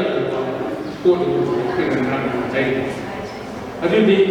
kunung ise ya si ni ka ni sai ba ko cha ba le shi ko bari ni na yo kunung ise wasi kal na ki manu san bagi ya na ko ta ke si ga kunung ni wasi na hai si ni ko ma sa na yo ko na ba ko sa do ko na mani class tradition si ni ise ni ko ke ko ko ko ꯃꯔꯝꯗꯤ ꯃꯍꯧꯁꯥꯒꯤ ꯄꯔꯝꯄꯔꯥꯗꯒꯤ ꯂꯥꯛꯑꯒ ꯁꯪꯂꯛꯑꯕꯅꯤ ꯑꯗꯨꯅ ꯃꯁꯤꯗ ꯃꯁꯛ ꯈꯥꯏꯗꯣꯛꯄ ꯌꯥꯕꯒꯤ ꯃꯐꯝꯗꯨ ꯎꯠꯂꯤ ꯑꯅꯤꯁꯨꯕꯗ ꯈꯨꯅꯨꯡ ꯏꯁꯩ ꯈꯨꯗꯤꯡꯃꯛ ꯅꯥꯠꯂꯤꯕ ꯌꯥꯕ꯭ꯔꯥ ꯑꯗꯨꯅ ꯈꯨꯅꯨꯡ ꯏꯁꯩꯁꯤꯡ ꯑꯁꯤ ꯀꯌꯥ ꯌꯥꯝꯅ ꯂꯤꯔꯕꯒꯦ ꯍꯥꯏꯕꯅꯤ ꯑꯅꯤꯁꯨꯕꯗ ꯈꯨꯅꯨꯡ ꯏꯁꯩꯒꯤ ꯃꯁꯛ ꯑꯁꯤ ꯍꯣꯡꯗꯣꯛꯅ ꯍꯣꯡꯗꯣꯛꯄ ꯌꯥꯏ ꯑꯗꯨꯒ ꯁꯤꯒꯤ ꯃꯇꯥꯡꯗ ꯍꯧꯖꯤꯛ ꯂꯥꯛꯏꯕꯁꯤ ꯍꯧꯖꯤꯛꯀꯤ ꯃꯇꯝꯒꯤ ꯑꯅꯧꯕ ꯈꯨꯅꯨꯡ ꯏꯁꯩ ꯁꯩꯕꯤꯁꯤꯡ ꯀꯩꯕꯁꯤꯡ ꯑꯁꯤꯗꯗꯤ ꯑꯍꯣꯡꯕ ꯈꯔ ꯂꯥꯛꯄꯒꯤ ꯃꯇꯤꯛ ꯇꯥꯏ ꯋꯥꯔꯤꯌꯔꯂꯣꯝꯒꯤ ꯈꯨꯠꯁꯛꯇ ꯄꯨꯁꯜꯂꯛꯄꯒꯨꯝꯕ ꯑꯩꯈꯣꯏꯒꯤ ꯁꯤꯗꯤ ꯀꯥꯟꯁꯜꯂꯛꯄꯒꯨꯝꯕꯒꯤ ꯃꯇꯨꯡ ꯂꯩꯌꯦꯕ ꯃꯈꯣꯏꯁꯤꯡ ꯑꯗꯨꯗꯤ ꯈꯪꯗꯦ ꯑꯗꯨꯅ ꯃꯇꯥꯡ ꯑꯁꯤꯗ ꯑꯩꯈꯣꯏꯅ ꯑꯩꯅ ꯊꯦꯡꯅꯖꯔꯤꯕꯁꯤꯗꯗꯤ ꯈꯨꯅꯨꯡ ꯏꯁꯩ ꯍꯥꯏꯕꯁꯤꯗ ꯍꯣꯡꯗꯣꯛꯄ ꯌꯥꯗꯕ ꯋꯥꯈꯜ ꯂꯩꯇ꯭ꯔꯕ ꯃꯁꯛ ꯍꯥꯏꯅ ꯊꯝꯖꯒꯦ ꯃꯔꯝꯗꯤ ꯉꯁꯥꯏ ꯑꯩꯅ ꯊꯦꯡꯅꯖꯈꯤꯕ ꯃꯁꯤꯗ ꯌꯥꯎꯔꯤꯕ ꯏꯍꯥꯟ ꯍꯥꯟꯕ ꯂꯤꯁꯦꯡꯕꯗ ꯌꯥꯎꯔꯤꯕ ꯑꯗꯨꯒꯨꯝꯕ ꯇ꯭ꯔꯦꯠ ꯌꯦꯠꯅ ꯈꯪꯅꯔꯤꯕ ꯃꯗꯨꯗꯒꯤ ꯍꯣꯡꯒꯅꯤ ꯑꯗꯒꯤ ꯑꯃꯨꯛ ꯈꯨꯅꯨꯡ ꯏꯁꯩꯁꯤꯗ ꯐꯣꯛ ꯃ꯭ꯌꯨꯖꯤꯛ ꯅꯠꯇ꯭ꯔꯒꯅ ꯐꯣꯛ ꯁꯣꯡ ꯑꯅꯤꯗꯨꯒꯤ ꯈꯦꯠꯅꯕꯁꯨ ꯂꯩꯕꯅꯤ ꯈꯦꯠꯅꯕꯁꯨꯕꯨꯗꯤ ꯂꯩ ꯐꯣꯛ ꯁꯣꯡ ꯍꯥꯏꯕ ꯇꯥꯔꯒꯗꯤ ꯀꯔꯤꯒꯨꯝꯕ ꯀꯅꯥꯒꯨꯝꯕ ꯑꯃꯠꯇꯅ ꯃ꯭ꯌꯨꯖꯤꯛꯀꯤ ꯁꯔꯨꯛ ꯌꯥꯎꯗꯕ ꯃꯊꯟꯇꯅ ꯃꯥꯒꯤ ꯊꯃꯣꯏꯗꯒꯤ ꯐꯥꯎꯔꯛꯄ ꯏꯁꯩ ꯑꯃꯈꯛ ꯂꯧꯕꯨꯛꯇ ꯑꯣꯏꯕ ꯌꯥꯏ ꯈꯨꯡꯒꯪꯗ ꯑꯣꯏꯕ ꯌꯥꯏ ꯍꯥꯟꯅ ꯏꯁꯩꯗꯣ ꯏꯁꯩ ꯃꯁꯤꯕꯨ ꯂꯦꯡꯗꯨꯅ ꯂꯩꯒꯅꯤ ꯐꯣꯛ ꯃ꯭ꯌꯨꯖꯤꯛ ꯍꯥꯏꯔꯒ ꯄꯦꯅꯥ ꯕꯥꯁꯤ ꯂꯥꯡꯕꯩꯅꯆꯤꯡꯕ ꯑꯩꯈꯣꯏꯒꯤ ꯃꯩꯇꯩꯒꯤ ꯍꯧꯔꯛꯏꯕ ꯄꯣꯠꯁꯛꯁꯤꯡ ꯑꯗꯨꯒ ꯁꯛꯄ ꯑꯗꯨꯅ ꯐꯣꯛ ꯃ꯭ꯌꯨꯖꯤꯛꯇ ꯂꯩꯒꯅꯤ ꯑꯇꯩꯗ ꯍꯣꯡꯗꯣꯛꯄ ꯍꯣꯡꯖꯤꯟꯕ ꯍꯣꯡꯗꯣꯛꯄ ꯂꯩꯇꯦ ꯍꯥꯏꯕꯗꯤ ꯂꯩꯇꯦ ꯃꯔꯝꯗꯤ ꯃꯁꯤꯒꯤ ꯅꯥꯠꯁꯤꯗꯤ ꯑꯩꯈꯣꯏꯒꯤ ꯑꯣꯏꯅ ꯑꯗꯨꯝ ꯂꯩꯔꯕ ꯅꯥꯠ ꯑꯗꯨꯅ ꯀꯃꯥꯏꯅ ꯀꯩꯁꯨ ꯑꯣꯏꯗꯣꯔꯤꯕ ꯏꯁꯩ ꯑꯗꯒꯤ ꯃꯇꯥꯡ ꯑꯁꯤꯗ ꯑꯩꯈꯣꯏꯅ ꯅꯤꯡꯁꯤꯡꯉꯤꯕ ꯐꯣꯡꯅꯤ ꯑꯗꯨꯒ ꯁꯪꯀꯤꯔꯇꯟꯒꯤ ꯃꯇꯥꯡꯗ ꯅꯔ ꯁꯪꯀꯤꯔꯇꯟꯒꯤ ꯇꯥꯕꯁꯤꯗꯤ ꯃꯥꯒꯤ ꯑꯣꯏꯊꯣꯛꯄ ꯇꯥꯕ ꯆꯠꯆꯕꯅꯤ ꯁꯤꯒꯤ ꯃꯈꯜ ꯑꯃꯗꯤ ꯂꯩ ꯑꯗꯨꯒ ꯈꯨꯅꯨꯡ ꯏꯁꯩꯒꯤ ꯃꯇꯥꯡꯗꯗꯤ ꯃꯥꯒꯤ ꯃꯈꯜ ꯑꯃꯈꯛ ꯂꯩꯔꯦ ꯁꯤꯗꯤ ꯑꯩꯈꯣꯏꯒꯤ ꯅꯥꯠꯀꯤ ꯃꯅꯨꯡꯗ ꯂꯩꯖꯕꯅꯤ ꯑꯗꯨꯒ ꯅꯔ ꯁꯪꯀꯤꯔꯇꯟꯁꯨ ꯑꯩꯈꯣꯏꯒꯤ ꯅꯥꯠꯇ ꯂꯩꯕꯅꯤ ꯑꯅꯤꯁꯤꯗꯤ ꯈꯦꯠꯅꯩ ꯑꯗꯨꯅ ꯈꯨꯅꯨꯡ ꯏꯁꯩꯒꯤ ꯐꯤꯕꯝ ꯌꯥꯗꯦ ꯃꯔꯝꯗꯤ ꯑꯣꯔꯤꯖꯤꯅꯦꯜ ꯑꯣꯏꯅ ꯂꯩꯁꯦꯝꯕꯗꯒꯤ ꯌꯧꯔꯛꯄ ꯄꯣꯠꯅꯤꯅ ꯃꯉꯣꯟꯗꯗꯤ ꯃꯁꯤꯒꯤ ꯃꯈꯜ ꯏꯁꯩꯒꯤ ꯂꯩꯇꯦ ꯍꯥꯏꯅ ꯊꯝꯖꯒꯦ ꯑꯗꯨꯒ ꯈꯨꯅꯨꯡ ꯏꯁꯩ ꯈꯨꯗꯤꯡꯃꯛ ꯅꯥꯠ ꯑꯣꯏꯕ ꯌꯥꯕ꯭ꯔꯥ ꯍꯥꯏꯕꯁꯤꯒꯤ ꯃꯇꯥꯡꯁꯤꯗꯅꯤ ꯑꯩꯅ ꯑꯄꯣꯠꯄ ꯄꯤꯖꯔꯤꯕ ꯄꯥꯎꯈꯨꯝ ꯑꯁꯤ ꯈꯨꯅꯨꯡ ꯏꯁꯩꯒꯤ ꯍꯥꯏꯔꯤꯕ ꯍꯧꯖꯤꯛ ꯏꯁꯩꯁꯤꯡ ꯑꯁꯤꯅ ꯂꯥꯡ ꯐꯥꯕꯒ ꯑꯃꯒ ꯌꯥꯟꯁꯤꯜꯂꯒ ꯀꯣꯔꯤꯌꯥꯒꯤ ꯆꯥꯏꯅꯤꯁꯀꯤ ꯁ꯭ꯇꯥꯏꯜ ꯅꯣꯔꯠ ꯀꯣꯔꯤꯌꯥꯗꯒꯤ ꯄꯨꯁꯜꯂꯛꯄ ꯁꯣꯝ ꯅꯥꯀꯟꯗꯒꯤ ꯄꯨꯁꯜꯂꯛꯄꯒꯤ ꯁ꯭ꯇꯥꯏꯜ ꯌꯥꯎꯕ ꯏꯁꯩ ꯁꯩꯌꯦꯡꯒꯤ ꯃꯔꯛꯁꯤ ꯑꯅꯧꯕ ꯃꯁꯤꯗꯤ ꯊꯤꯅꯤꯡꯉꯥꯏ ꯑꯣꯏꯗꯦ ꯑꯗꯨꯅ ꯃꯁꯤꯗ ꯑꯩꯈꯣꯏꯒꯤ ꯅꯥꯠꯀꯤ ꯃꯇꯝꯗ ꯌꯥꯔꯤꯉꯩ ꯃꯁꯤ ꯀꯠꯊꯣꯛꯑ ꯆꯠꯅꯕꯤꯕ ꯁꯨꯃꯥꯏꯅ ꯇꯧꯗꯅ ꯀꯔꯝꯕ ꯃꯈꯜ ꯀꯩꯅꯣꯁꯤ ꯄꯣꯠꯀꯤ ꯃꯇꯥꯡꯗ ꯀꯣꯏꯁꯟ ꯑꯃꯈꯛ ꯍꯪꯕꯤꯔꯝꯃꯤ ꯆꯤꯡꯗ ꯁꯥꯐꯤꯒꯤ ꯂꯩꯕ ꯃꯥꯜꯂꯤ ꯃꯇꯥꯡ ꯑꯁꯤꯗ ꯊꯝꯖꯒꯦ ꯃꯗꯨꯗꯤ ꯑꯩꯈꯣꯏꯒꯤ ꯃꯅꯤꯄꯨꯔꯤꯒꯤ ꯂꯣꯟ ꯑꯁꯤ ꯑꯍꯨꯝ ꯈꯛꯅꯤ ꯑꯩꯈꯣꯏꯅ ꯁꯤꯖꯤꯟꯅꯔꯤꯕꯁꯤ ꯏꯍꯥꯟ ꯍꯥꯟꯅꯗ ꯂꯩꯔꯤꯕ ꯂꯣꯟ ꯑꯁꯤ ꯄꯥꯟꯗꯣꯏꯕꯤ ꯈꯣꯡꯒꯨꯟꯗꯒꯤ ꯂꯩꯔꯤꯕ ꯑꯩꯈꯣꯏꯅ ꯈꯪꯕꯗ ꯋꯥꯔꯦ ꯈꯨꯗꯝ ꯑꯣꯏꯅ ꯅꯤꯡꯊꯧ ꯃꯆꯥꯅꯨꯄꯤ ꯍꯥꯏꯕꯁꯤꯅ ꯋꯥꯃꯪ ꯂꯣꯟꯗ ꯍꯥꯏꯔꯛꯏꯕ ꯁꯤꯒꯨꯝꯕꯁꯤꯒꯤ ꯑꯔꯤꯕ ꯂꯣꯟ ꯑꯩꯈꯣꯏꯅ ꯈꯪꯕꯗ ꯋꯥꯔꯕ ꯄꯣꯠꯁꯛ ꯑꯃ ꯌꯥꯎꯔꯤ ꯈꯨꯗꯝ ꯑꯣꯏꯅ ꯄꯥꯟꯗꯣꯏꯕꯤ ꯈꯣꯡꯒꯨꯟ ꯂꯣꯟꯒꯤ ꯍꯧꯖꯤꯛꯇꯗꯤ ꯑꯩꯈꯣꯏ ꯈꯪꯗꯕ ꯑꯇꯣꯞꯄ ꯑꯅꯧꯕ ꯃꯅꯤꯄꯨꯔꯤꯒꯤ ꯃꯤꯇꯩ ꯃꯌꯦꯛꯀꯤ ꯑꯦꯝ ꯑꯦ ꯄꯥꯁ ꯇꯧꯕꯁꯤꯡ ꯑꯁꯤ ꯍꯧꯖꯤꯛ ꯄꯥꯟꯗꯣꯏꯕꯤ ꯈꯣꯡꯒꯨꯟꯗ ꯄꯥꯍꯟꯁꯤ ꯃꯣꯏ ꯃꯤꯇꯩ ꯃꯌꯦꯛꯇ ꯃꯥꯁꯇꯔ ꯄꯥꯁ ꯇꯧꯕ ꯃꯣꯏꯅ ꯈꯪꯕꯗꯤ ꯈꯪꯕꯁꯨ ꯉꯝꯗꯦ ꯌꯥꯝ ꯁꯥꯊꯤꯕ ꯄꯣꯠꯅꯤ ꯑꯗꯨꯒ ꯑꯩꯈꯣꯏꯒꯤ ꯂꯣꯟꯁꯤꯡ ꯑꯗꯨ ꯄꯨꯌꯥꯗ ꯂꯩꯕꯁꯤꯡ ꯑꯗꯨ ꯍꯧꯖꯤꯛ ꯃꯅꯤꯄꯨꯔꯒꯤ ꯑꯦꯝ ꯑꯦ ꯄꯥꯁ ꯇꯧꯕ ꯃꯤꯇꯩ ꯃꯌꯦꯛꯀꯤ ꯌꯥꯝꯅ ꯑꯦꯛꯁꯄꯥꯔꯠ ꯑꯣꯏꯔꯤꯁꯦ ꯃꯁꯤ ꯈꯪꯗꯣꯛꯄ ꯄꯣꯠ ꯌꯥꯝ ꯌꯥꯎꯋꯤ ꯑꯗꯨꯅ ꯃꯁꯤꯗ ꯂꯩꯔꯤꯕ ꯄꯣꯠ ꯑꯁꯤ ꯂꯣꯟ ꯑꯁꯤ ꯃꯈꯜ ꯑꯍꯨꯝ ꯂꯩ ꯑꯗꯨꯒ ꯃꯁꯤꯗ ꯃꯌꯥꯏ ꯑꯣꯏꯕ ꯂꯣꯟ ꯑꯩꯈꯣꯏꯅ ꯁꯤꯖꯤꯟꯅꯔꯤꯕꯁꯤ ꯍꯧꯖꯤꯛꯀꯤ ꯂꯣꯟ ꯃꯌꯥꯏ ꯑꯣꯏꯕ ꯂꯣꯟ ꯑꯁꯤꯗ ꯊꯝꯕ ꯊꯣꯏꯕꯤꯒꯤ ꯃꯇꯝ ꯁꯤꯒꯤ ꯈꯔ ꯂꯩꯔꯤꯉꯩ ꯃꯇꯝ ꯄꯦꯔꯦꯠ ꯑꯗꯨꯒꯤ ꯂꯣꯟꯁꯤ ꯃꯗꯨꯗꯩꯗꯅꯤ ꯍꯧꯖꯤꯛ ꯄꯥꯟꯗꯝ ꯆꯤꯡꯖꯥ ꯂꯥꯛꯄ ꯍꯥꯏꯔꯤꯕ ꯑꯗꯒꯤ ꯂꯥꯏꯖꯦꯟꯕ ꯂꯝꯁꯤ ꯀꯀꯥ ꯍꯥꯏꯔꯤꯕ ꯁꯤꯒꯨꯝꯕꯒꯤ ꯃꯇꯝ ꯑꯁꯤꯗꯩꯁꯤꯗ ꯐꯣꯛꯀꯤ ꯄꯣꯠꯇꯨꯗꯤ ꯂꯩ ꯑꯗꯨꯅ ꯐꯣꯛ ꯑꯁꯤ ꯍꯧꯖꯤꯛꯀꯤ ꯀꯩꯅꯣ ꯑꯣꯏꯔ ꯃꯥꯜꯂꯦ ꯆꯤꯡꯗ ꯁꯥꯐꯤꯒꯤ ꯂꯩꯕ ꯃꯥꯜꯂꯦ ꯃꯈꯣꯏꯁꯤꯡ ꯑꯩꯈꯣꯏ ꯈꯔ ꯅꯧꯔꯤꯕ ꯐꯣꯛꯀꯤ ꯀꯦꯇꯦꯒꯣꯔꯤꯗꯗꯤ ꯆꯟꯒꯅꯤ ꯑꯅꯧꯕ ꯃꯈꯜ ꯅꯧꯅ ꯁꯦꯝꯖꯤꯜꯂꯛꯄ ꯁꯪꯒꯦꯅ ꯃꯔꯝꯗꯤ ꯃꯥꯒꯤ ꯂꯣꯟ ꯑꯗꯨ ꯃꯇꯦꯡꯗ ꯈꯨꯗꯣꯡꯗ ꯑꯩ ꯂꯧꯈꯤ ꯑꯗꯨꯒ ꯂꯣꯟ ꯑꯗꯨꯒꯤ ꯀꯦꯇꯦꯒꯣꯔꯤꯗꯤ ꯁꯤꯗꯤ ꯀꯣꯛꯁꯤꯗ ꯁꯨꯡꯒꯅꯤ ꯈꯜꯂꯤ ꯑꯗꯨꯒ ꯑꯃꯨꯛ ꯁꯤꯗ ꯀꯩꯒꯤꯅꯣ ꯍꯥꯏꯔꯒ ꯄꯔꯁꯣꯅꯤꯐꯤꯀꯦꯁꯟ ꯁꯤꯖꯤꯟꯅꯔꯦ ꯁꯤꯡꯗ ꯁꯥꯕꯤꯅꯤ ꯁꯤꯡꯗ ꯁꯥꯕꯤꯅꯤ ꯁꯤꯡꯅꯗꯅ ꯌꯦꯡꯕꯤꯕ ꯀꯜꯂꯤꯗ ꯀꯜꯂꯤ ꯃꯔꯝ ꯑꯣꯏꯔꯁꯨ ꯀꯩꯗꯧꯒꯤ ꯂꯩꯔꯛꯇ ꯇꯣꯛꯅꯣꯂꯣꯖꯤ ꯌꯦꯡꯕ ꯊꯋꯥꯏ ꯌꯥꯎꯕꯤ ꯃꯔꯝ ꯑꯗꯨꯒꯤ ꯃꯇꯥꯡꯗꯗꯤ ꯄꯔꯁꯣꯅꯤꯐꯤꯀꯦꯁꯟ ꯁꯤꯖꯤꯟꯅꯔꯕꯅꯤ나 ꯂꯣꯟ ꯑꯁꯤ ꯈꯔ ꯅꯧꯔꯤ ꯑꯗꯨꯕꯨ ꯂꯧꯔꯤ ꯍꯥꯏꯕꯁꯤꯁꯨ ꯈꯔ ꯅꯧꯔꯤꯕꯗꯤ ꯁꯤꯖꯤꯟꯅꯔꯕꯅꯤ나 ꯏꯄꯥ ꯏꯄꯨꯁꯤꯡꯒꯤ ꯃꯇꯝꯗꯒꯤ ꯂꯥꯛꯑꯦ ꯃꯁꯤ ꯃꯇꯝꯗꯤ ꯀꯦꯇꯟꯅ ꯃꯍꯥꯛꯀꯤ ꯄ꯭ꯔꯣꯒ꯭ꯔꯥꯝ ꯀꯌꯥꯒꯤꯗ ꯑꯔꯣꯏꯕꯗ ꯁꯤꯡꯗ ꯁꯥꯕꯤꯕꯒꯤ ꯃꯔꯝ ꯑꯗꯨꯅ ꯈꯔ ꯅꯧꯔꯛ ꯇꯧꯕꯁꯨ ꯃꯁꯤ ꯀꯣꯛꯁꯤ ꯀꯨꯏꯅ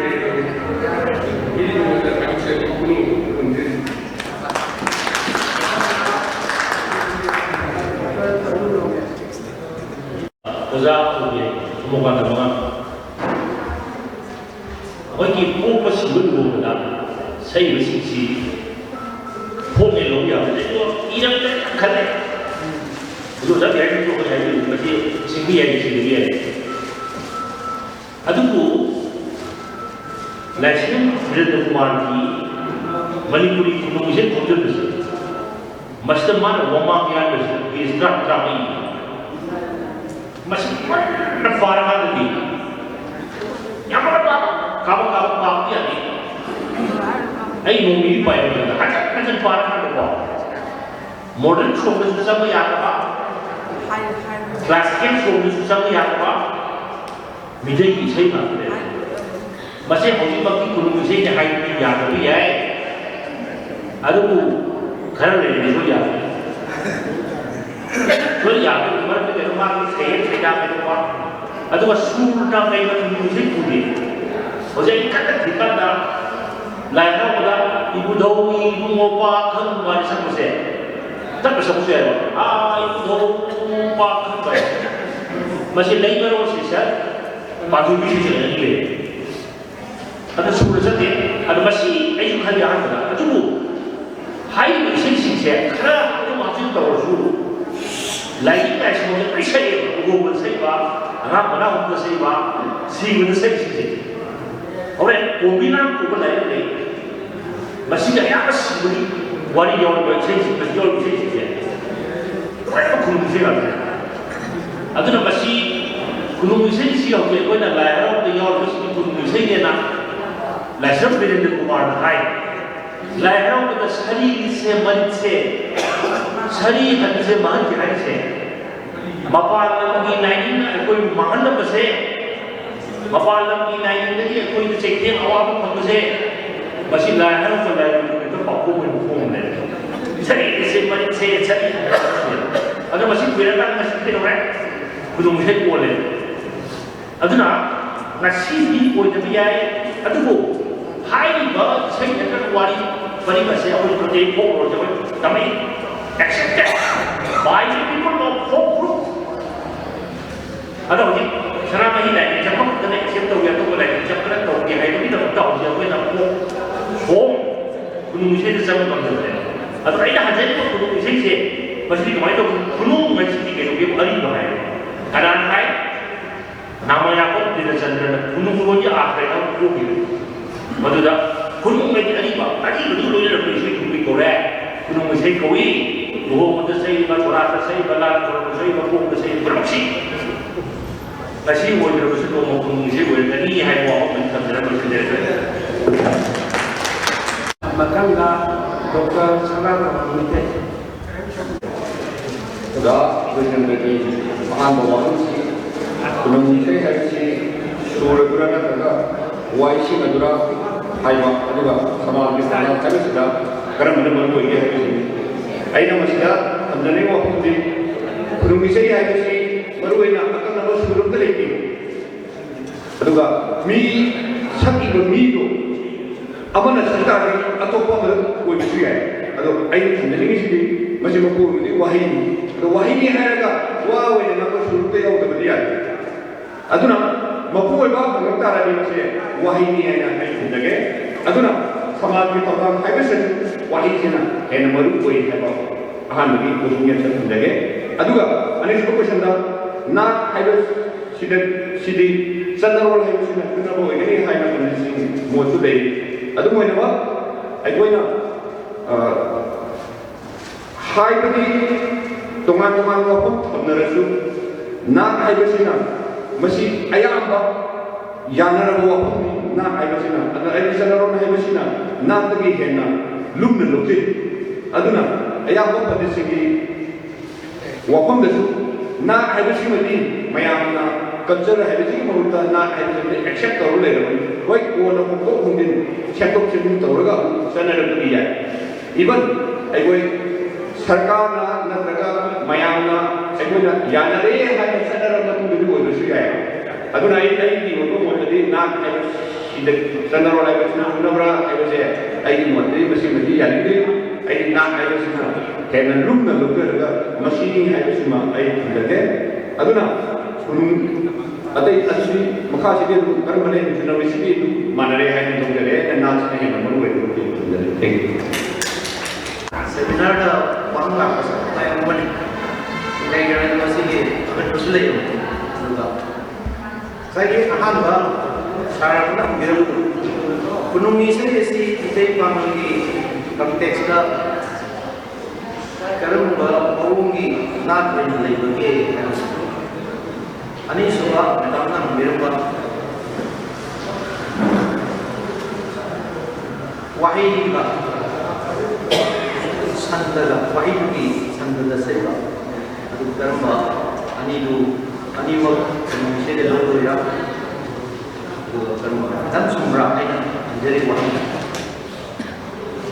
ꯑꯗꯨꯁꯨ ꯍꯪꯖꯔꯝꯃꯤ ꯑꯗꯨꯒ ꯒꯖꯜꯒ ꯃꯔꯤꯐꯠꯀ ꯋꯥꯍꯪ ꯑꯃꯅ ꯒꯖꯜ ꯃꯥꯔꯤꯐꯠ ꯑꯗꯨꯒ ꯀꯋꯥꯂꯤ ꯃꯁꯤꯕꯨ ꯃꯅꯤꯄꯨꯔ ꯃꯩꯇꯩ ꯄꯥꯉꯜꯒꯤ ꯈꯨꯅꯨꯡ ꯏꯁꯩꯗ ꯆꯟꯐꯝ ꯊꯣꯛꯄ꯭ꯔꯥ ꯍꯥꯏꯕ ꯃꯇꯝ ꯋꯥꯐꯝꯁꯤ ꯑꯩ ꯃꯊꯪ ꯊꯝꯖꯒꯦ ꯑꯩꯒꯤ ꯄꯦꯄꯔꯁꯤꯗ ꯃꯤꯇꯩ ꯄꯥꯉꯜꯒꯤ ꯈꯨꯅꯨꯡ ꯏꯁꯩ ꯅꯩꯅꯕꯗ ꯈꯨꯗꯣꯡꯆꯥꯗꯕꯒꯤꯗꯃꯛ ꯃꯤ ꯑꯅꯤ ꯊꯣꯛꯅ ꯌꯦꯡꯕ ꯌꯥꯏ ꯍꯥꯏꯕ ꯑꯍꯥꯟꯕꯅ ꯁꯃꯥꯖꯒꯤ ꯑꯃꯁꯨꯡ ꯂꯩꯕꯥꯛꯀꯤ ꯑꯣꯏꯕ ꯆꯠꯅꯕꯤ ꯑꯗꯨꯗ ꯁꯩꯊꯥꯔꯒ ꯅꯤꯡꯖꯔꯒ ꯍꯥꯏꯖꯕ ꯐꯣꯡꯗꯣꯛꯆꯕ ꯏꯁꯩ ꯑꯗꯨꯃ ꯑꯅꯤꯁꯨꯕꯅ ꯑꯩꯈꯣꯏꯒꯤ ꯃꯗꯨꯗ ꯌꯥꯎꯔꯤꯕꯗꯨꯗ ꯇꯧꯕ ꯃꯁꯛ ꯅꯥꯠꯀꯤ ꯃꯁꯛ ꯑꯗꯒꯤ ꯃꯄꯨ ꯅꯤꯡꯖꯕ ꯑꯩꯈꯣꯏꯅ ꯅꯤꯡꯖꯔꯤꯁꯤ ꯁꯣꯀꯣꯜ ꯂꯞ ꯃꯉꯣꯟꯗ ꯅꯤꯡꯖꯕ ꯃꯇꯝꯗ ꯃꯍꯥꯛꯅ ꯍꯥꯏꯔꯛꯄ ꯋꯥꯍꯩꯗꯨ ꯑꯇꯥꯕ ꯃꯤꯅ ꯅꯤꯡꯁꯤꯡꯅꯅꯕ ꯍꯥꯏꯖꯕ ꯔꯤꯃꯥꯏꯟ ꯇꯧꯅꯕ ꯑꯗꯨꯒ ꯇꯥꯃꯤꯟꯅꯕ ꯍꯥꯏꯕ ꯋꯥꯍꯩꯁꯤꯡ ꯑꯁꯤ ꯑꯗꯨꯅ ꯉꯁꯥꯏ ꯑꯣꯖꯥ ꯔꯣꯃꯦꯁꯅ ꯑꯣꯖꯥ ꯁꯅꯥꯎꯖꯥꯎꯅ ꯄꯨꯔꯛꯄꯗ ꯃꯗꯨꯅ ꯂꯤꯇꯔꯦꯆꯔ ꯑꯣꯏꯔꯒ ꯑꯩ ꯄꯥꯎꯈꯨꯝꯁꯤ ꯍꯤꯟꯗꯤ ꯂꯣꯟꯗ ꯁꯪꯁꯀ꯭ꯔꯤꯠ ꯂꯣꯟꯗ ꯂꯨꯍꯣꯡꯕ ꯁꯛꯂꯛꯄꯁꯤꯁꯨ ꯈꯨꯅꯨꯡ ꯏꯁꯩ ꯑꯣꯏꯗꯣꯏꯔꯥ ꯑꯃꯔꯣꯝꯗ ꯑꯥꯔꯊꯀꯤ ꯋꯥꯍꯩ ꯈꯔ ꯁꯤꯖꯤꯟꯅꯔꯒ ꯃꯗꯨꯒꯤ ꯑꯥꯔꯊ ꯂꯥꯏꯅꯤꯡ ꯄꯊꯥꯞ ꯃꯌꯥꯝ ꯅꯤꯡꯁꯤꯡꯅꯔꯒ ꯁꯛꯏꯕꯗꯨꯁꯨ ꯈꯨꯅꯨꯡ ꯏꯁꯩ ꯑꯣꯏꯗꯣꯏꯔꯥ ꯍꯥꯏꯕ ꯋꯥꯍꯪꯁꯤꯒ ꯄꯥꯎꯈꯨꯝ ꯃꯥꯟꯅꯔꯦ ꯃꯇꯝ ꯈꯔ ꯂꯩꯔꯒ ꯑꯣꯏꯈꯤꯕꯁꯨ ꯌꯥꯏ ꯑꯣꯖꯥ ꯔꯣꯃꯦꯁꯀꯤ ꯋꯥꯍꯩꯗ ꯍꯧꯖꯤꯛꯇꯤ ꯃꯗꯨ ꯅꯩꯅꯕꯒꯤ ꯁꯔꯨꯛ ꯊꯝꯃꯒꯁꯨ ꯆꯠꯇꯦ ꯑꯗꯨꯝ ꯆꯠꯂꯤꯕꯅꯤ ꯍꯥꯏꯕꯁꯤꯅ ꯑꯗꯨꯅ ꯑꯩꯒꯤ ꯋꯥꯈꯜꯗ ꯅꯥꯠ ꯍꯥꯏꯕꯁꯤꯗꯤ is a part of culture ꯆꯠꯅꯕꯤ ꯍꯥꯏꯕꯁꯤꯗꯤ is a part of culture ꯅꯥꯠꯀꯤ ꯃꯁꯥ ꯃꯁꯛ ꯑꯃꯒꯤ ꯃꯅꯨꯡꯅꯤ ꯑꯗꯨꯅ ꯆꯠꯅꯕꯤꯁꯤꯁꯨ ꯑꯩꯈꯣꯏꯒꯤ ꯁꯣꯁꯥꯏꯇꯤꯁꯤꯗꯩꯗ ꯂꯩꯔꯤꯕ ꯑꯃꯅꯤ ꯑꯗꯨꯅ ꯈꯨꯅꯨꯡ ꯏꯁꯩꯗ ꯆꯠꯅꯕꯤꯒꯤ ꯃꯁꯛ ꯎꯠꯄ ꯋꯥꯍꯩ ꯇꯥꯛꯄ ꯃꯌꯥꯝ ꯑꯃ ꯌꯥꯎꯔꯤ ꯑꯗꯨꯒ ꯃꯗꯨꯅ ꯑꯩꯅ ꯉꯁꯤ ꯁꯦꯃꯤꯅꯥꯔꯁꯤ ꯄꯨꯊꯣꯛꯆꯔꯤꯁꯤ ꯃꯤꯇꯩ ꯄꯥꯉꯜꯒꯤ ꯈꯨꯅꯨꯡ ꯏꯁꯩ ꯑꯣꯏꯅ ꯂꯩꯔꯤꯕꯗꯨꯗꯒꯤ ꯅꯥꯠꯄꯨ ꯃꯁꯛ ꯎꯠꯊꯣꯛꯄ ꯃꯁꯛ ꯍꯥꯏꯕꯁꯤꯅꯤ ꯍꯥꯏꯅ ꯑꯩꯅ ꯂꯧꯖꯩ ꯑꯗꯨꯅ ꯁꯨꯞꯂꯞꯅ ꯈꯨꯝꯖꯔꯕꯗ ꯑꯩꯈꯣꯏꯅ ꯋꯥꯍꯩ ꯀꯨꯔꯥꯟꯒꯤ ꯑꯃꯁꯨꯡ ꯍꯗꯤꯁꯀꯤ ꯑꯣꯏꯕ ꯋꯥꯍꯩꯁꯦ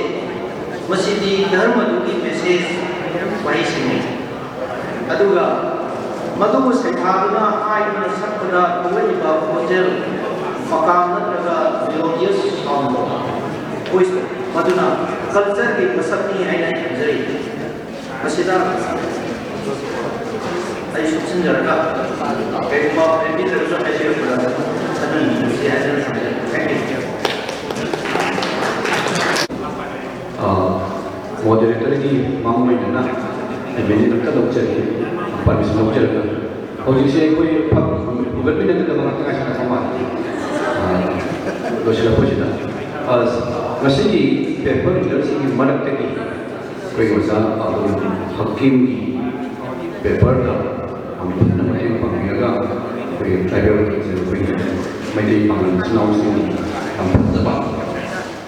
सही सभी तना तवान का ये मनो कोई ना कोई पुन मंत्र माहौ मपी पिनी का ये वजह अजर हिम स्टेज तक लेकर फिर का कोई कल्चर प्रोग्राम में के लिए कोई हम से बकी हम थोड़ा तो उसे के वजह यार परफॉर्मेंस को टीवी ना तो ना कोई ना माहौ में तो कोई यूनिक में का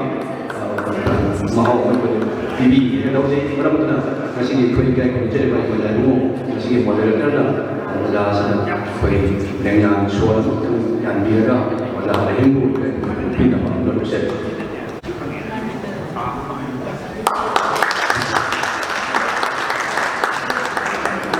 jadi berjalan ini kalau kita mahu mereka kerja di bawah moderator terus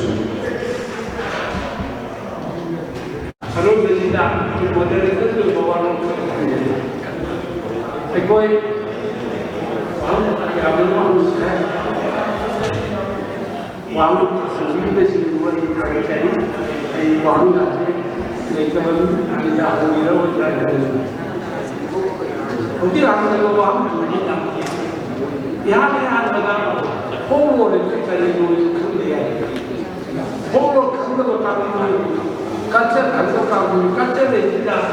legal tradition, how do you put folk culture, culture in the country, how do you any culture in the case of the folk culture is again legal tradition, great tradition. Go Madu Town. I'll follow that. Aina, any folk coming there, one that has to be accepted by the majority of the folk. Ni kamu na jangan mau jadi apa? Ayi na Malaysia mai na itu pasal dia. Then has to be accepted. Aku ni member of the house ni, nanti community ni jangan macam ni. Jangan tadi pokok semua lagi. Ada tak? Pokok ni changeability ada. Jadi apa fix lagi jangan. Never. Culture is dynamic. Culture is the absolute change. Culture is the absolute change. Culture is the absolute. Culture is the absolute. Aduga, follow the changeable. Hanya kita follow kita mama. Mandi mati cuma kita boleh. Fine, I boleh lagi. There will be no variation. Mana tu jauh, mana tu jauh tu. Apa namanya? Follow, ada je legal masih. Adulah, kalau folk show ada, saya folk show ada. Cinta sampai ini masih folk show lah. Dek, cinta sampai ini Cina dan Kiri mereka kali ini masih di ikut kuya nanti muncul jadi Maju kemana? Biar lindungi biar sini. Aduh, macam ya ini apa macam macam ya macam except tu. Ayo, ini orang ini except. Macam ini korupsi ni ayah ada. Aduh, ada ni masih ada. Masai ini cara jauh. Masih no original, masih no apa? Any folk song original kamu tu reality tu. Saya tadi belum kami, begini ni. Kamu ada folk dia anda kamu ini. Aduh na. Folk song ada kata saya macam folk song ini kan music itu nak apa? Study of the music and sanadudi sanadudi sanadudi masih udah aja kan pokok karawai itu nilai kamu ini punya nama saya siapa mana akan nama saya susah dari akan nama saya selera ini jubi paskul ada kau paskul madu ini sama ayah ayah yang pokoknya karena masih standar style of pokok mythology dan generika juga base 1033 isinya jelas beliau pokok sa best define pokok ini actually best define so bisa kalian dan bekerja pokok juga saya kayak pokok kalian aku biar kamu punya saya kayak lewat rumah saya aduh ada my folk song comprises the poetry and music of the group poetry folk poetry ada music my sandal group where literature is participating is not by writing or number but those organization Cinta Cinta lagi, ibadah dia. Cinta lagi, ini. Dia itu kawan ini benar-benar cinta sangat. Cinta pada kita dia dari dia. Dari sana jadi pokok. Ini pokok di agenda di luar waktu. Kita beliau tadi, ada pokok dia. Pokok kaji akan dia ni.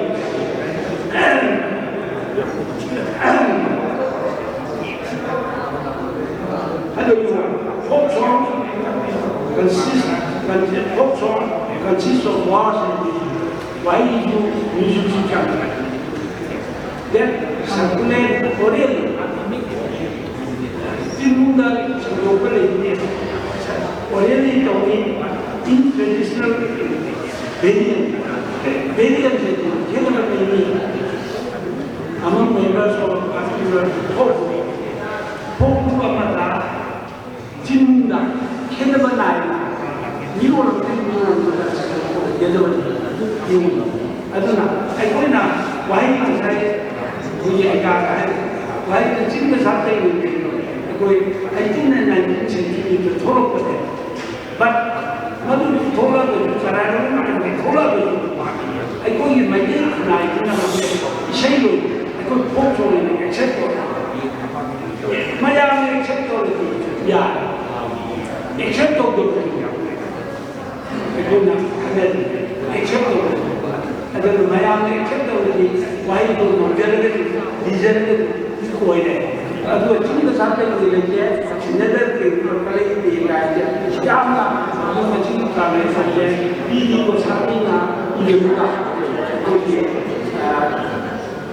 आगे जल्दी नहीं बताने आखिर जाती है मन मेरी समय अगर फोन होते आपने तो पूरी तरह काम बचेंगे अधूरा ये दिमागना मशीन ना आपको साथ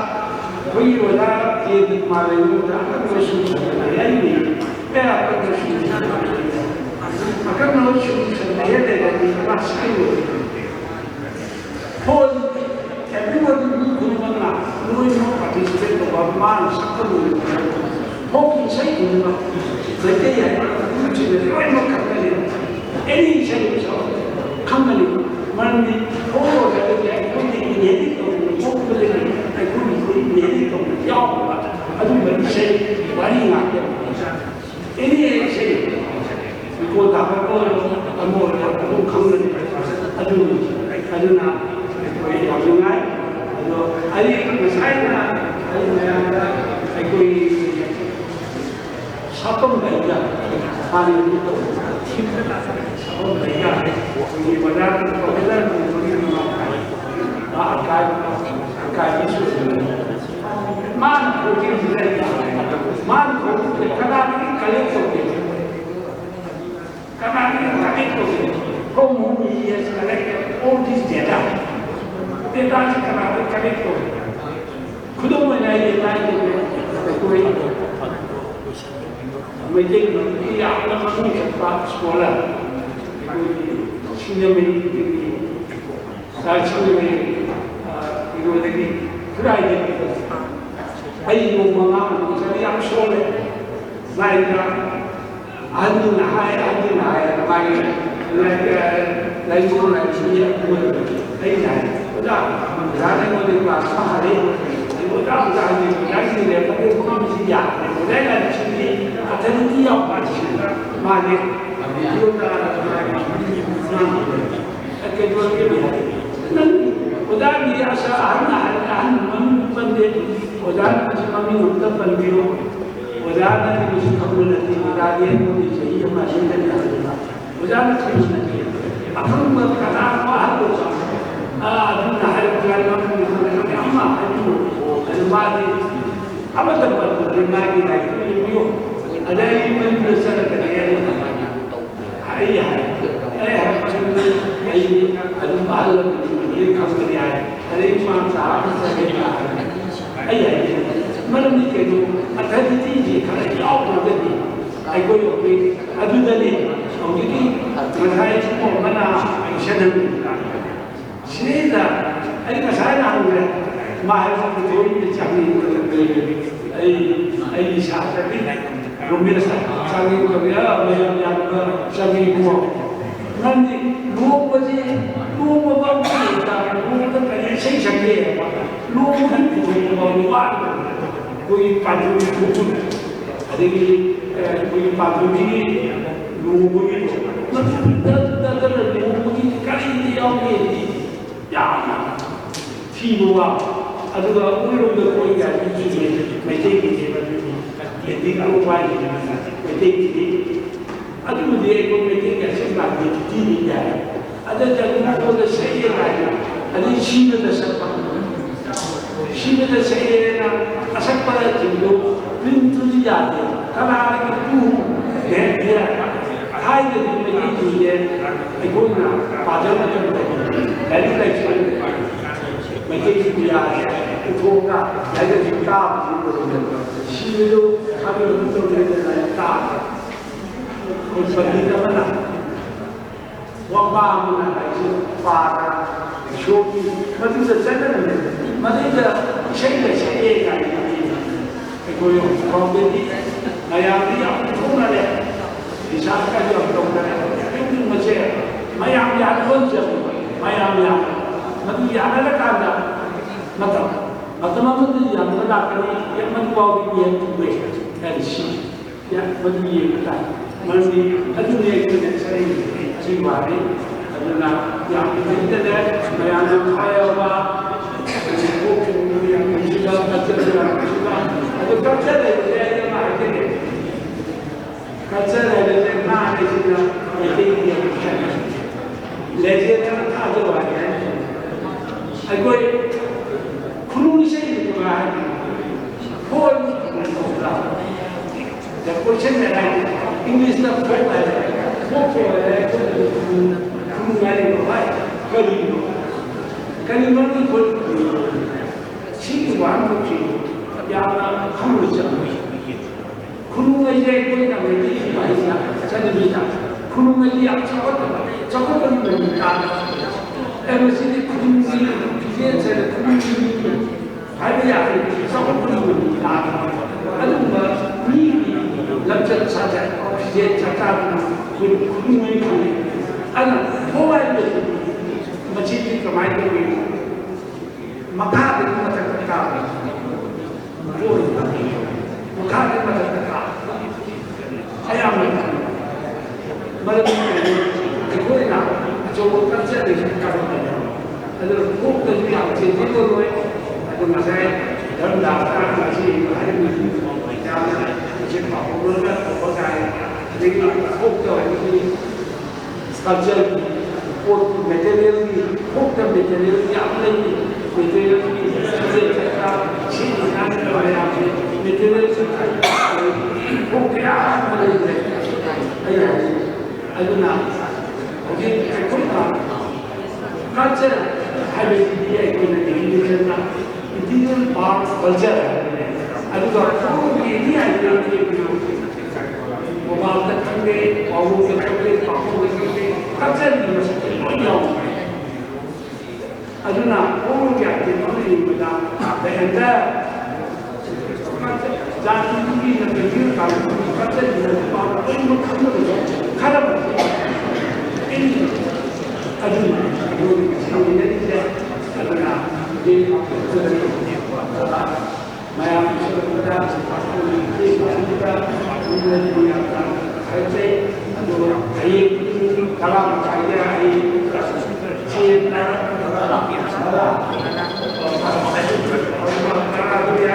मरने के लोगों वाली ना अच्छे केंद्र वाले मरने मां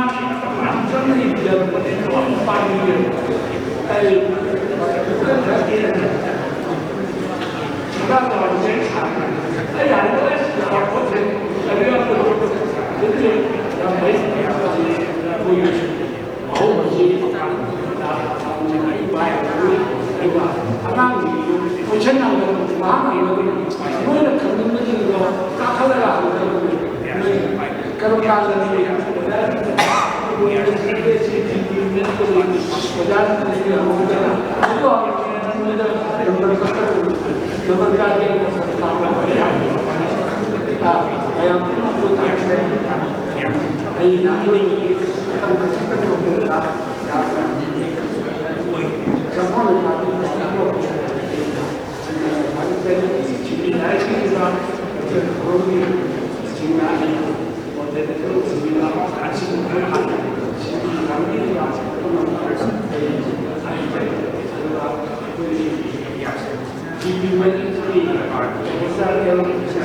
masih ada hubungan dengan lima individu berbeda.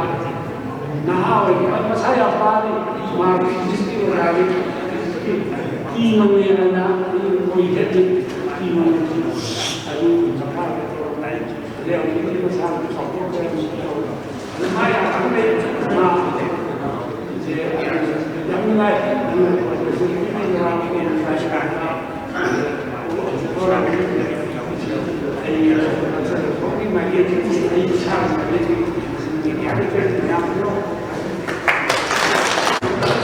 petang sih ikai kerja di model kerja cerita bahan mereka sesi sesi petang terus jadi hari ini cenderung juga ani supaya kan sesi antara sang dua ini yang batam sang dan kira